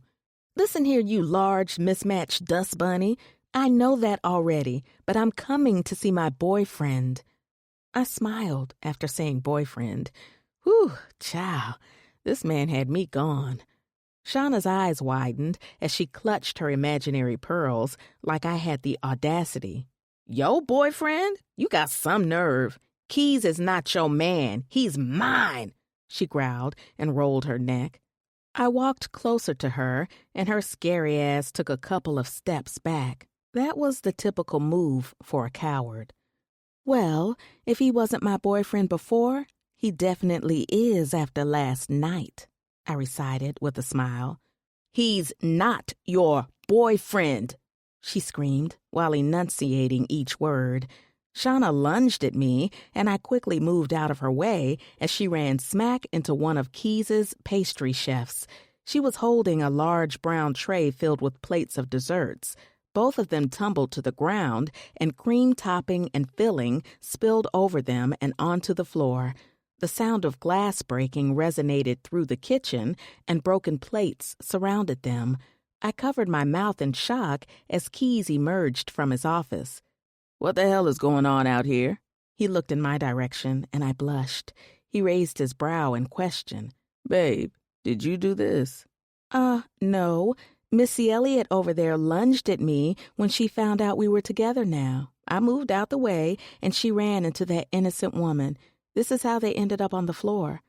Dante walked over to us, shaking his head as he helped the pastry chef up. She stood and mugged the hell out of Shauna. Get this through your slicked, gelled down, new growth still showing in the back of your head. Chef Keys does not want you. He has never wanted you, and he will never want you. You're screwing up the dynamics of our peaceful work environment with your selfish and ornery ways. Damn! She shouted and sloshed away, covered in desserts. Shauna, punch in and clean this mess up. Afterward, you're on dish duty all day. Keys shouted at her. But baby, she whined. I'm not your damn baby. I'm your employer, nothing more. Now, you either start on this mess, then the dishes, or quit. Your decision. Keys grabbed my hand and pulled me into his office before he kicked the door closed. His long arms wrapped around me tightly and pulled me in for a slow, passionate kiss. My hands roamed up and down his body until I grabbed a handful of pulsing beast. Oh, he moaned. I massaged his throbbing member through his dark denim jeans until he stilled me. He slowly pulled away and rubbed his fingers through my curls. You look radiant today. The admiration in his words comforted me like hot chocolate on a cold day. I observed Keys, and he looked lighter and freer himself. Confidence exuded from him as the essence of first-time lovemaking shimmered around him. Keys was in love with little old me, and it felt damn good to be loved by him. Thank you, baby. You look sexy as always. He blushed and kissed the top of my forehead. So, what do I owe for this unexpected yet appreciated visit? Nothing you can't handle tonight. Lust filled his eyes as he stared at me hungrily. I can't wait to taste you. Now it was my turn to stare at him lustfully. Ooh, you are distracting me, sexy. I smirked and pecked his lips. I was alerted this morning by my banker that my assistant, Yaz, tried to seduce him into stealing my money and transferring it to an offshore account in her name. Not to mention, she and my team are on their way here to discuss business with me. I was angry, but he already filed charges against her. I just want to see how this shit is going to play out today because she's not aware that I know. In the meantime, when breakfast slows down, I'd love to introduce you to my disloyal team. We separated, and a look of anger flashed across his face. You are a brave person to handle this criminal case like this. As nervous as I am to meet them, I'll be there to support you. Are you sure? Yes, I'm sure. That's great to hear, because here's my plan. Yaz is Martin's daughter. This is all his doing. We need to get them separated so one of them can break. Preferably Yaz, because she's the weakest link. Okay, I'm down, but if shit starts to go left, we're going to abort the mission and start figuring this case out from another angle. Agreed? Agreed, baby. Standing on my tippy toes, I planted my hands on the sides of his face, kissed both of his eyes, and moved down and kissed his lean nose. Making my way down further, I kissed his left and right cheek sweetly. Last, when my lips met his, I made sure he felt the love I had for him. My tongue slithered around his mouth like a snake searching for his prey. Keys moaned into my mouth, and his hands groped my ass in an accordion motion. My clit thumped with excitement until the ringing of my phone pierced the room and interrupted our connection. When we parted, Keys's eyes were sparkling with his love for me. I could see how he truly felt. Was that sure enough for you? I asked. He smirked sexily and nodded as I removed my phone from my bra.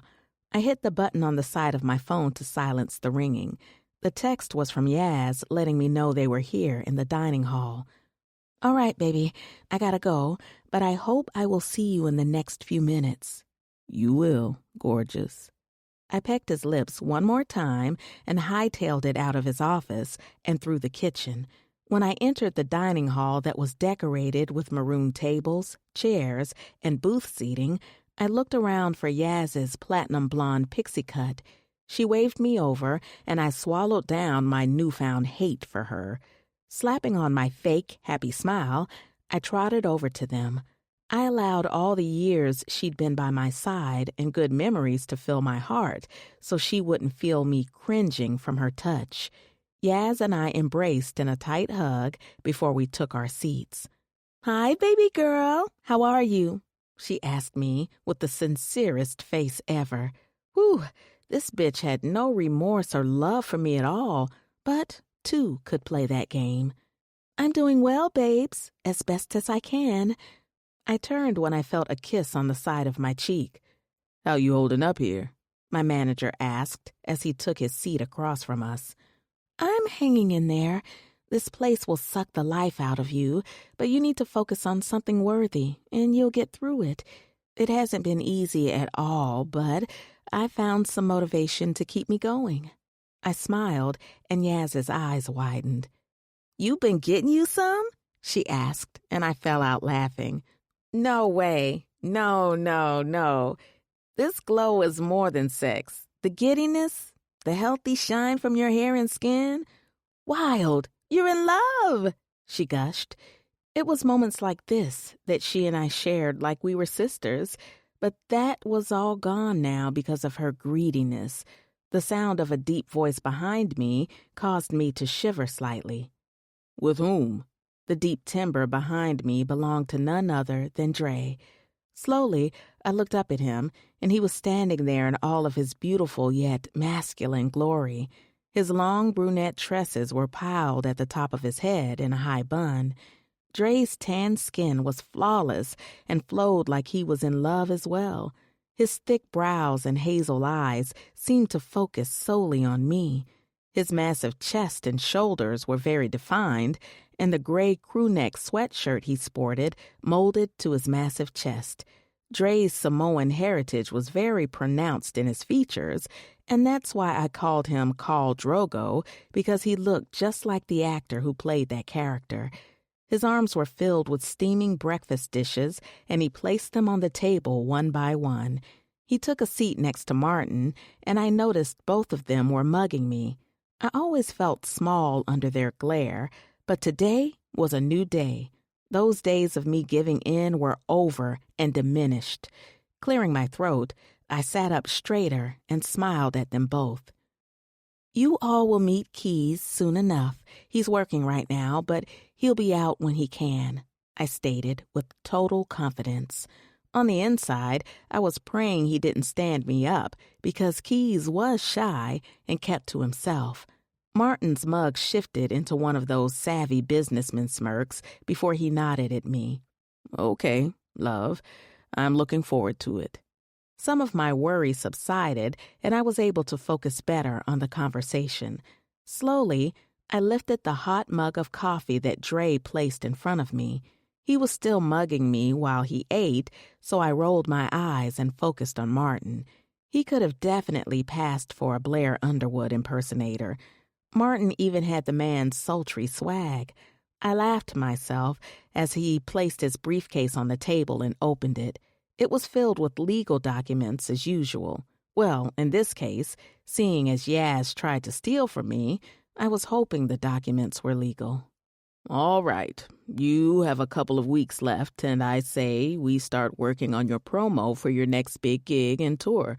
Rose Cello wants you to headline this year, and after that, you can announce to everyone about your upcoming tour." "Okay, let me stop you right there. I'm not doing another tour so soon. It will be a while before I do another tour, but Rose Cello sounds amazing." "What do you mean you're not touring?" he asked in a confused manner. "Martin, come on. You heard me. I'm not feeling up to another tour so soon. I just completed a 20-show tour in Europe before I got here. I'm not up for it right now. My body needs some rest." "Wild, you've been here for a month and some days. That's more than enough time to rest. A-list celebrities like you don't even get that. We have to strike while the iron is still hot." "Martin, ease up some. If she doesn't want to do another tour right now, then she doesn't have to. It wasn't a for sure no. She just wants some time to rest," Yaz added. Martin turned and rounded on her. "Did I ask you?" Yaz shook her head no.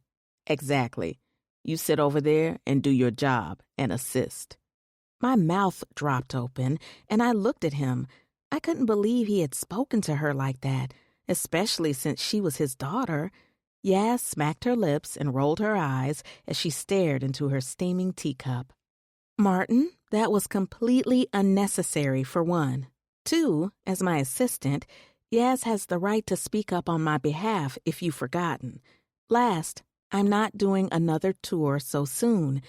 Tours take too much out of me, and they lead me down a dark path. I mumbled out that last part. I lowered my head and stared down at the spoon resting on the saucer that held my mug. In a minute, I was about to go the hell off because I was tired of repeating myself. Queens don't bow, remember? The sound of his smooth and sultry voice danced over every fiber of my being. My senses went into overdrive as my body reacted to the deep waves in his voice. I looked up and stared into the expressive eyes of my lover. Half of his locks were pulled to the middle of his head as the rest hung loosely past his wide shoulders. Keys's red chef's coat clashed against his dark caramel skin, and I swear he looked like the finest gift-wrapped truffle. His smile caused me to bite down on my bottom lip. Keys's straight white teeth made an appearance, and I melted in my seat more as I dreamily stared at his handsome self. "Girl, you are smitten," Yaz announced, and we laughed together like some schoolgirls. Martin faked a cough, and I looked in his direction. "And this is?" He dragged the S for dramatic effect, and I rolled my eyes. "Right. Sorry, guys. I got distracted by all this manliness. Everyone, this is Chef Keys, also known as my lover," I gushed happily. "Keys, this is my assistant, Yaz, my manager, Martin, and one of my bodyguards, Dre." He smiled and nodded at everyone except Dre. I didn't miss the daggers they threw at each other with their eyes. Kicking Dre under the table, he turned to me with a smoldering expression on his face. I flashed him a chill look, and he nodded politely. Yaz and I scooted over some so Keys could join us. "So you're a chef?" Martin asked in a smug tone. I rolled my eyes and shook my head in disbelief. Keys's thumb gently patted across my knuckles, and some of my worries started to dissipate. "Not just any chef. I work too long and hard to be just a chef. I'm the executive chef here." Authority and confidence radiated from him. Not to mention, his smile never wavered. Martin rubbed down his mustache and smirked at Keys. Dre, however, was still eyeing him, and it was starting to piss me off. "Can we get back to this meeting?" I questioned them. "Ah, yes," Martin recited. "Back to the topic at hand. Wild, this isn't your usual run-of-the-mill tour. This tour will be bigger, bolder, and announce the 2.0 version of yourself. Your fans all over the world are missing you, and this tour will be guaranteed to be sold out." Martin was still trying to sell me about going on tour, and I wasn't feeling it anymore. Staring up at Keys, he looked deeply into my eyes while questioning me nonverbally. I subtly shook my head, and he raised his brow to ask me, was I sure? Hell yes, I was sure that I didn't want to tour again. I nodded at him again and exhaled. He nodded his head in their direction to tell them how I felt. His smile encouraged me to say what was on my heart. Turning back to my team, I looked each of them in the eyes before I spoke. "I'm going to say this one last time, so please listen up. The days of running over Wild are over.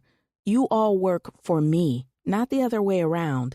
I'm not going on any more tours, and no one with addictions themselves will be working for me.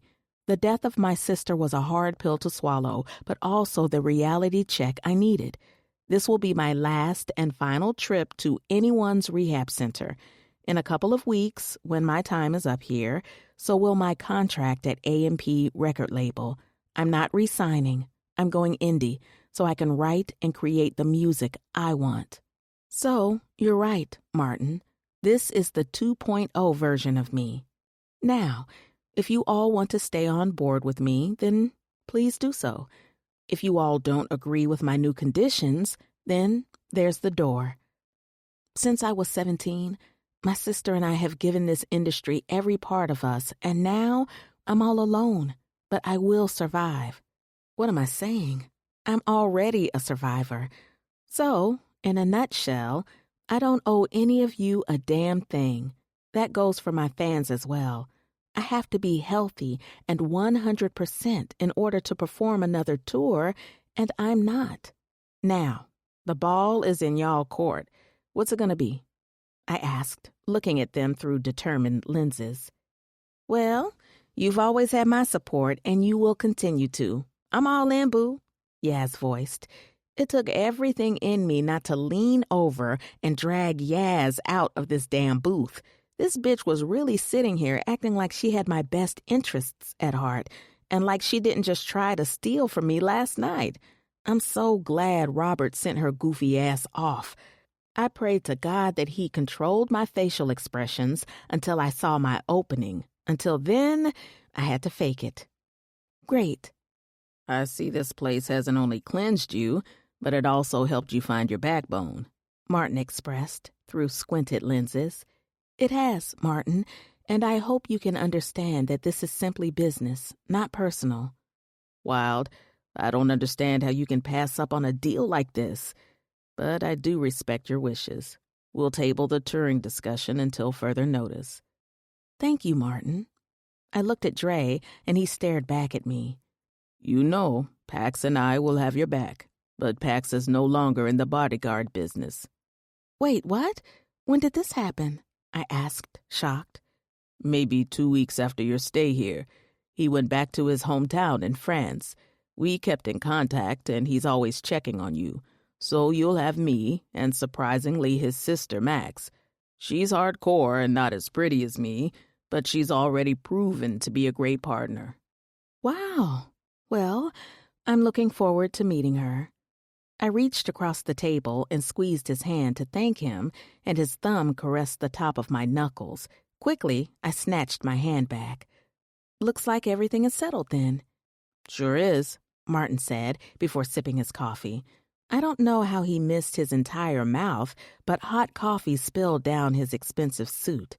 Oh, shit, he yelped, and Dre swiftly slid out of the booth so Martin could stand. Yaz giggled on the low, and we looked at him acting like the drama queen he was. Keys leaned over and handed him some napkins as he hurriedly snatched them out of his hand. Where is the help when you need it? He pouted. I rolled my eyes and smacked my lips. This was my chance to separate Martin and Yaz, and maybe I might have been able to get some much-needed info from him instead. Come on, Martin. You can clean up in my bathroom. Thanks, Wild. I leaned over and kissed Keys' cheek. I'll be right back, babes. And I'll be right here, beautiful. That's great, because I need to have a word with you, Dre told Keys. I quickly intervened. Dre, don't start no shit while I'm gone. Relax, I'm not. Just guy talk, that's all. I'll be fine, little lady. You just hurry back to me. All right. I leaned over and kissed Keys twice before he stood, and I exited the booth. Ushering Martin to follow me, we took the elevator to my room, and I let us in. The bathroom is right through there. Thanks again. I tossed him a smirk, and he turned and walked into the bathroom. I walked over to my bed and plopped down as I placed my phone on the charger. Since he was taking so long, I played a bowling game on my phone to pass the time while Martin was cleaning himself. Minutes passed, and I heard the bathroom door open. He strutted out, and he was bare from his chest to his pants. His suit jacket, dress shirt, and undershirt draped over his arm. I spared him a glance until I did a double look. The tattoo. My phone slipped from my hand as I stared at the bloody dagger with the snake that slithered around the handle on his chest. I sat frozen on my bed. Taking my eyes from him, the world seemed to move in slow motion. My hearing tuned out whatever he was saying as my hands shook uncontrollably. Fear filled me like a bucket being filled with water. I was shaking to my core as I realized Martin was one of the reasons I turned to drugs. My head started to spin, and I broke out into a sweat. The tattoo displayed on Dr. Watson's arm was the exact tattoo on Martin's chest. Tears welled in my eyes, but I would have bitten my damn tongue off before I let tears spill down my face. My vision became blurry from the pain of biting down on my tongue. The closer he got to me, I could see the blood dripping from the dagger. "You okay, baby girl? You look like you've seen a ghost," he asked with such a concerned voice. When his hand reached out and lightly touched my shoulder, I damn near jumped out of my skin. "What the hell? What's wrong, Wild?" He tossed his jacket onto the bed as he slipped into his undershirt and pulled on his dress shirt. What did he expect me to say? I know you were the one who took advantage of me 2 New Year Eve celebrations ago. I wasn't sure how this moment was about to play out, but I had to be prepared. I swallowed so my parched throat could have some kind of lubrication. I'm good, Martin, just experiencing some bad cramps. Okay. He buttoned his shirt and pulled on his jacket. I needed to think of an excuse to get away from him and back to Keys and Dre. I needed to think fast. "So are you absolutely sure no touring? It's just us now, baby girl." The mischievous look in his eyes caused more fear to develop. Stumbling over my words, I had to gain some self-control and not panic. Martin, I'm more sure than I've ever been in my life. No more touring. Okay, I got the memo. Good. I stood from my bed and coached myself to take some baby steps toward the door. Wild? Yes? I tried not to sound panicked and rushed. When did you figure it out? I raised my brow in question, but I knew good and well what he was hinting at. I'm lost, Martin. What are you talking about? Don't play coy with me. When did you find out about that night 2 years ago? Was it when you walked into Dr. Watson's office and saw his tattoo, or mine? I raced to my door and twisted the knob to leave, but Martin was on me. He slammed the door shut and grabbed me by my hair. Forcefully, he slammed my back into the door, and the wind was knocked out of me. "See, I knew you remembered," he growled, and his hand wrapped around my throat. This time, tears ran down my face like a storm. Martin, please don't do this, I cried and choked out. He leaned in and sniffed me, just like a predator proud of their kill. "I'm in charge now, and you will do as I say." With quick speed, he slammed my head against the door, and I began to slide down and see stars. Please stop, Martin, I cried. "Shut the fuck up. You think you could parade your little disabled boyfriend in front of me and not pay any consequences? I can't believe you giving my pussy away to a fucking retard, not to mention you showcasing my statuesque curves with this tight-ass dress." This man was clearly delusional. "Huh, Al?" He slapped both sides of my face twice. Martin, we were never together. You're getting me confused with Al. She's dead. It's me, Wild, I shouted. "You're lying, Al. You'll say anything, but I got something for your ass." He released my hair and throat and yanked me to my feet.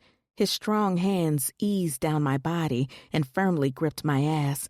Martin's touch had me feeling disgusted, and I slightly threw up in my mouth. Swallowing, I looked him in the eyes. Martin, you have to stop. You don't want to do this, I begged him. "Shut up, you loose bitch," he screamed. I'm not Al, I shouted back. A crazed and predatory look morphed onto his face before he spoke in a monstrous voice I had never heard before. "I know who you are. Now, beg me." What? "Beg me for your life like your sister used to," he stated, slowly lifting my dress. When the air hit my bare ass, I started to lose my resolve and fighter instincts. The memories from that night were coming back full circle, and my level of fear had skyrocketed. His large hands kneaded my ass like some bread dough until one hand slipped between my cheeks, and his thick digit pierced my sacred spot. A whimper escaped me as he relished in the feeling of my honeypot. The pain was unbearable because he was jamming his finger in me like a jackhammer. I said beg, bitch, he shouted. Please don't hurt me, Martin. The venom laced in my throat could be heard miles away.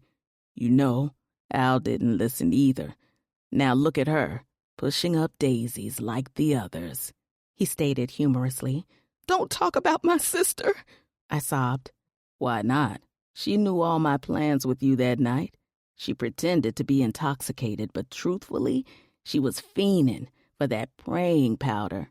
That's a lie, I yelled. It's not. That's one powerful drug, and she would have done anything for it, including sell out her sister. With the right amount, it can take you to ecstasy. However, the wrong dosage could lead you straight to death. Hence, the reason Al is no longer with us. He flashed me a devilish grin. Martin unzipped his pants and pulled out his meaty and lengthy dick, and it was pointing right in my direction. Beg me and tell me you want this, he recited while forcefully making me massage his dick. I want this, I stated robotically. With his hand over mine, we stroked his dick together, and he moaned with his eyes closed. While his eyes were closed, I saw my window of opportunity. I was tired of being a victim. I was over feeling helpless. So I removed his hand and used both of my hands to stroke him. My distraction worked because he relaxed, and I went in for the kill. With all of my might, I squeezed his dick until he screamed out and collapsed to his knees. Ow! Fuck you, you crazy bitch! Looming over him, I smirked. You haven't seen crazy yet. I lifted my foot and stomped him in his nuts like I was a mad woman. Shit! Please stop! Stop, Wild! He pleaded and begged. I could hear him begging, but I couldn't stop for the life of me. I blacked out. Causing pain to him felt as electrifying as a new high coursed through me. Martin ugly cried and sobbed, and blood spilled from his mouth. I had no idea I started to stomp him in his face until I saw the blood.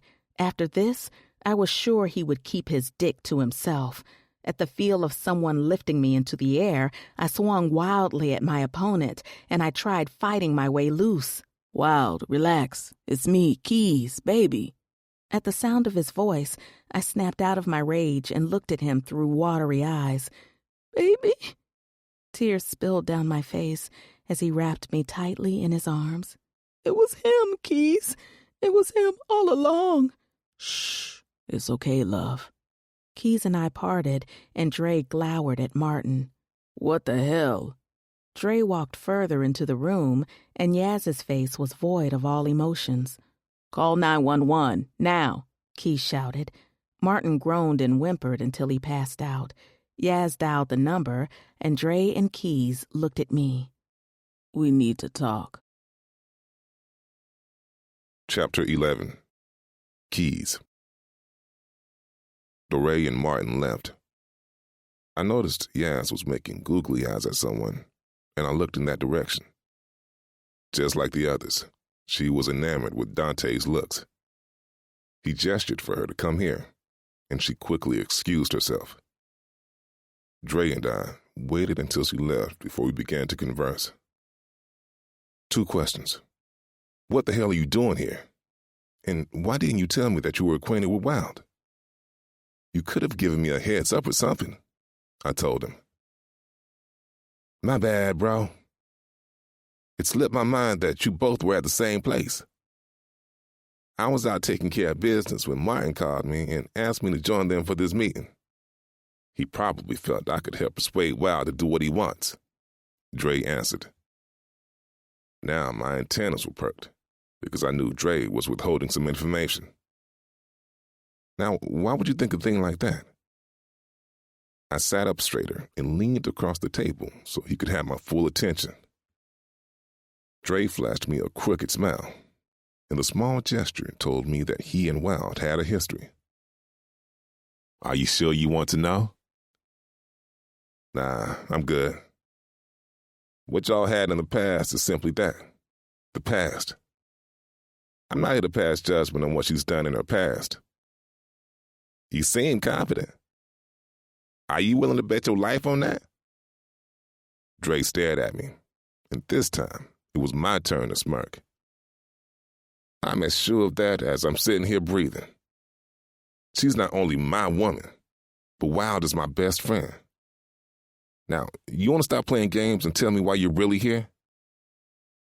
I leaned back against the booth seat. Dre examined me, and I stared him back down.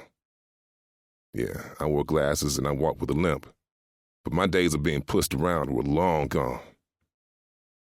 My dad has had me in the gym boxing since the day he found locking me on the floor bleeding. The only reason he got the best of me a month ago was because he caught me off guard. We're going to meet again, and one of us won't make it. Dre held up his hand in mock surrender and smiled. Forgive me, man. I can be an asshole at times, but Martin did ask me to come. I also have information for you, so I thought I'd kill two birds with one stone, you know? I signaled for him to continue, and he went on. Pulling his phone out of his pocket, he pressed down on the screen, and his phone unlocked. Scrolling through his phone, he stopped and turned the phone to face me. It was a picture of my mother hugging Locke and me on Easter of '97. Okay. Look at her nails. He zoomed in on the picture, and I focused on her nails. Lo and behold, her nails had the same blue tint and lines as the other victims. I sat back down in my seat in complete shock. My mother wasn't an addict. No way. I would have known. I would have noticed. We were always together. She barely even took prescription or over-the-counter medicine. This can't be right. My mother wasn't a damn addict. Keys. Look, man. No. Do you have proof that she was an addict? I asked sternly. No, man. I have proof that your mother used to work here years ago. He swiped through his phone and handed it to me so I could read through his discoveries. Apparently, your mother started working here in 1980. She transferred from another rehab in Minnesota and moved here alone. Annalise was originally from there. 6 months later, Dr. Atkins transferred in from Maryland. A year later, your pops joined the clinic, followed by Dr. Watson. I did some further digging, and it turned out that your mother filed her first police report and restraining order against Dr. Atkins for sexual harassment and voyeurism. Your mother went on to file a stream of reports against him for the next 2 years.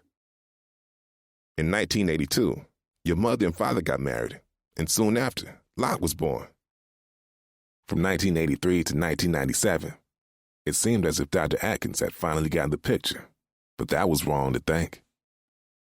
Director Cecil Adams was managing Better Days Rehab before your dad, but he had a nervous breakdown. During his sabbatical, he had to appoint someone in his place. The choice was between the two longest members, Dr. Atkins and your dad. Cecil chose your dad because he performed well and stayed out of drama, unlike Dr. Atkins. There's a police report that your dad and him had a huge altercation, and they were both arrested. Your dad filled the position, of course, but sometime after your mom passed away. Everyone suspected there was foul play because of the issues she was having with Dr. Atkins, but it was discovered that she died of a heart attack. One examiner ran a full autopsy and noticed she ingested a blue compound substance. The substance was also blended with some other powerful substances. The toxicology report showed that she ingested crocidolite.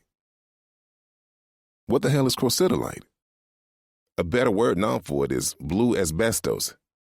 It's considered to be the world's most dangerous mineral known to man. It's found in commercial and industrial products like insulation, behind walls, under tile, cement sheets, and much more. However, when it's mixed with other substances, it becomes a highly addictive drug. It's been panhandled as a recreational drug, but with the wrong dosage, it can kill you instantaneously. So someone delivered that deadly dosage to my mother, Allure, and Malcolm. Not to mention, Wild noticed my brother's nails were blue. I'm almost sure he's an addict trying to fight his addiction. Damn, that's messed up. However, that's exactly what I'm saying. The others were users of the drug, but it's possible someone was poisoning your mother. The drug is a cash cow for someone, but there's more information. Bro, damn. I handed him back his phone before I lifted my glasses and rubbed my eyes. Do you want me to finish? Please do. I'm just trying to process all this shit, but you can continue. All right, then. The night of your mother's death, there were 2 sets of fingerprints lifted from her wine bottle and 1 set from her glass. They belonged to her and Locke. Are you saying what I think you're implying? I'm not here to point fingers, but solid evidence doesn't lie. You paid me to do a job, and I'm delivering you the news how I received it. Do you remember the summer before her death? Your brother interned at the center, along with some other students from his school. 2 of the 5 therapists who partook in the program were Dr. Watson and Dr. Atkins. Now, if that doesn't convince you that they all have a connection, then maybe this will. Before the program, guess who bought a building and hired a contractor to renovate it? Let me guess. Dr. Atkins? Nope. Dr. Watson. Really? Yes. The building was condemned in the early 80s because of the bad asbestos issues. Now, that's not even the trippy part. Pax and I ran a background check and face analysis on all administrative staff and patients here. Now, guess the 2 people who have something else in common. Dr. Watson and Dr. Atkins, I answered. Bingo. Take a look at these photos and tell me what you see. Dre handed me back his phone, and I analyzed both men on the front screen. There was a striking resemblance between Dr. Atkins and Dr. Watson when Dr. Watson wasn't dressed as a woman. Damn, they favor each other a lot. Indeed they do. Now swipe to the right once. I swiped to the right like he instructed, and there was a picture of Martin. Swiping back and forth between the photos quickly, the resemblance between Dr. Watson and Martin was uncanny.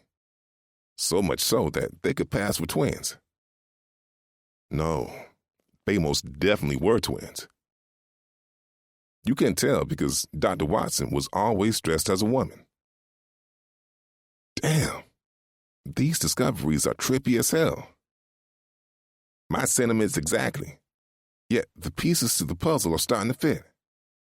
It's very possible that all 3 of them, including your brother, have some cult drug ring going on here and outside these walls. It's been proven that whoever gets in their way, they die. They have each been present in each of the victims' lives in some kind of way. Malcolm was meeting up with Dr. Watson after hours and attending what seemed to be a gentleman's club. After that, his life took a turn down a dark path. Pax is running an extensive background search on them and the patients. In the meantime, you gotta stay on your toes and watch your back and Wound's. Will do, I told him. Thanks for all the help. I'm gonna visit my pops and show him all this shit, so he can now see I wasn't tripping. But that's after Wild and I spend a little more time together. I smirked. I feel you, man. He chuckled. The sound of that congested voice from weeks ago motivated me to pause and look around the dining hall anxiously. What's up, bro? Dre asked me. That voice, do you hear it? Yeah, I do. It sounds like a woman. It does, but not fully. That's when it hit me. The congested voice from the hostile person chasing me a month ago belonged to a man pretending to sound like a woman. I looked at Dre, and he gave me a questioning look. Looking away, my eyes swept the room until they landed on Dr. Watson, talking and laughing with one of his colleagues. I turned back to Dre. It was Dr. Watson and Dr. Atkins that chased me in the stairwell that day. I kept saying it was a congested voice. But it was that awkward voice men have when they imitate women talking. It's mainly heard when gay men imitate the way women speak. Hence, Dr. Watson. Oh, shit. That means they are related and a part of this whole scheme. This was all true. Then Wilde is alone and defenseless against Martin. They've been gone for a while now. I never liked Martin. But these findings prove to me why I followed my instincts about him, he expressed. We need to go. Now, I spat with worry filling me. Together, we both zoomed past Yaz. She looked at us from my peripheral and swiftly took off behind us. We hit the stairs fast, and once we made it to the third floor, loud screams could be heard. My heart dropped to my ass because I knew he had killed my love. My eyes filled with tears, and I raced down the hall to Wilde's room. Savagely, I burst through the door as a roar ripped from me. However, I was met with an unexpected sight. Wilde was going ballistic on Martin. Her small Ugg boots were stomping Martin's groin, nuts, and face. It was like she was playing the game whack-a-mole the way her foot stomped on different areas of his body. I ran over to her and lifted her from him while trying my hardest to calm her down. She was hysterical and flustered. Keys, it was him, baby. He raped me that night, and he had Allure killed, she cried. Shh. It's all right, baby girl. I got you now. Somebody call 911, I shouted, and security ran into the room. Martin was all the way fucked up. Blood was leaking from his mouth and dick. My body shivered slightly because I was glad I wasn't in his shoes. Come on, love. I led her over to the bed and she sat down. Wilde wrapped her arms around her waist and she rocked back and forth. Let me get you a glass of water. She gave her inclination, and I headed into her bathroom. Picking up the glass from the sink, I stilled when I saw the tiny clear square baggie filled with a light blue powder substance. Placing the glass in the sink, I brought the tiny baggie closer to my sight to examine further. The powder was such a light blue color that if you didn't give it a second look, it would appear to be white. Fear formed in me again because two thoughts ran through my mind. Was Wilde their next victim, or was this her own doing? I prayed like hell Wilde wasn't using again. She didn't appear to be, but why was that tiny baggie stashed there? The sound of the police and paramedics startled me, so I tossed the baggie into the toilet and flushed it. I filled the glass with cold water and carried it to Wilde. She was still sitting in the same place as the detective questioned her. Handing her the glass, I sat next to her, and she immediately placed my right hand on her lap, and our fingers interlocked. I listened to her story as she related to the detective. There was no judgment on my end. She tried to flee and was left no choice but to defend herself, while Wilde continued to answer the detective's questions. I watched as the paramedics loaded Martin onto the gurney with one of his hands handcuffed to it. What really caught my attention was Yaz and Dr. Watson huddled in the hallway, having a heated discussion. He was dressed up in his usual RuPaul getup, but he seemed to be scolding Yaz like a parent or older relative would. Why would he even be talking to her if they're complete strangers, let alone disciplining her? I looked at Dre and gestured toward them. He looked at them, speaking as well. When they noticed we were watching them, Dr. Watson abruptly walked away from Yaz.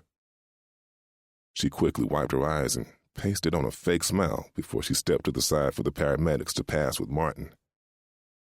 The detectives finished their questioning with Wilde and left. The only people left in the room were Wild, Dre, Yaz, and me. I stood and walked over to the door. I closed and locked it and faced them. My sole focus was on Yaz. Yaz, I know we just met and you don't owe me shit, but you owe that beautiful and hurt being over there. She's the reason you all are living the life that you have. Now, I'm going to ask you this one time. What were you and Dr. Watson talking about? I will personally see to it that your dad's and your life are ruined. She swallowed hard and looked nervously at Wild. Wild wore a peculiar look on her face as she stared at Yaz in question. I'm sorry, Wild, but I never intended to hurt you. I never meant for any of this to happen to you. Even New Year's Eve when my dad took advantage of you. It wasn't Allure that texted you and lured you to that room. It was me. Wait, what? Wild asked, surprised. My dad texted Allure first and lured her there by mentioning the praying powder. She'd been hooked on it since she was introduced to it. Once he had Allure to the point where she was fiending for a taste, he knew she would hand her phone over willingly so she could get a hit. So while we were enjoying the club, I texted you and told you I needed you. How? You were sitting next to me the whole time in the club. I know, Yaz cried. I had both phones in my purse. When you weren't looking, I slipped you a roofie per his request. When I noticed the drug wasn't taking its effect, I summoned one of his guards as a part of the scheme, and he took you to that VIP room. My dad went on to have his way with you. Yaz broke down and cried.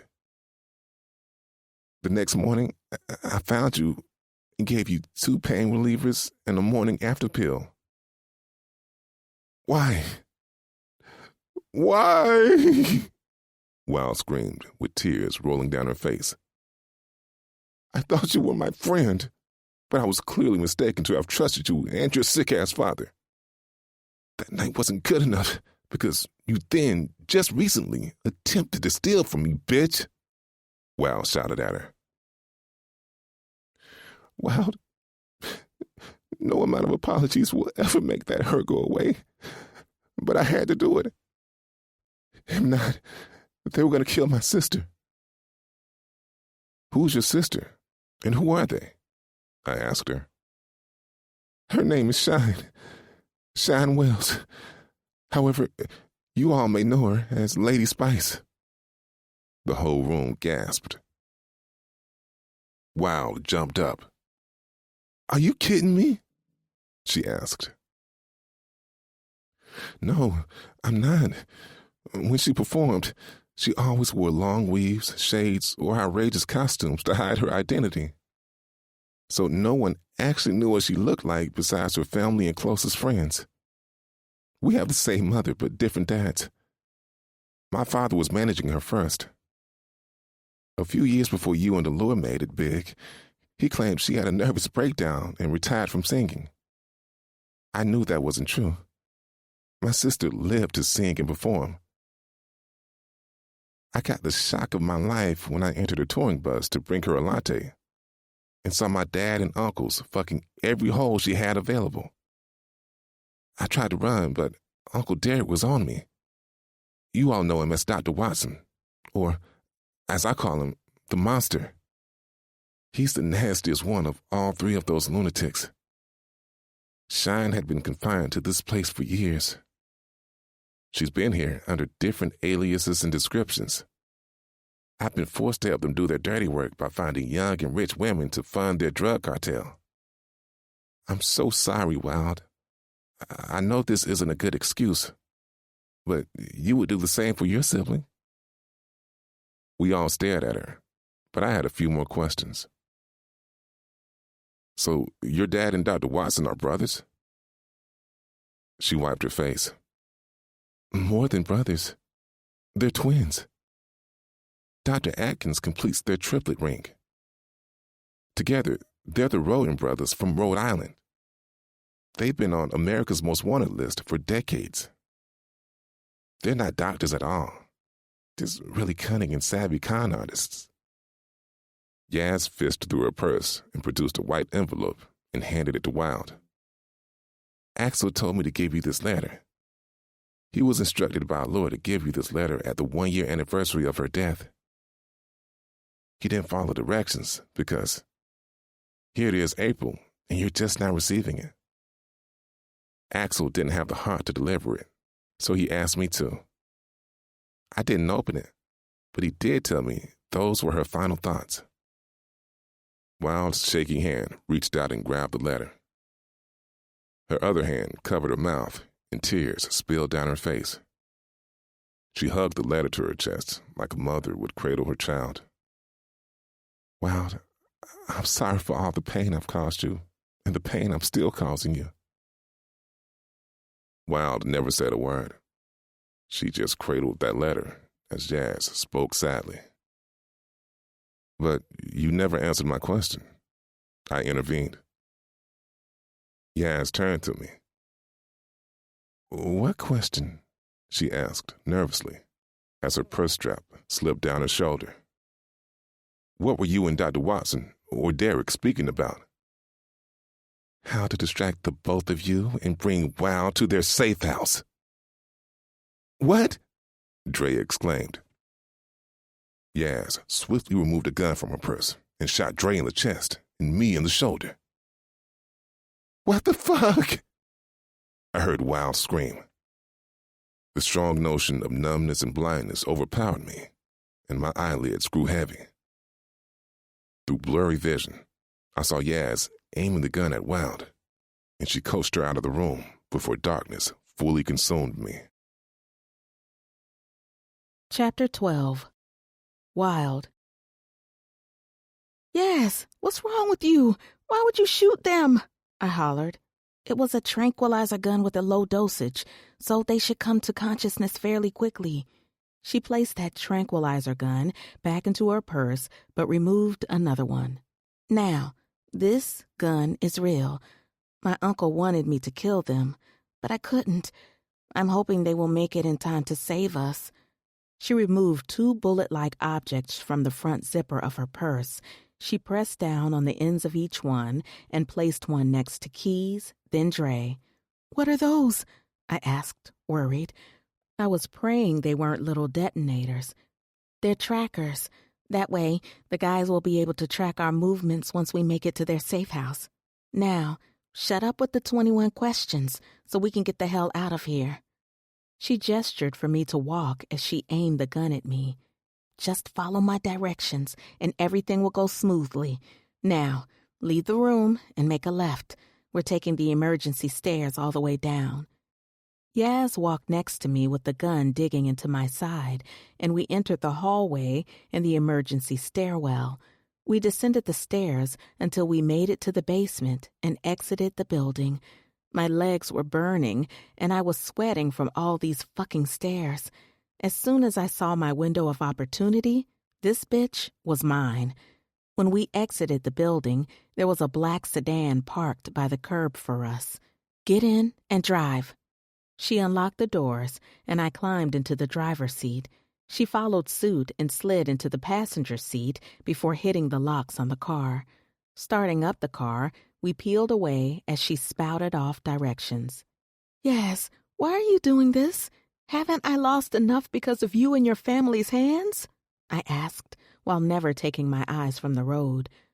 Once I deliver you to them, then they will give me my sister back. They swore to me. It's been years since I've talked to her, heard her voice, or felt her touch. I've been in hell these last 5 years, and I just want a moment's peace.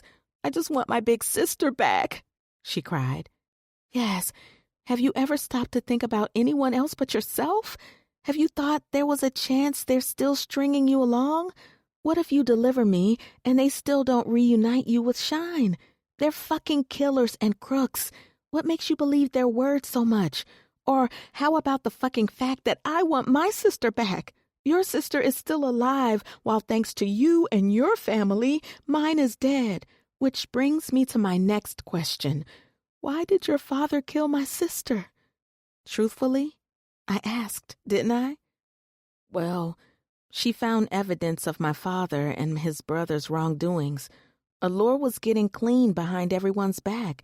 It had been a while since she had stopped using, but once they found out that she knew about their dirty operation, they started sending her threatening text messages and phone calls.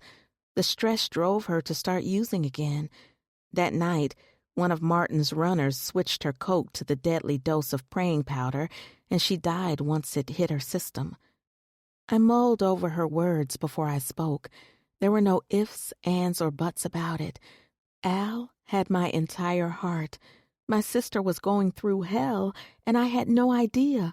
All because of that fucking weasel and this bitch. I've been going through hell myself, trying to get clean and make her proud of me, but I couldn't endure this pain they kept inflicting on me.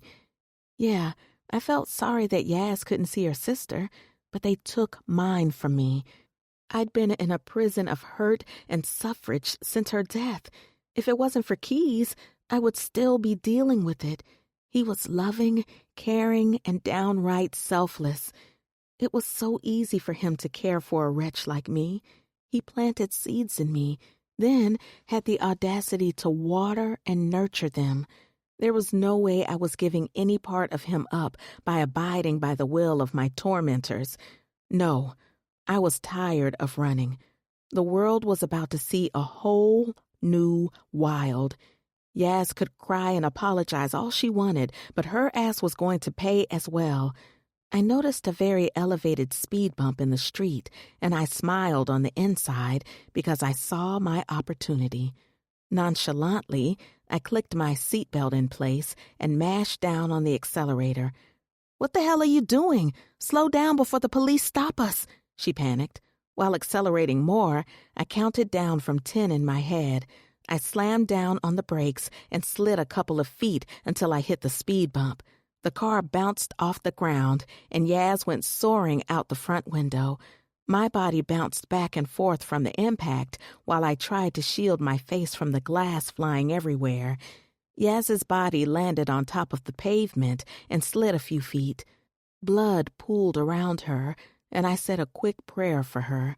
It was more than she'd ever done for me.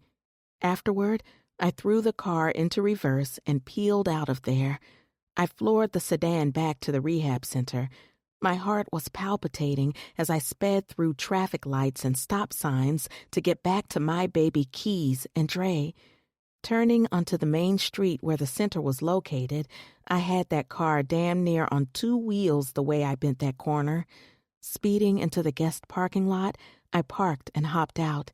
As soon as I started to run inside, I felt a jolt to the back of my neck that caused my entire body to convulse uncontrollably. The darkness reached out and grabbed my hand as my heavy lids closed. A strong, burning inhalant filled my nose, and my eyes snapped open. I surveyed my surroundings through blurry vision. The dark outline of a figure or image walked away from me. Squeezing my eyes shut, I opened them again, but I couldn't see properly. The murmured sounds of screams alerted me that I wasn't alone. I closed my eyes tightly again and opened them once more. Now, I was able to see a little better, and that's when I saw Keys's father and stepmom bound to a chair with a piece of duct tape covering their mouth. Looking down at myself, I was also bound to a chair, but my mouth wasn't covered. We were in a renovated and modern-styled kitchen, sitting at a real oak table with beautiful oak chairs to match. My heart started to beat wildly when the sound of heavy boots entered the kitchen. The hungry and savage look in Locke's eyes told me he was a man on a mission, and I was his to procure. "Look who's back from the dead. The ammonia inhalant would do it." He chuckled and strolled over to the table wearing a black hoodie, dark distressed jeans, and designer boots. The brown liquor in the bottle sloshed as he slammed his 5th of cognac onto the table he seemed to dine from. "Why the frown? No love for your boy? Precisely. Nah, it's because I'm the wrong brother. That and the fact that I'm tied to this fucking chair being held against my will. Yeah, that would do it. He chortled lightly. Tell me something. Why him? He asked, guzzling down his booze. Why not him? I responded. You don't strike me as the type to go for nerds or weak-ass, limp-ass niggas. So I ask you again, why my brother Keys? This time, when his punk ass asked, he drank from his liquor and splashed some in my hair and face. The liquor trailing from my hair dripped into my eyes, and it burned like hell. Ugh! You are so not worth this explanation, but I'll humor your weak ass. Venom filled his eyes, and I stared him down. He no longer intimidated me because I was a survivor. The simple explanation is, it's the way nature planned it. It's one of my favorite song titles from the Four Tops. The long explanation is, there's a heaven in his heart that has granted a tainted soul like mine access to his pure sanctuary, to the world. I'm a successful entertainer. To others, I'm a junkie whore. But to the one that matters the most, I'm the maple syrup drizzling down his pancakes on a Sunday morning. I never in my life have been loved so selflessly until I met Keys. So, if being madly in love with a beautiful man that wears round-rimmed glasses like a wizard, a soul with one of the sexiest swaggers where his limp adds more sex appeal, or a man that can cook my panties smooth off is wrong, then kill me. Furthermore, if I survive this horrible ordeal, I'm going to marry that man and whisk him away while I'm barefoot and pregnant, I stated through my tears. Locke eyed me drunkenly while my tears poured down my face. I felt lighter and freer at that confession because I'd been holding back how much I loved Keys. I looked over at their parents as their stepmother had tears falling down her face. Their dad winked at me through watery eyes, but a tear never fell. Wow, Locke recited. I turned and looked at him. I thought you were going to give me some bullshit-ass excuse, but I felt that shit in my soul. He got a real one, for real. It's just unfortunate that none of that shit will ever happen. But it was beautiful, nonetheless. What's beautiful? I turned in the direction of the voice, and Atkins and Watson entered the kitchen with huge grins on their faces. They, too, were dressed in hoodies, jeans, and boots as they took their seats next to Locke. It was weird to see Dr. Watson dressed in male clothing, but he pulled that off, too. Now, sitting side by side, I could see the major resemblance between both men, including Martin. They all were literally three handsome devils. Wow, you all really look alike, almost like twins, I told them. Well, Derek and Nicholas, commonly known as Watson and Martin, are identical twins. I complete our triplet ring, Dr. Atkins confirmed. Okay, now that that's been answered, where do you fit in, Locke? I didn't miss the fact that you look just like them as well. Locke's right eye twitched, and Dr. Watson spoke up. Go ahead and tell her, son. Please tell us, because there are some pieces missing from this puzzle. I gasped when Keys walked his sexy ass into the room with his hands up in a surrender motion. His locks hung loosely past his shoulders, while the other half was placed in a bun at the top of his head. He wasn't wearing his glasses, so he must have been wearing his contacts. The red crewneck sweatshirt that clashed against his dark caramel complexion made my kitty leak like a faucet. His slim black distressed jeans really brought out the bow shape of his legs, and it caused me to squeeze my legs together as tight as I could. Man, I hoped we survived this shit, because I had plans to ride his lengthy and meaty dick for the rest of my life. All three men swiftly aimed their guns at him. Whoa, fellas, all this artillery for little old me? Keys asked, chuckling lightly. How the fuck did you know where we were? Dr. Atkins asked. Your niece, yes. When I woke up from the tranquilizer she shot me with, I found a tracking device on the floor next to me. Fuck, I knew that bitch was going to give in. It's good you got rid of her for us, Wild. Now, all we have to focus on is making sure that Shine and Crystal can do Yaz's job. Once we break Wild in, she'll be right beside them, luring more young and rich women to us. Dr. Watson spoke and devilishly smirked at me. My stomach churned in disgust. Before all of that happens, I need to know about my dear brother's story. He's so adamant about getting rid of me, so I think that's at least owed to me. I don't owe your bitch-ass shit, Locke growled. Oh, yes you do. And I'm going to get my answers one way or another. Dr. Watson and Dr. Atkins looked at each other and beckoned their agreement. Remove the tape from your father's mouth, because he might want to weigh in on this story, Dr. Atkins instructed with a smile. Very well, Keyes mentioned. His sexy ass swaggered to his father and removed the tape from his dad's mouth. He then took the seat between his father and me. Keyes' father, Hart, rolled his mouth around while Dr. Atkins spoke again. Well, it's a very simple story. Your mother worked at the center first. I came 6 months after her. To be honest, I was smitten with her. So smitten that she became my first real love. However, her feelings for me weren't reciprocated. We shared only one night of passion, and the next morning she said it was a mistake and that we should remain co-workers only.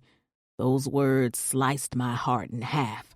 I was torn up for a while, but I had to respect it since we had plans here already.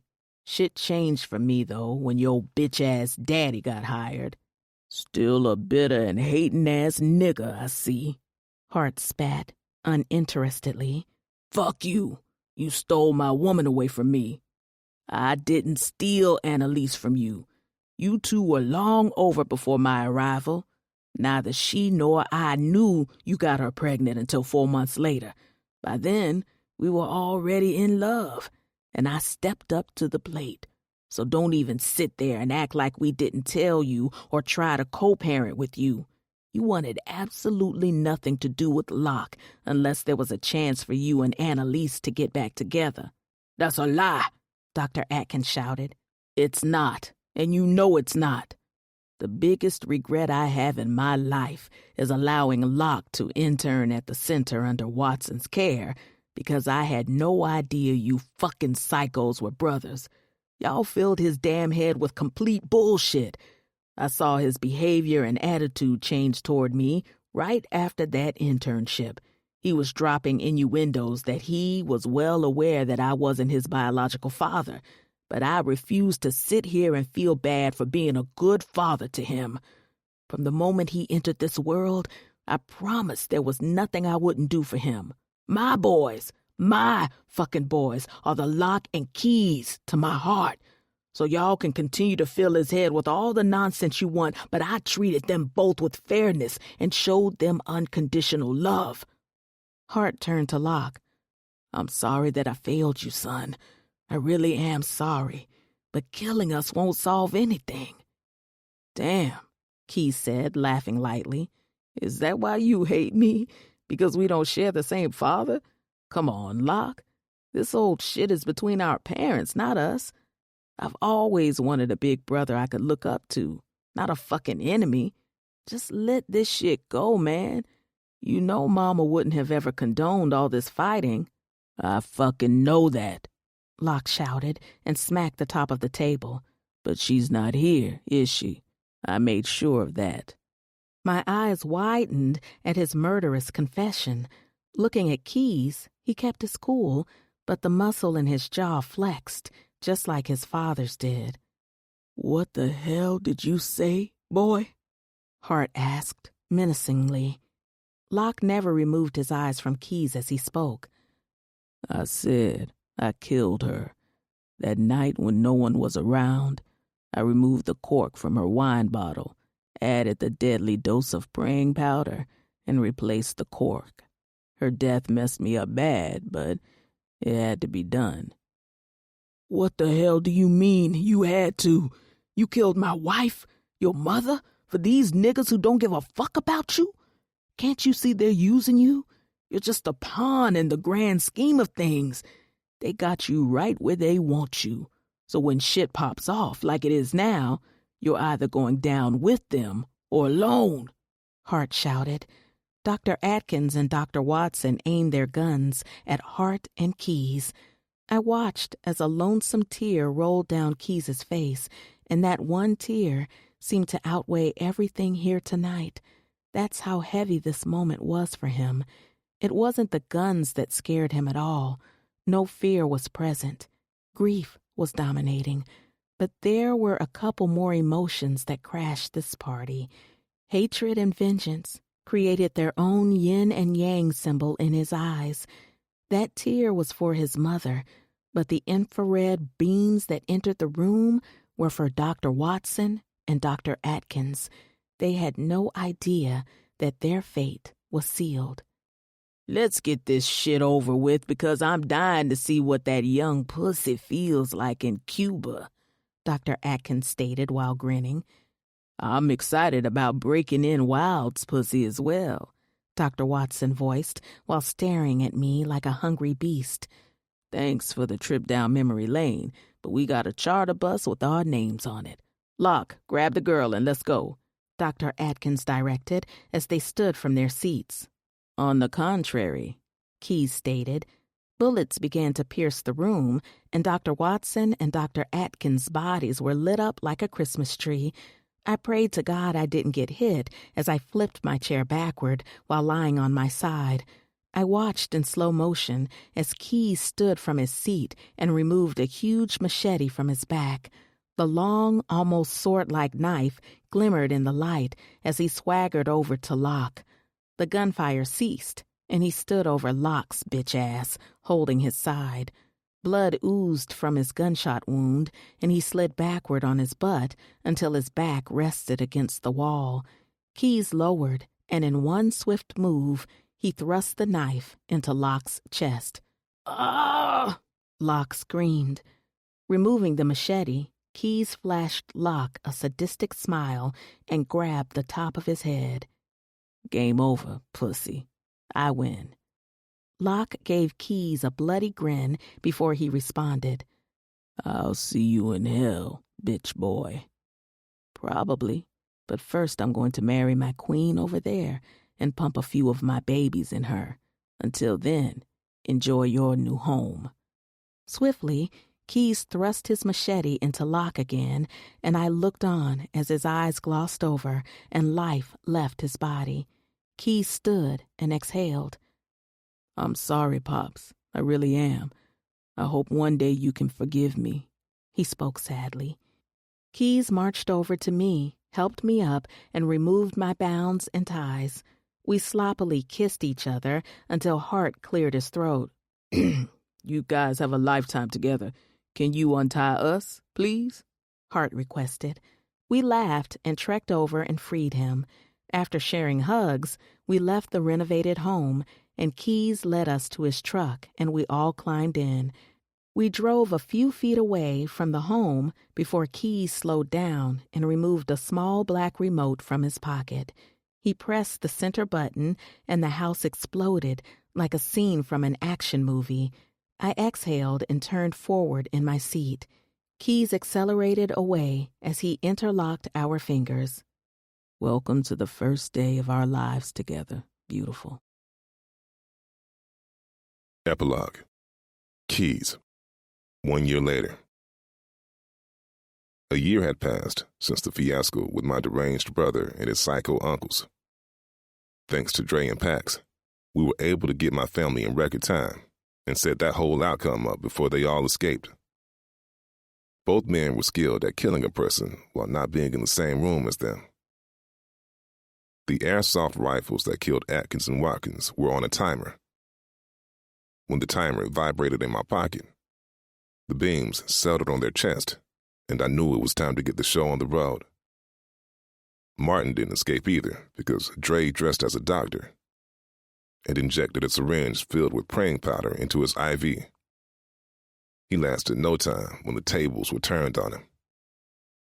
My father didn't shed one tear over Locke's death, but he did slip into a mini depression after finding out the true nature of my mother's death. I now understood his pain because they were first loves, like Wild and me. I'm not sure if I could be as strong as him if something had happened to her. My pops went back to grief counseling, and Wild and I attended it with him. His wife, Cynthia, was very supportive and understanding and by his side through it all. Within 4 months, he started to get back to his old self. We helped rescue Shine and Crystal from the charter bus and got them into a different rehab center. Yaz survived being thrown out of a car window, and she held no ill will toward Wild. Wild didn't show any remorse for her, because Yaz still took part in one of the worst experiences of her life. Yaz, Shine, and Crystal now resided in a small town in Colorado.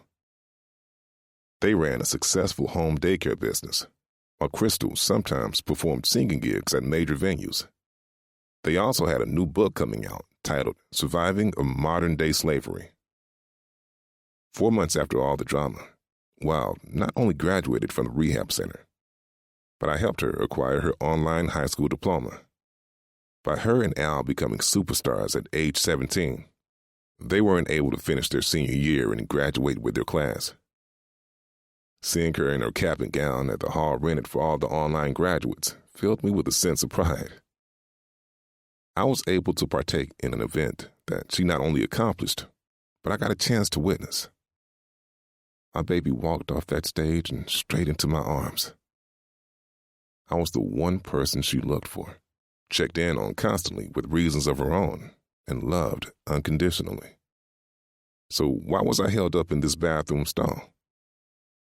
I kept opening and closing the ring box as I sat on the toilet at the comic convention. Man, it was hot as hell in this leather Ant-Man costume, but I was scared shitless to propose to Wild, all because I feared she might say no. Come on, Keys. You got this, man, I encouraged myself. She's in love with you, and she will say yes. I stood from the toilet and placed the ring back into my pocket before I swiped my comic book off the floor. If those words didn't cause me to get moving, then the guy dropping logs in the stall next to mine definitely got me moving. I exited the bathroom and wandered back over to the cheesecake buffet I left Wild at. As I walked up, she was smashing cheesecake bites while cheering on a group of preteens sword fighting with foam swords. See, it was moments like this that made me fall harder for her. I knew I was a nerd, through and through. But this beautiful, cultured soul genuinely enjoyed the things I liked. I was blessed. Wrapping my arms around her waist, she melted into my embrace like it was the most natural and instinctive action to do now. You good, baby? She probed through her bites. Yes. How about you?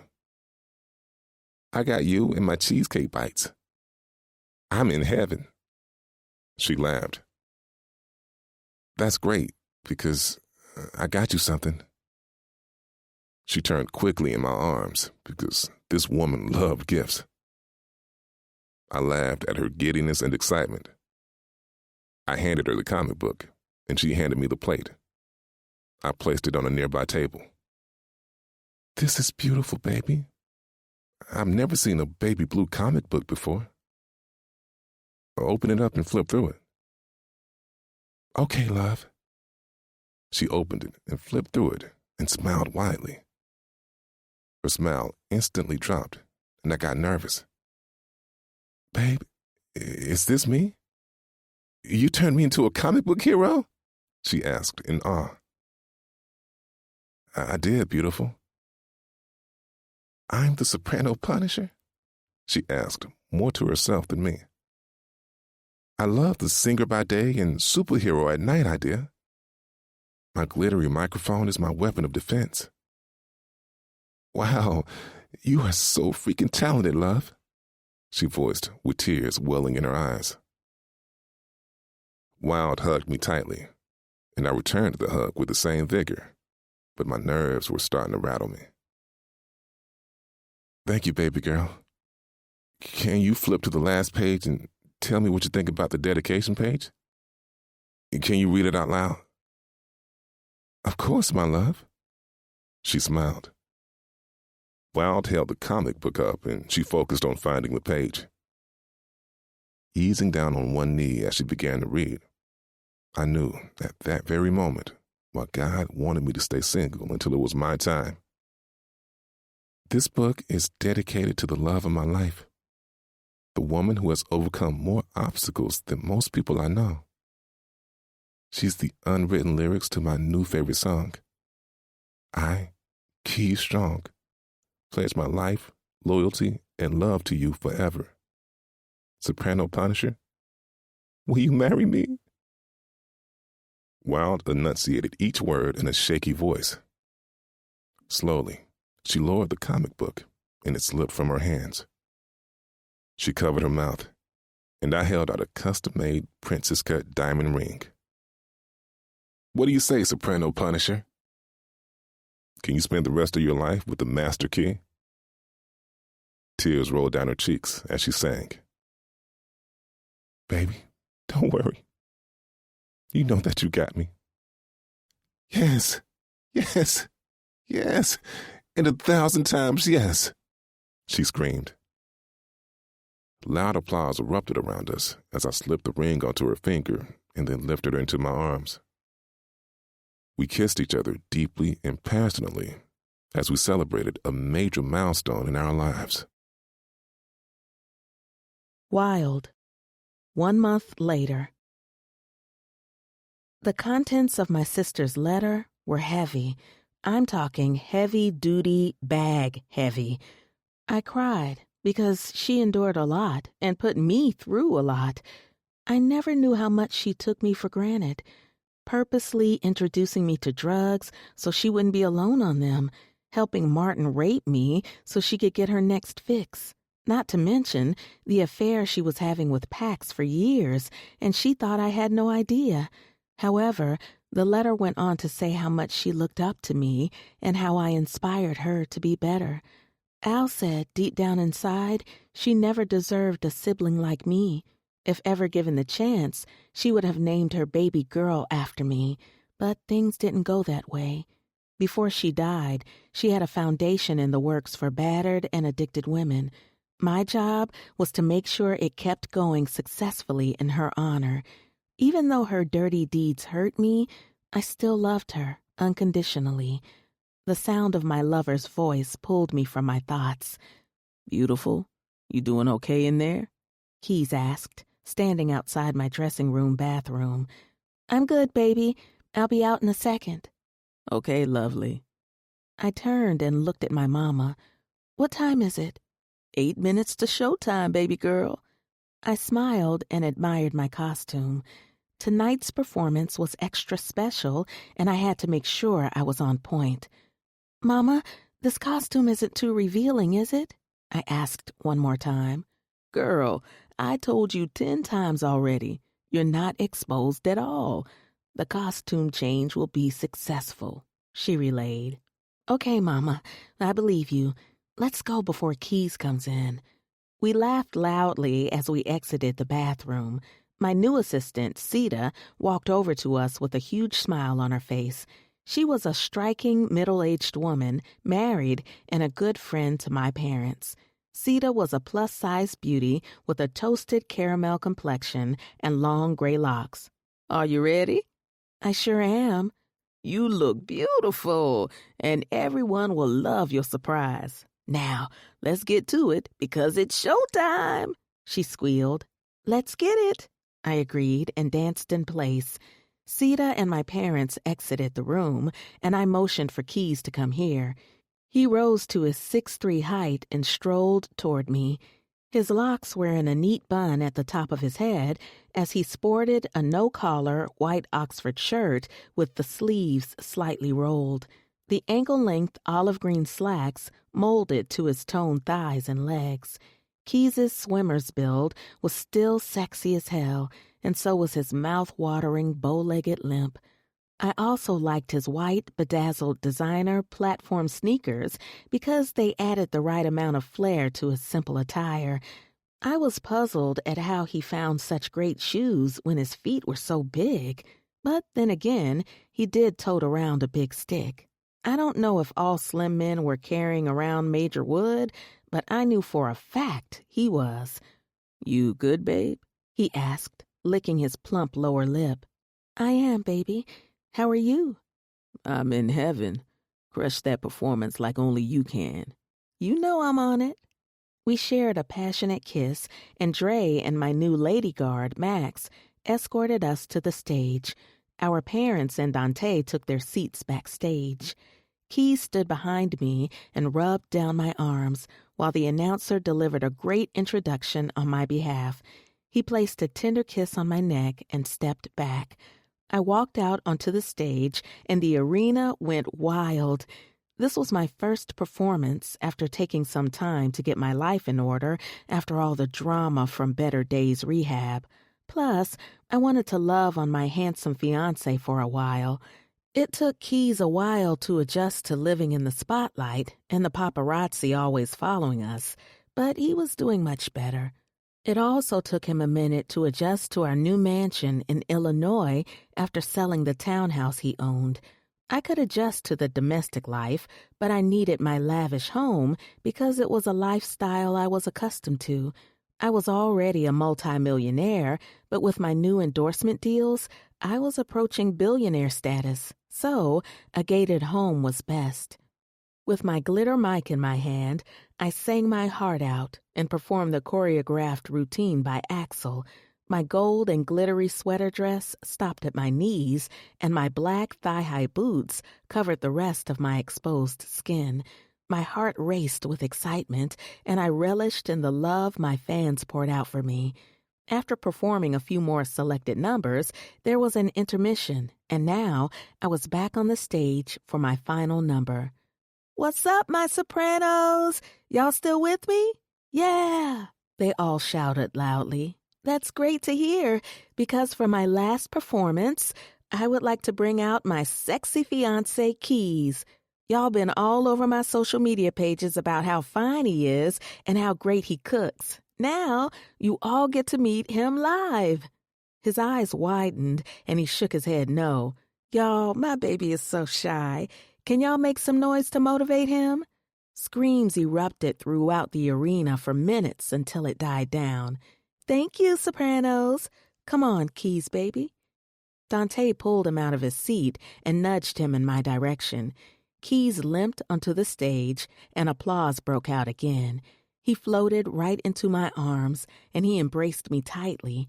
I could feel him shaking a bit, so I rubbed his back soothingly until he was calm. When we separated, he pushed his glasses up onto his face, and I gave the stage engineer the cue.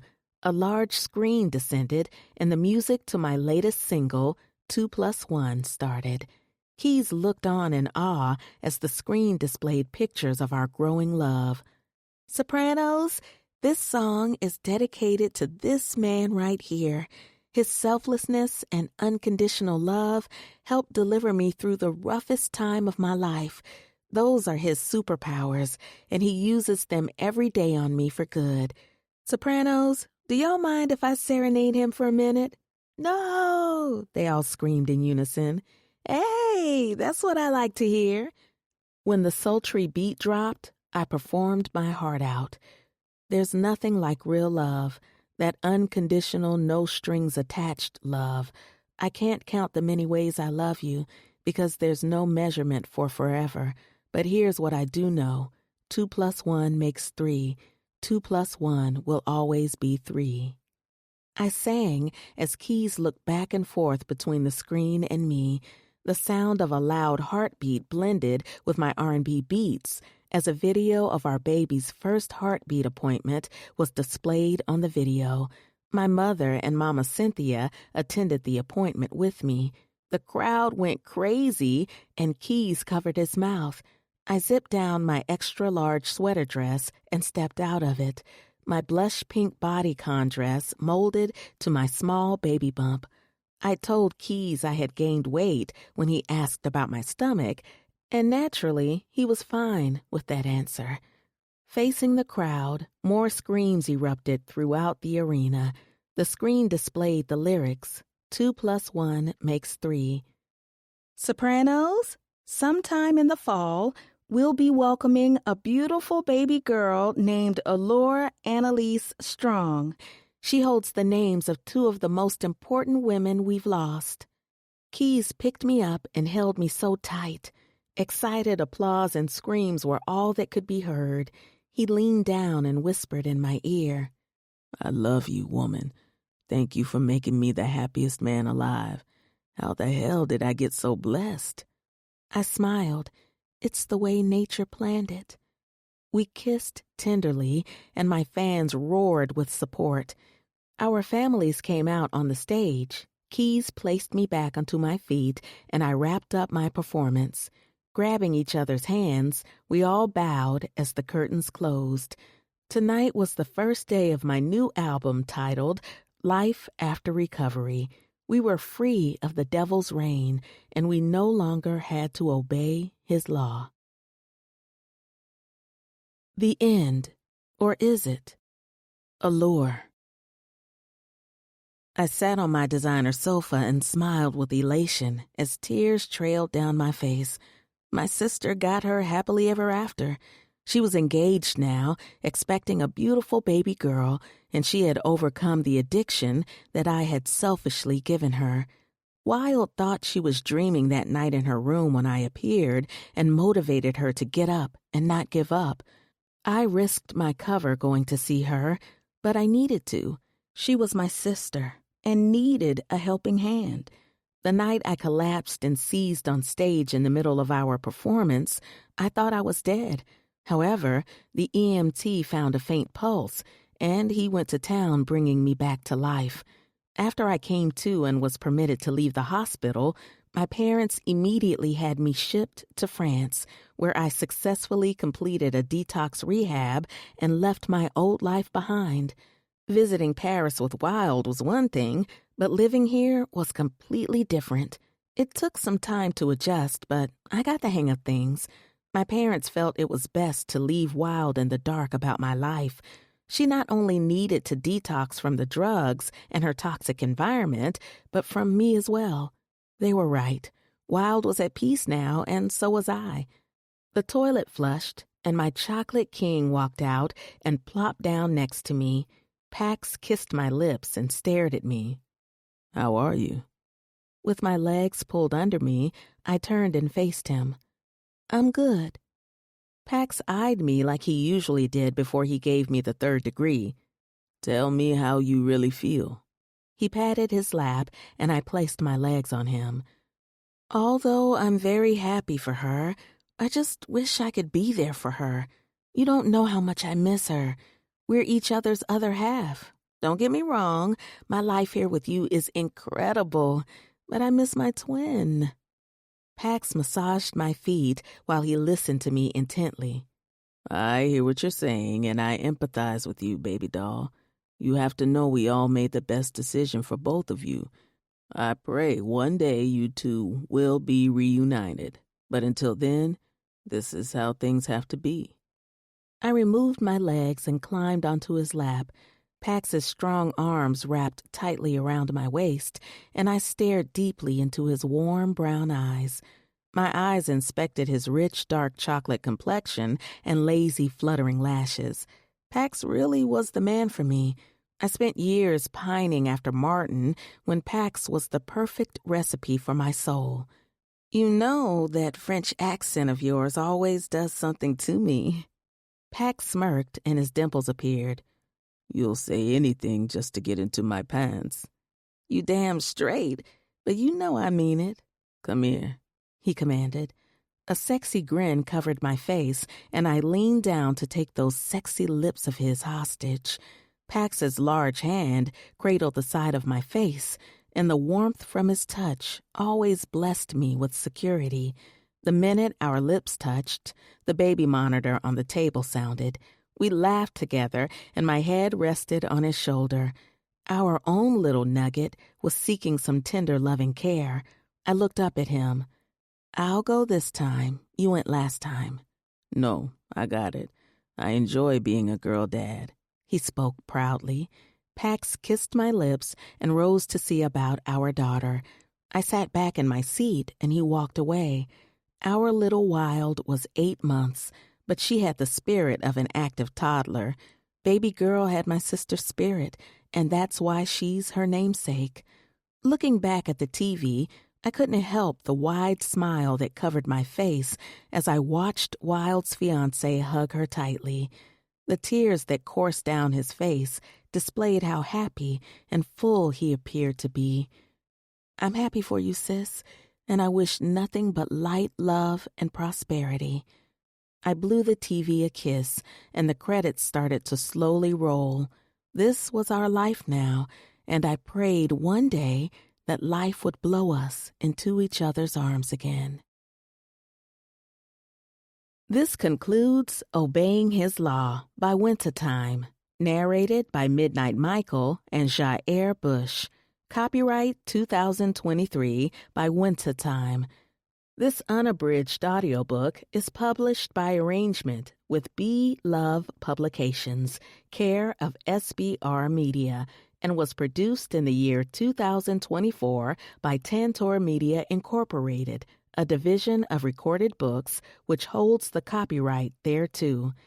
Please visit Tantor.com for more information on our growing library of unabridged audiobooks.